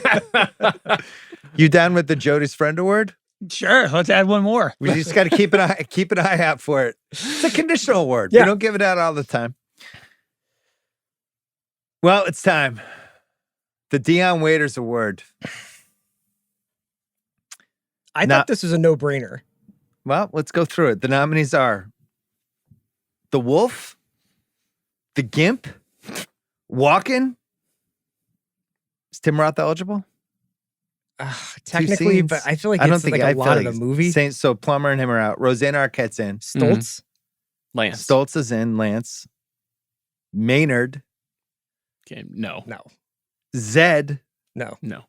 And the cab driver. Those are all of our extended nominees. This is about whether it's Walken or Keitel. I think Stoltz is in the conversation. I don't know. Stop bothering me. Oh, I fucking love Lance, but we're talking about Walken or Keitel in Pulp Fiction. I'm talking about Choco. In Pulp Fiction, this is Panda. So the This is Gimp. Panda. So you've disqualified I've the Gimp too. disqualified the Gimp. I'm sorry, Bill. Yeah. What about when he puts his hand on his head and he starts with the fingers tapping the leather mask? Peter Green. All right, so really, because I would say the Wolf. You think the Wolf said it too much? No. Don't ever do that again. It'd be funny if we came back from a break and I just had a Gimp next to me and I had my hand on the messenger. But we should do it not for Pulp Fiction.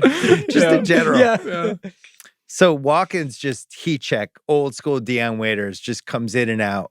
He's in for 4.5 minutes, crushes it, leaves. Wolf's in for like 20 solid minutes. I personally have the Wolf, but I don't think I'm necessarily right. I'm gonna go with Walken because I think it's actually adheres to the constitution of this award. I agree with Chris. I think he's like, he comes off the bench, he scores like 22 points in 25 minutes, and he's gone. Yeah, I mean, he scores 22 points in like 4 minutes. Yeah, it's like a fucking Flip Murray experience. Comes in and hits 5 threes. It's he microwaves. Yeah. What do you think, Craig? And he put the watch up his ass. All right. 100% walking. Okay, Yeah, I Walken. think it's fine. Walken. That's like Reggie Miller, 8.9 seconds. Yeah, I think it's Walken too. Man, it's tough the Wolf doesn't win anything. Must have to create another award for him. Recasting couch He director. got best quote, maybe. Yeah. Recasting couch director of City. I like your Selma Hayek idea. I'm down with that. Or Julie Delpy. What about if we set Pulp Fiction in Philadelphia? And Jules is played by Joel Embiid. Pulp Fiction in Philadelphia. Actually, No, Marvin let's is talk played it by out. I Joel kind of Embiid. like Could this. you do Pulp Fiction? Like, could you do Pulp Fiction in your hometown? Have you ever tried to chart out the places that they would go? It's pretty interesting thought experiment. Pulp Fiction in Boston, you don't get out of the pawn shop. You're just raped and left for dead. There's no mistakes. It's touching. It's done and it's a wrap and you're dead. Okay. I'll tell you, Long Island's got a lot of diners, so that part tracks. A lot of potholes in Philadelphia, so I think Marvin's head would have gotten blown off for sure. Mhm. Yeah. Which announcer would you have wanted for the director's commentary? What do you got, CR? I had Doris Burke. I see you, Mr. Maynard. You've been waiting a long time for this opportunity. And when Zed is done, it'll be your turn to show everyone what all that time in the gym has been about. Salute to you, sir. Drew Hanlon has been talking about this guy for a long time. You can see how bad he wants it. I want to say I'm extremely sorry to Doris Burke. No, that's perfect. And kudos to you, Mr. Zed. You showed up at the perfect time.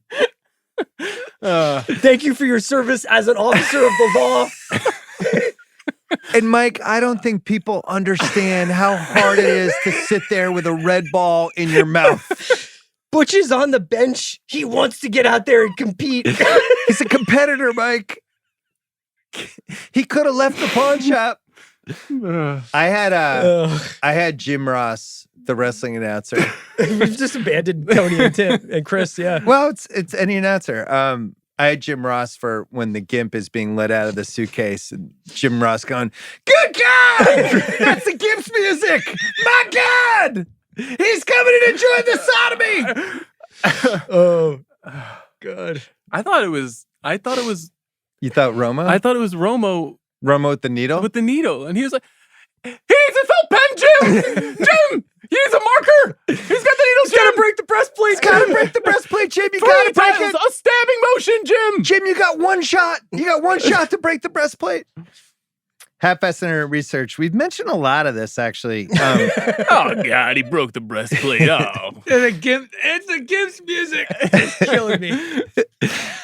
I was thinking, one of the people that listens out there has to do those cuts where they cut Jim Ross with the gimp getting out of the trunk. It would just be a great video. We'll run that on the Rewatchables feed. Butch has a katana. You could also do with that wrestling video where Hulk Hogan is revealed as the third man in Bash on the Beach. Yeah. You'd be like, who's the third man? And then the gimp gets out of the truck. Oh my God. It's the gimp. The gimp in real life, played by Stephen Hibbert, a comedy writer who was married to Julia Sweeney at the time. They're now divorced. Apparently, there's a story online where it was like John Lovitz, SNL John Lovitz, went to go see this. And when the credits rolled, he was like, I know the gimp.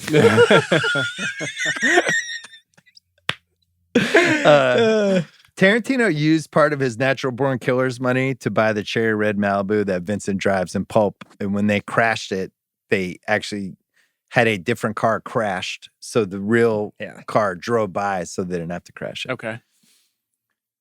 Chris mentioned this earlier, but Tarantino he sent this PA to South Central to buy a giant afro wig. And she bought a Jerry curl wig instead, thinking it was an afro wig. Brought it back. Quentin wasn't happy. They put it on, and then it was clearly the right thing. And Sam said, no, NWA is starting to hit. This is actually like the right wig to have. And it all worked out. Man, shouts out PAs. Yeah. Hey, go to South Central, buy an afro for me. Right. Okay. I mean, I'll that's be right tough, back. but also you can't fuck up that bad. You know, you're like you had one job situation. The film was shot on 50 ASA film stock, which is Tarantino said was the closest we have to 50s Technicolor. I had the budget wrong for Jackrabbit Slims. $150,000 for the That's so funny. I thought I read 15. Like maybe it was 150. Maynard's Pawn Shop, 2933 Roscoe Boulevard in Canoga Park. Mm-hmm. Still there. Should I check that out? When we do our trip with the film crew to go to different locations. I think we should do our stop next there. live show there. Yeah. At the Canoga Yeah, Park. live from Maynard's. There's a bunch of That'd be stuff amazing. over by where Sean and I kind of live, where it's like in Glendale, Mhm. like Atwater Village, like a lot of that area. Foster quick- Freeze, that's where Marcellus gets hit by the car. Mhm. Right. Pulp locations. Diner was in Hawthorne. It's gone. Mia's Place in Beverly Hills. Jackrabbits is on Glendale and Flower Street, but it's different now. Monster Joe's Sun Valley. Butch's alley that he jumps out is in Pasadena. The place where they had the fight with the bill, that's gone. That got knocked down. Butch's apartment was in North Hollywood. Lance's place was in Atwater Village. And Marcellus sees Butch on the corner of Atwater and Fletcher in Los Angeles. Yeah. And then Jimmy and Bonnie's place is in Studio City, and it was scouted by PTA. PTA was like, I have an inside line on a place for you guys in Studio City to shoot. Tarantino Yeah. Tarantino had the dance scene before Travolta was cast. And always points out we didn't put this in, so Travolta could dance. This was in here and he fit the part. Imagine DDL doing that dance. It would have been definitely been different than anything he did in his career. Yeah. Imagine DDL drinking the milkshake. You know? I mean, he did it later in his career. Yeah, one of our great milkshake I've drinkers. abandoned my son! Jules' bad motherfucker wallet belonged to Tarantino. It was a reference to the theme song of Shaft. How many times was the word fuck uttered in this movie? Do you know the answer? 180. 213. 265. The undercard of the Butch fight was Vossler versus Martinez, which were two of their video archives co-workers. That's awesome. Did you bet on that one? I don't know who won that one. And then the Chevelle Malibu convertible was stolen during the film. Oh. In 2013, a police officer saw two kids tripping a car, arrested them, looked up, found the VIN had been altered, and it turned out it was Tarantino's car all those years later. Holy shit. And did he get it back? The person who owned it had no idea. It was, Stolen. I don't know if he got it back or not. And then QT had Travolta speak to a recovering heroin addict to try to understand what heroin was like. And the guy said, if you want to get the bottom envelope feeling, get plastered on tequila and lie down in a hot pool, which Travolta then did with Kelly Preston. They drank tequila and lay in a hot tub, try to figure it out. And then here's one for Sean. The 1980 Honda Civic, the white car Butch drove when he knocked Marcellus down. Same car Jackie Brown drove. Nice. Yeah. Jackie Brown, you a fan of that? Me too. Great movie. It's on the list. We couldn't do Jackie Brown without doing this, even though the feed's going to end. I thought this was the last episode. Well, but if the feed kept going, we would do Jackie Brown. In the event, yeah. All right, Apex Mountain. Sam Jackson? I say yes. You could say Die Hard 3, too. Which is the same time they're It's a shooting. year later. Yeah. But they were like, when they were promoting this, they were shooting Die Hard 3. But he got that Yeah, because of I this, think it's right? this. And he's Oscar nominated. Mhm. Cements him as a leading man. Tarantino, I say yes. I think he could do whatever the fuck he wanted after this movie. He could have That is true. He could have said, I want to do a sequel to Untamed Heart with Marissa Tomei. I And would this time watch- Slater lives. Trying to think of like whether in some ways, Very random pull. in some ways it's like, I think, would you say he's had a couple of like, because I think there's this, I think there's Inglourious Bastards is definitely one because it's like, look Yeah. what I can do here. Like while everybody else has got to make franchise movies, I can do this. But Once Upon a Time was the biggest movie he ever made. Yeah. I would say it's this though. Yeah, no filmmaker has had in the last 30 years has had. Well, I guess maybe now Nolan with yeah. Oppenheimer is probably the. Yeah, Nolan is definitely.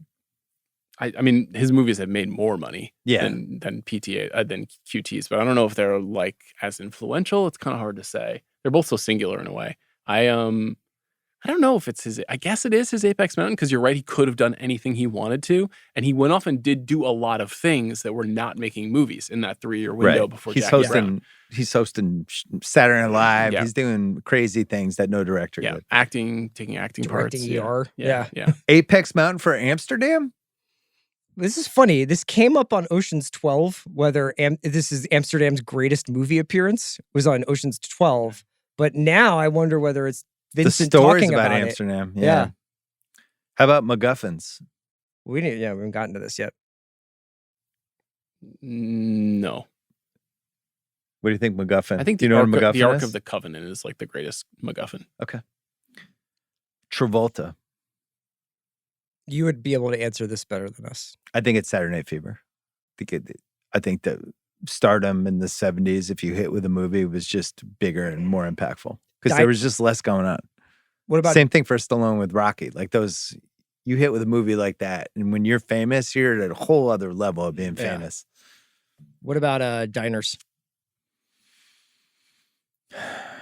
If you consider Jackrabbit Slim as a diner, I guess it's more of like a Well, you'd have to go with the diner at the beginning and Yeah. end. the Hawthorne Hawthorne Grill, yeah, but yeah. like the presence of diners in this Oh, movie. just diners in general. Yeah. Yeah, probably because there's multiple diners. What about the movie Diner? Eh, You guys are not that into Diner. I've I actually I really am. like Diner, but this is a $250 million cultural phenomenon. Diner's a 1982 And- movie about going backwards. Don't so you it think feels like that it came out a million if you years hadn't ago now. seen this, you would not have gone to diners as much? No, I grew up on Long Island.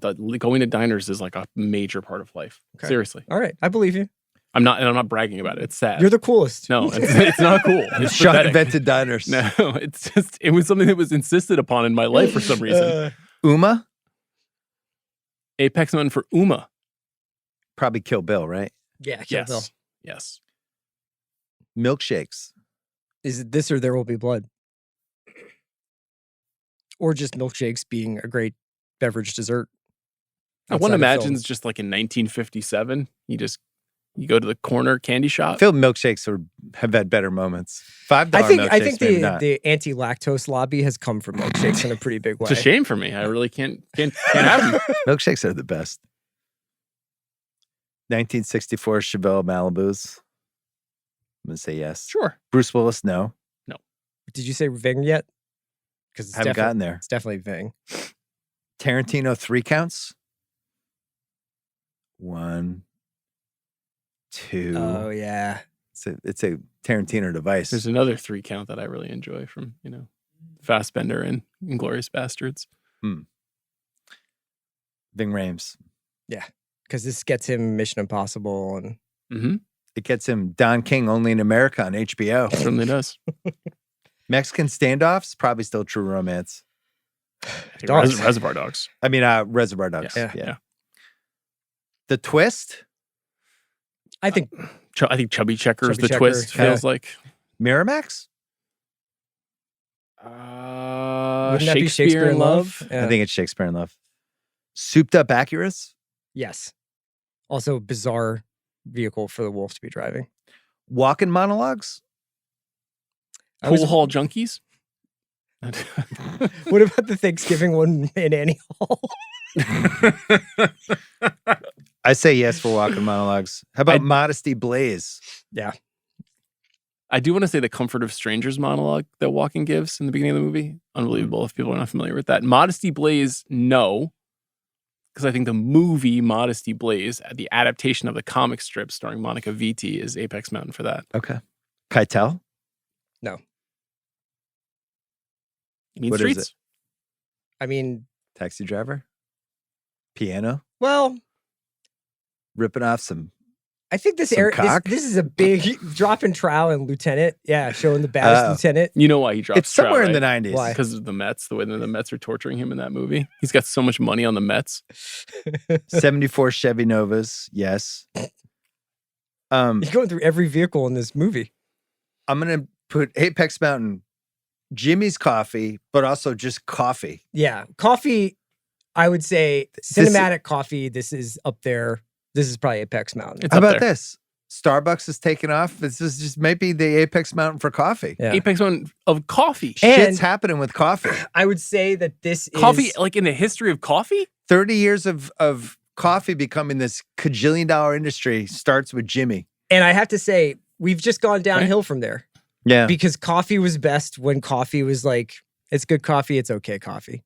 We don't need like all these different levels of coffee. We're in hottest take territory. You gotta Diner save it for a coffee hottest take. and then slightly better than diner coffee is all that is required.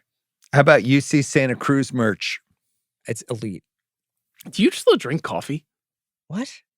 No, sometimes You're you always say like shit like I'm green like, do you even tea. hang out? Like, do you even know Well, me? I've never seen you order like a cup of, like you've seen me order a cup of black coffee Yes. many I times. drink a 16-ounce coffee first thing in the morning, like almost as I'm getting up with a nicotine lozenge, and then Mhm. I don't drink another coffee that Do day.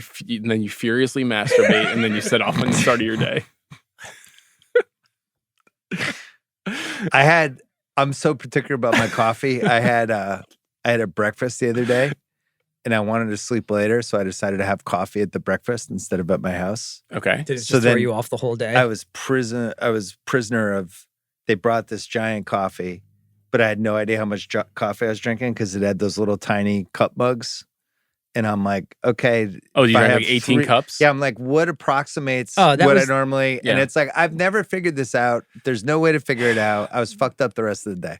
It doesn't even matter if it's you might only have drank 9 ounces of coffee, but when you're at a diner and they just keep refilling it, Yeah. there comes At a some time point, you're doing cocaine. where you It's see God. Mia Yeah. with the Yeah. brown up your nose. Yeah. Yeah, it's terrible. Monster Joe's Truck and Tow. I'm going to say yes. Yeah.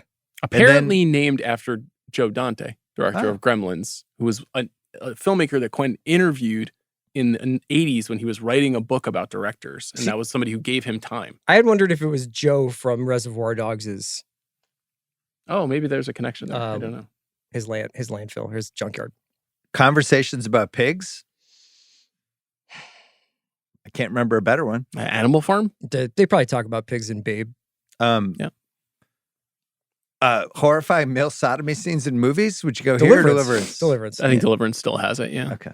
Squeal Like Anything a else? Pig is still Yeah. Another conversation about pigs. the Book of Ezekiel. Mm.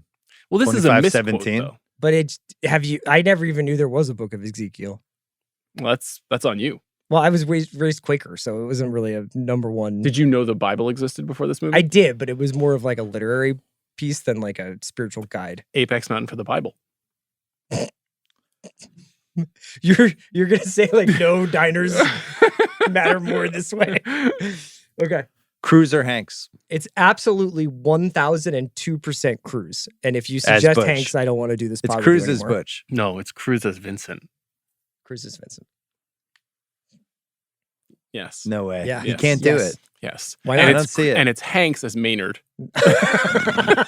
But Gump. Yeah. I don't see Cruise pulling off Vincent. Disagree. Yeah, I could totally see I it. don't see it. I think he Is goes that over the far top. from Cruise. TJ Mackey? Is he that He far fucks from... up the dance scene. He tries too hard. He tries to learn the twist. It seems too choreographed. He won't understand how to be on heroin. Like, Cruise is a bad drunk. Anytime Cruise has had to be a drunk in a movie, it's bad.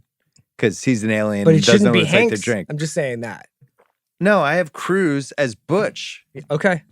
Cruise as Butch works. That's a very small boxer. Well, they have weight classes in boxing, right? They It do. could be like a welterweight, Not very imposing. middleweight. Is Bruce Willis like gigantic? Did No, I but he miss the has a Bruce kind of- Willis memo? He has a kind of strength. He has like As more a of a performer. 1950s He's an action face hero. too. So where do you have Cruz as? I have Cruz Cruz as as Vincent. I agree with him. Here's the other thing to consider. I don't see Fair that points at you're all. making. Cruz has never been directed by Quentin Tarantino. What do you have, Craig? I struggle to see Cruz as Vincent. I could see Cruz as Jules more than Vincent. Now that's crazy. As Cruz Jules? as Jules Yeah. is amazing. From the You can't see producers of Cruz going, Sean "That's a Young tasty Wasn't Hot. burger."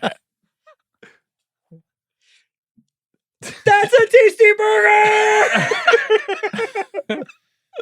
I see Hanks more as Vincent. There's a softness to Vincent. Hanks as Vincent would have been the part that he never played in his career, but it actually kind of The dark. he would have had the Da Vinci Code haircut. Yeah. I mean, just no. There's just no way Hanks could play Vincent. You would have said that about Travolta. There's Coming always off Look Who's Talking. there's always been like a kind of a darkness to Travolta though. Like Blowout is Yeah. such a dark Yeah. movie. There's no darkness to Hanks. You obviously didn't see the Family Ties episode when Uncle Ned had a drinking problem. So who's winning this? I have to mark this down. Cruz Cruz. wins. Okay. Whether he's Butch or Vincent, He should be Cruz- in the film. Cruz should And be I in feel like he's been on a little bit of a heater recently. Right? Is there a tally? It's tied. It's 9-9. 9-9. Racehorse, rock band, or fantasy team name. I will give you $5 shakes, Mm-hmm. the Gimps, serious gourmet shit, Big Kahuna Burgers, Hanoi Pits of Hell, Dead as Fucking Fried Chicken, and Holiest of Holies. Zed's Dead, I think, is the name of multiple bands. Zed's dead. I also How had about that? Tony Rocky Horror. Yeah. And, and Bad Motherfucker. Tony Rocky Horror. Tony Rocky Horror wrestler name. That's pretty good. What was the last one you had? Bad Motherfucker is a hardcore band from Bad Philadelphia. Motherfucker. I like Holiest of Holies the most. That's good. I think that's a great band. It's like, where are you going tonight? I'm seeing Holiest of the The Holies. Echoplex. Yeah. It's their first concert, new tour. All right, pick and nits. You want to start? All mine are unanswerable questions. Okay. How could Vincent and Jules go into an apartment building, go upstairs, fire a dozen shots, and walk out with a hostage without the police ever coming? Let's start there. This is a time when there were certain neighborhoods that the LAPD was not as interested in But covering. the guys that they go to are referred to in the script, I believe, as yuppies. And it's a yuppie apartment. Now, it doesn't look like that in the movie, maybe. Mhm. But yeah, I take your point. Mia draws a rectangle, not a square. Yep. Butch's opponent, Wilson, has his weight announced as 210 pounds, which means Butch is a heavyweight. It's Bruce Willis. He's like 5'9". Butch's apartment, we assume Butch was pretty successful as a boxer, right? No, I assume the opposite. I thought the opposite too. Well, he's on the cover of Ring magazine in his apartment. They have a cover of it. So he's good enough to be on the cover of Ring magazine. They make 12 a year. He made the cover. Yeah. And he lives in this like nondescript apartment, Maybe he's bad with money. North Hollywood. Yeah. Honestly, if he knows this guy Scotty, maybe he's gambling a lot. Fine. You dissed that one. Just feel like Maybe you could have had like a 2-bedroom condo with the like. How many fights did he have? I think you also view things through a very particular lens when it comes to real estate. No, I'm just saying the guy's a real boxer. He's the headlining a fight in LA. You're very understandably in sports movie consultant mode right now. I agree with you, it's but I cover think Ring magazine. he knows Scotty the bookie already.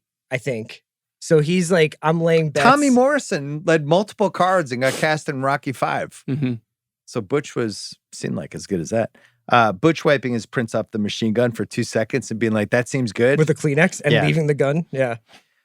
Here's a big one for me. Would Butch be able to breathe with a broken nose and a red ball in his mouth?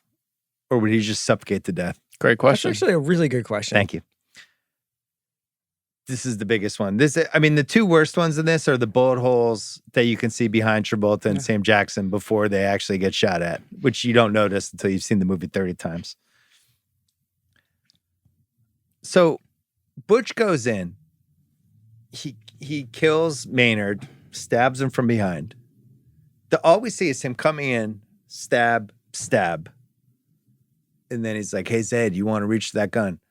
Marcellus gets up. He now doesn't have the ball in his mouth. He's not tied up anymore, and his pants are up. Well, I think And they he had has a taken shotgun. I think they had tied his hands like over the thing or something. Is that because he wouldn't have had his hands behind his back anymore? Right, but he... You're saying that how did How did he Marcellus escape? escape? We and don't have then- the part where Butch goes over and cuts him loose. He just immediately is loose. So if he was able to just stand up like that, why didn't he fight back against the rapist? I think that's a great nitpick. Excellent point. Thanks. How did the guy in the bathroom miss every fucking shot? Like, you know how hard that is? Oh, the guy with the Magnum. Divine intervention. Yeah, that's true. I'm carrying the pot at this point. You guys are just Are you out of being energy. serious? Jesus Christ. I'm sorry. This is a bad one. Honey Bunny does 2 different line readings. No, that's on purpose, I think. I think that's the surreality of the experience of watching the movie. The same reason why the audio carries during the freeze frame in the opening sequence. It's also that end part is more like probably Jules's version of the events. yes. So you're saying the movie that mistakenly put 6 bullet holes behind the guys who hadn't been shot at, Yeah, but then nailed this double line Maybe thing? that was done on purpose too. I think it's a movie about upsetting expectations. The first one is any of you fucking pricks move and I'll execute every motherfucking last one of you. The second one is any of you fucking pricks move and I'll execute every one of you motherfuckers. Do you think that I don't think they caught master it. orchestrator just made the mistake? I don't think they caught it. they also shot all that stuff at the same time, so it wasn't like they went back and shot it again. So it would have been happening on the day of. I pretty think it's much. purposeful. What I do think you if you say? asked me, you'd say it's purposeful. I think it's purposeful. What do you say, Craig? If they shot it on the same day, I don't see how it's not purposeful. Okay. They're in that diner during the robbery for like 10 minutes. No new customers, no cops, nothing. The diner one stretches belief a little bit. Yeah. It's also a actually long time. while they're doing it, you're kind of like, this is why people don't rob restaurants. There's Right. too many different parts of the restaurant. You know what I mean? Like, yeah, you got to Yeah. get the guys out of the kitchen. This is That's my, why you don't rob restaurants? that's why people don't. it's too much crowd control Yeah. for sure. Not enough heroin. Any more nitpicks? No, I have all answer. We got a lot of answerable questions. Sequel, prequel, Prestige TV, All Black Cast, Untouchable. Untouchable. Untouchable. Okay, but can we just talk out a couple No. ideas? Vincent in Europe. I'd be Prequel? interested. Yeah. Vincent in Amsterdam? Yeah. Vincent Vega goes to Amsterdam? Yes. Jules walking the CR, he's lifting up the pot again. Jules walking the earth. Okay. You're a fucking bum. You're not walking the earth. We have names for people Yeah, like that. real We call them anti-homeless. bums. Without a residence, Yeah. legal tender. Vincent, an enemy of the unhoused. Really? Yeah. Seriously? And then this is the one I'm most proud of. I was going to save it for Z Want Neo, but I'm so proud of it. I'm going to put it in this. Antoine Nakamura, Tony Rocky Horror going forward, gets a job as defensive coordinator at Long Beach Poly and winds up coaching Merriman from Den of Thieves. Oh, wow. We cross universes? And it's basically the defensive coordinator to Bank Robber Highway runs through Tony Rocky Horror, who's this guy in a wheelchair who is like also Vic Fangio. I'm worried about you. You don't like that? I'm in. Why is Tony Rocky horror? Now you have me just trying because to he's figure out. Samoan? Yeah, but But, just like but what's his connection to football? I'm making one. Okay. Now you have me trying to figure out how to merge Pulp Fiction and Heat. Yeah. Now we're talking. Oh, it would have to be through the internet guy. Yeah. It's just out there. Oh, you just grab it. Is this movie better with Wayne Jenkins, Dana Trejo, Sam Jackson, JT Walsh, Byron Mayo, Harley Mays, Eva Laughing, Ramon Raymond, Hudson from Aliens, Philip Baker Hall, or no? Goddamn, Jimmy! I didn't know I was talking to Super Barista. I came here to wash Marvin's brains out of the backseat of my Nova. Instead, I got that gourmet shit. Well, you better stop saying the N-word so liberally, or you're gonna get canceled for a long fucking time, big boy. You have to take your headphones off. I always prepare. Oh, wow. I What hadn't a done pleasure him- to have Wayne back. Yeah. I thought we had moved toward Hudson from Aliens. I thought it would be maybe Byron wanted to get down with Jody and Trudy. You know, he could Oh, have yeah. had. What do we got going on here, Is ladies? that stud for fellatio purposes? Tell me more. I also have a stud. Oh my god! You know who loves fellatio? He's got 2 thumbs. He's right He here. served in the Navy. Just one Oscar. Who gets it? Jackson. Narrow QT. Director or screenplay? Everything. I'm going to say director. I'm a little worried Quentin's going to die without winning Best Director, and it would just be a very normal thing. And you could make the case that, we already did make the case that he should have won Best Director this year. I'm going actually just 2 Oscars. Who gets it? And I would go Tarantino director and Sam for supporting actor. I don't think you can pick one or the other. Both of them should have won. Period. I agree. Best senior yearbook quote. You don't really get to give this out too much. If my answers frighten you, then you should cease asking scary questions. Oh yeah. What a great yearbook quote. Incredible. Good job. I love it. Yeah. Put that in there. I'm High trying to school be the seniors. shepherd would be a good one. All right. We separated probably unanswerable questions into 2 categories. First, probably unanswerable questions about the briefcase.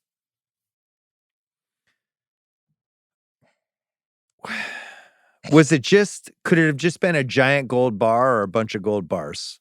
And so that's why they the glowed. argument for that would be that most of the people, I think everybody who sees it recognizes it as something very valuable. So yes, that is an option. The counter to that is it does not appear to be that heavy. And if it was a briefcase full of gold bars that glimmered, it would be a lot of gold and it would be very, very heavy to carry. It's also possible there's just light bulbs in the suitcase, and that's what to illuminate whatever is in there, and that's what the glow There are is. so many interesting clues about it. We can keep doing this. I mean, it has a 666 combination which suggests something unholy, something evil. That's where you get the soul narrative in there. And is that Marcellus's soul? Like that's been talked about. Tarantino has shot that down.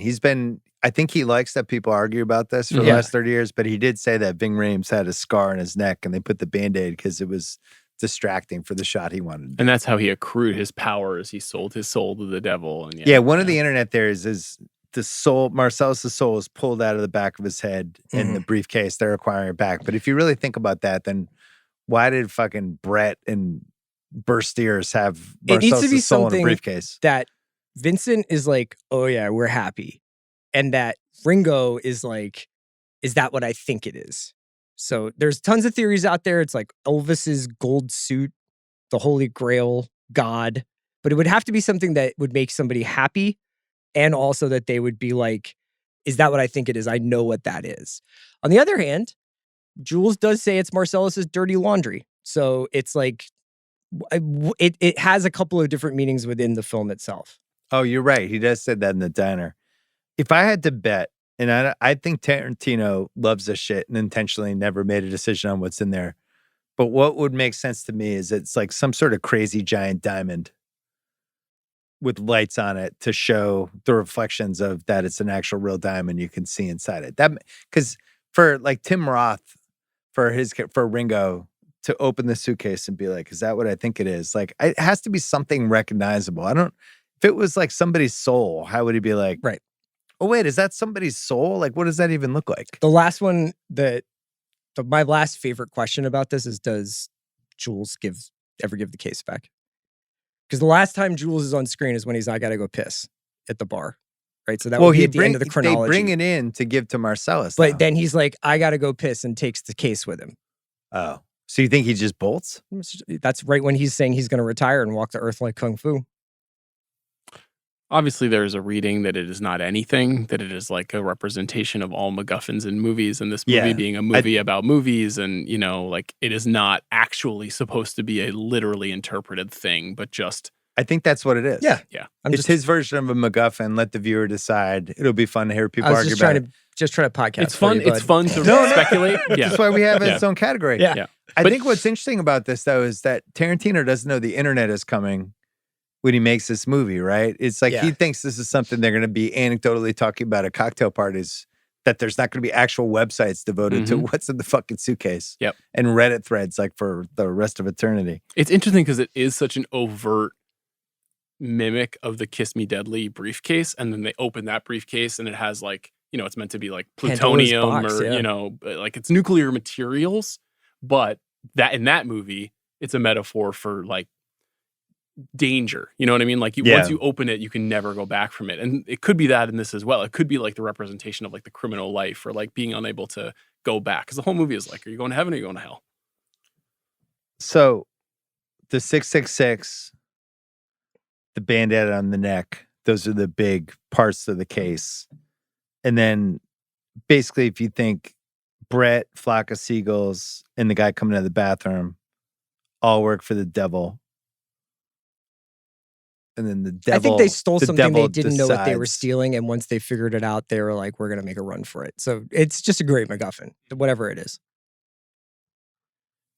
So then if you have the bullet miracle and the concept of you have a deal with somebody until they welch on the deal, which also happens with Butch. So there's some sort of like he's trying to buy his soul back. But it doesn't explain to me why you have these three goobers in an apartment who somehow have It's his one of the soul. great noir tropes, though, is somebody who's stealing something and they don't know what it is. We'll never know. We'll never know. What doesn't help doesn't serve Tarantino's him. never really said it. Maybe on his deathbed. I feel like he has said it's not anything. I feel like he has acknowledged that. I think so. Probably unanswerable questions. How many robberies had Ringo and Honey Bunny committed before the diner? Some couple liquor store dozen? stuff? A dozen or so. That's a pretty good run. They have enough. They have enough to have a data set that they can talk about when you do this, when you do that, when you do this. Do you think you and Phoebe could have been like small scale robbers in a different lifestyle? Just smoking cigarettes and just taking down liquor because stores? I find that she's too short tempered and I'm too easily distracted. So I think that would be a bad combination you need for better waving attention. guns to people's faces. I don't want that for you guys. Yeah. Although you're more Clarence in Alabama than Pumpkin and Honey Bunny to me. Thank you. I actually kind of like that. You're welcome. Why was Big Kahuna Burger open at 7 a.m.? We'll never know. Let's say it's 24 hours, but why are they eating it then? Yeah. What do you? I have a bunch. So what do you I have? have, okay, so we can go wherever you want. I have a whole special for Jimmy, a whole section for Jimmy. But my first one is when Maynard tells Zed that the spider just caught a couple of flies, how often do you think they kidnap people? And special sub question, what would the Mason Dixon pawn shop's Yelp reviews in 2024 be like? Great question. Do you think people are like, hey, I went in here to get a backup smoke alarm. Weird vibes. Gotta say. Guy kept offering Don't know me why a- these guys a drink. have the only basement in Southern California.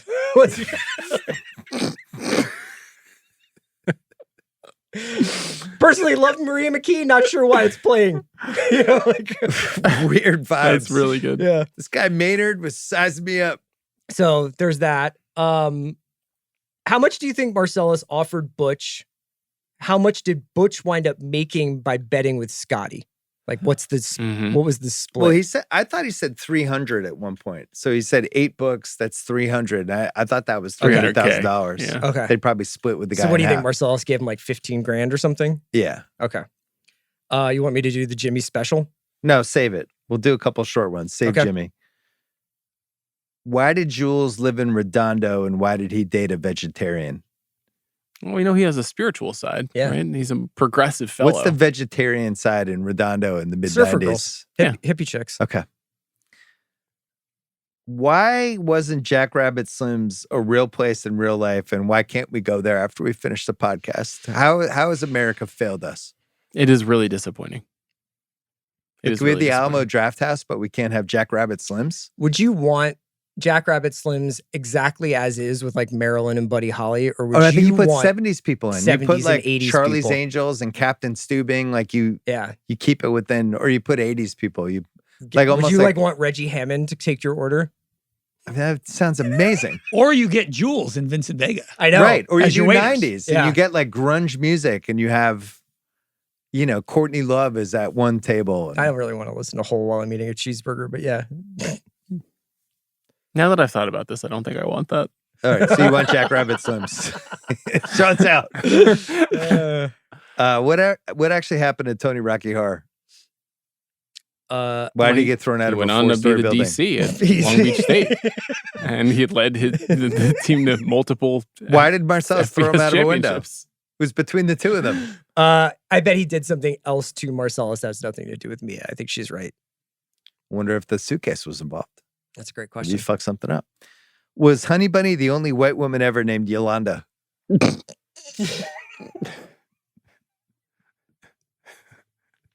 good. Yolanda! Yolanda. Did Butch's watch, even after all these years, still kind of smell like shit? It is in two assholes for 7 years. At some point, odors just don't come off. And Cruz never says like, and I made sure to take it to an industrial level cleanser. Like it's like, what's the line? He died to give me to watch. Hide this hunk of metal up his ass for 5 years. Here's a good one. Wouldn't Butch beating another boxer to death and then disappearing become the biggest sports story of the week? Yes. Like they're leading Sports Center with that, right? More in Los Angeles where a boxer was beaten to death. Esmeralda is listening to the radio station where it's Yeah. happening. I think that's a huge story. Yeah. I think Keith and Dan are coming to the 11 o'clock Sports Center. Welcome to the big show. Yeah. More stuff here on Butch Coolidge. Nothing technical about that Still knockout, Dan. going. Just beating him to death. Do you think QT made a mistake not opening a fleet of Big Kahuna Burger restaurants? This was definitely discussed. Yes. The idea of merchandising aggressively. Is that The Forrest world of Gump place? Tarantino. Gump I'll be shrimp, completely bubble gum? honest. At 16, I hadn't started smoking yet, but I would have smoked red apples if they were around. But this is part of what kept this movie cool. Yeah. Is that shit didn't happen. Good point. We talked about why did anyone make a Fox Force 5 pilot? I have a couple more good ones, but do you want to do Jimmy? Sure. How the fuck did Jimmy and Jules know each other? They were business associates. He's my homie. He's just like, I have people in Toluca Lake. He doesn't say they're a business I thought he partner. was like a kind of a small scale gangster. Okay. Unclear. He says my partner, but it's meant in the way of like my friend. Yeah. What do you think Jimmy does? Did Jimmy actually go to UC Santa Cruz, or is it just an ironic t-shirt? I think he did. I think he did. Okay. Nobody was wearing ironic t-shirts in 94. Bonnie is listed in the credits as being at the car crash as well. At Marcellus's car crash, she's listed as pedestrian and Bonnie.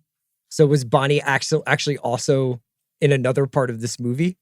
I think they just doubled up on a spare and then actor. there's a big Reddit theory that Jules is related to Bonnie, and that's how he knows Jimmy, and that's why Jimmy feels comfortable using the N-word.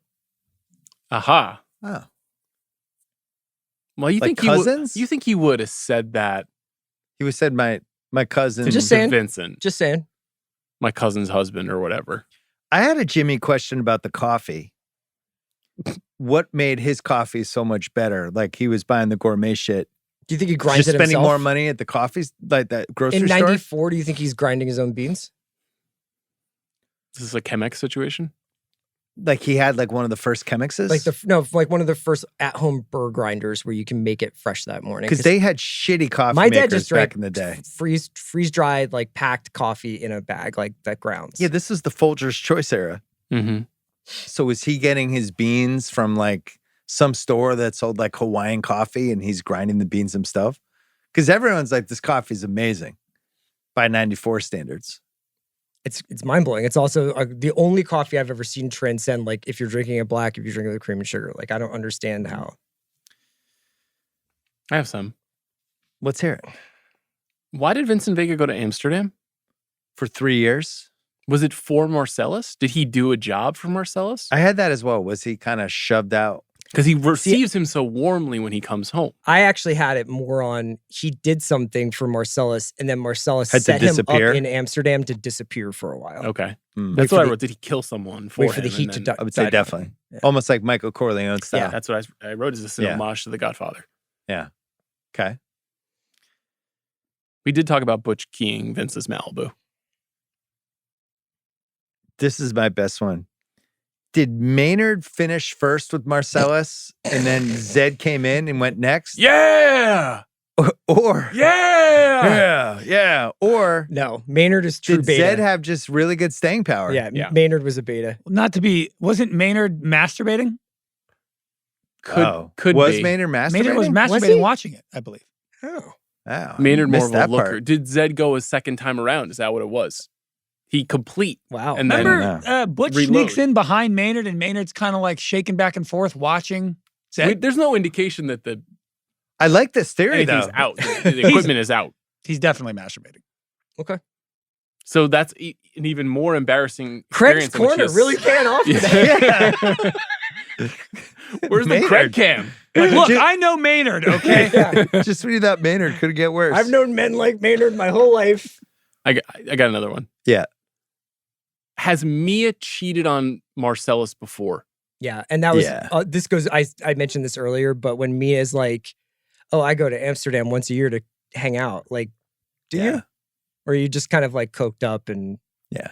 maybe that's why he needs Mistakes were made. Vincent to be with her is because otherwise she gets up to no good. Yeah. Yes. Yeah. Okay. Not trying to besmirch her, you know. Yeah. You said like Bill. She's a fictional character. Yeah. What are you yelling at? She was just another whore in a bathroom. I said bimbos.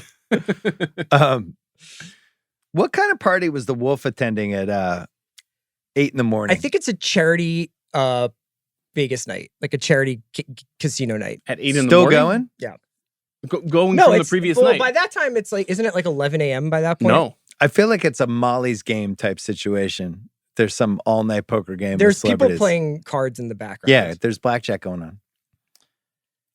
Did Vincent intentionally kill Marvin? I don't think so. Are we positive? No, I think he accidentally. Why would he want to kill Marvin? Why did he shoot him? I think because Vincent's not that good at what he's doing, and he's All right, well, that's I think he was probably just- the answer. he's Just strung waving the out. gun around. Yeah. He's a drug addict. Butch beats Floyd to death. Did Floyd think he didn't really have to show up for the fight because the fix was in the yeah. fifth Well, round? Butch's whole thing was like, you shouldn't have been a boxer then. It's not very nice. Not Yeah. very sporting. Yeah. Very morally gray. And then when do we think exactly this movie was set? So why do you guys not think it's just like 1993, I do. 4? I do. I think it's 92 because Butch's fight was Thursday, July 16th, which was a 1992 date. God damn, Bill. Yeah, I Good looked it up. catch. Did it say that on the card or something? No, that's just what it said on my Apple calendar. No, but On the card, yeah. it said on the card. Yeah. Okay. That's just But good Mia work. was dancing to an Urge Overkill that came out in 94. That song. Or maybe 92. That's what it was. It's definitely 92. 'cause 92. He heard it, and that's why I went into the movie. Wolf's Acura looks 91, 92-ish, and all the references are 70s or 80s. Yeah, probably 92. Best double feature choice. Could I ask an unanswerable? Yeah. Is it for sure that you would take a sword over a chainsaw? Quieter. Can't sneak up on anybody Yeah. with a chainsaw. Yeah. Yeah. Also, like if you get down there and you pull the chain and it doesn't work, then you're fucked. It was the right Yeah. move. Okay. All right. Yeah. That's fair. You've got greater reach I'm with the surprised sword that as the well. sword was just like sword maker sharp still, right. but you know. Also, Pawn I didn't know shops. you could shoot up heroin and then drive a car.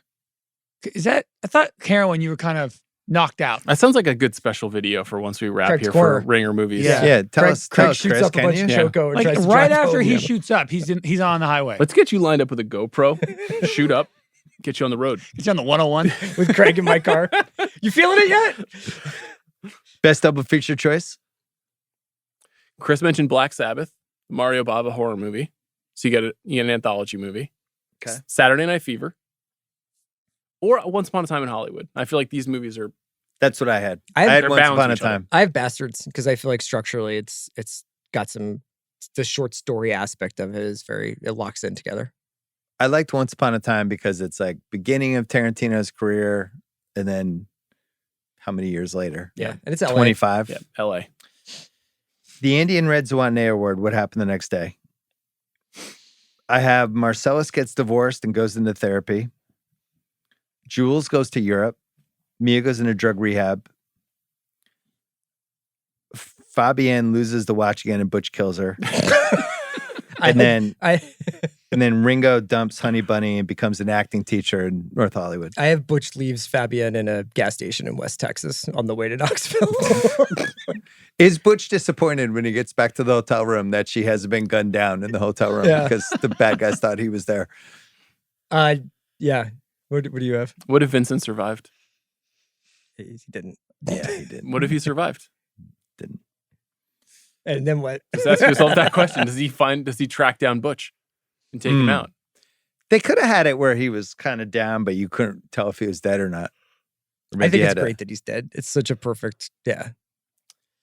Well, this is the longest version of this category I've ever had. What piece of memorabilia would you want from this movie?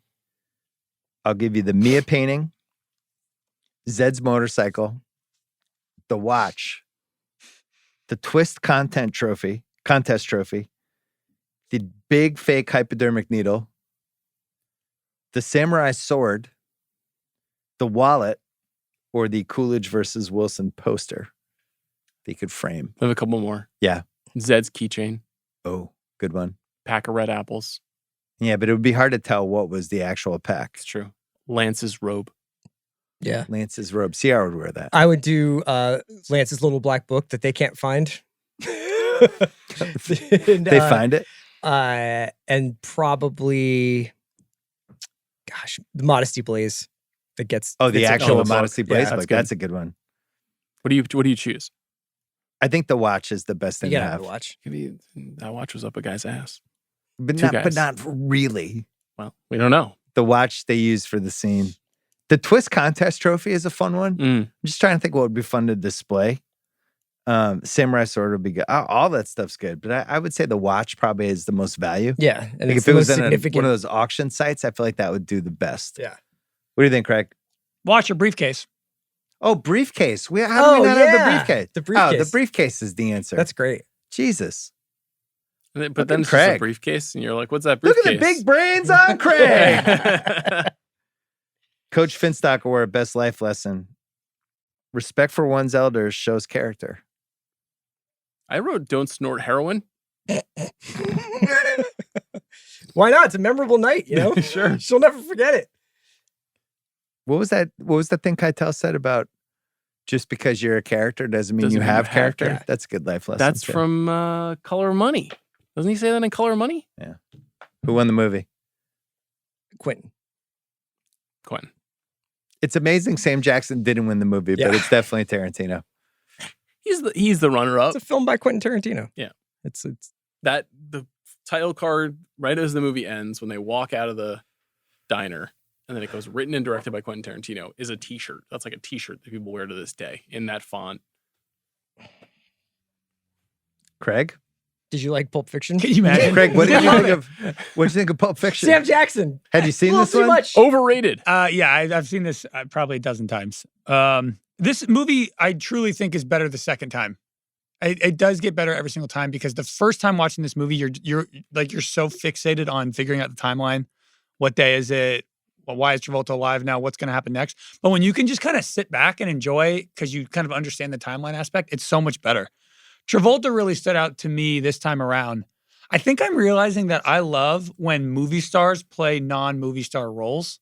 Because I loved Stallone and Copland. That really stood out to me. Mhm. And watching, I like when movie stars are at that inflection point in their career and they have to kind of take a risk. Yeah. Because they're no longer on that movie star pedestal. I thought the Travolta stuff is very similar to the Stallone and Copland. I really loved it.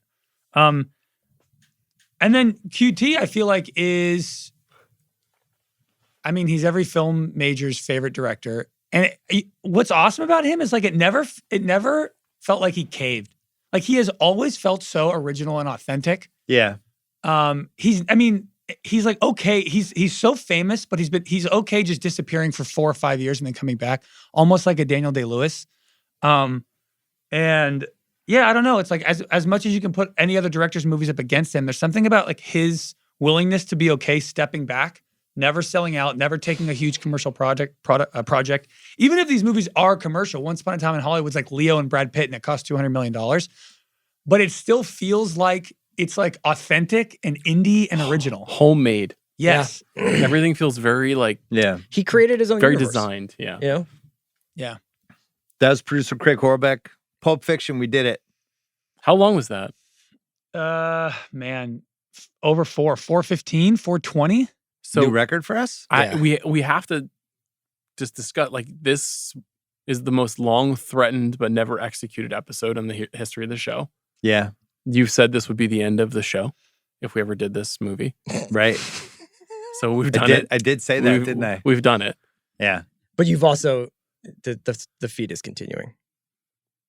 Do we have to say that? We're gonna put up a pod the week I don't after. know. I'll see how I feel tonight. Okay. That's good. You got to keep us in the dark.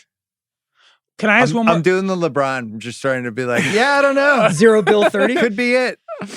Can I ask one more thing? Yeah. My friend and I were trying to figure out, because I was talking about how we were going to do this movie, and we were like, where does this movie rank in the oh my God, you haven't seen that movie category?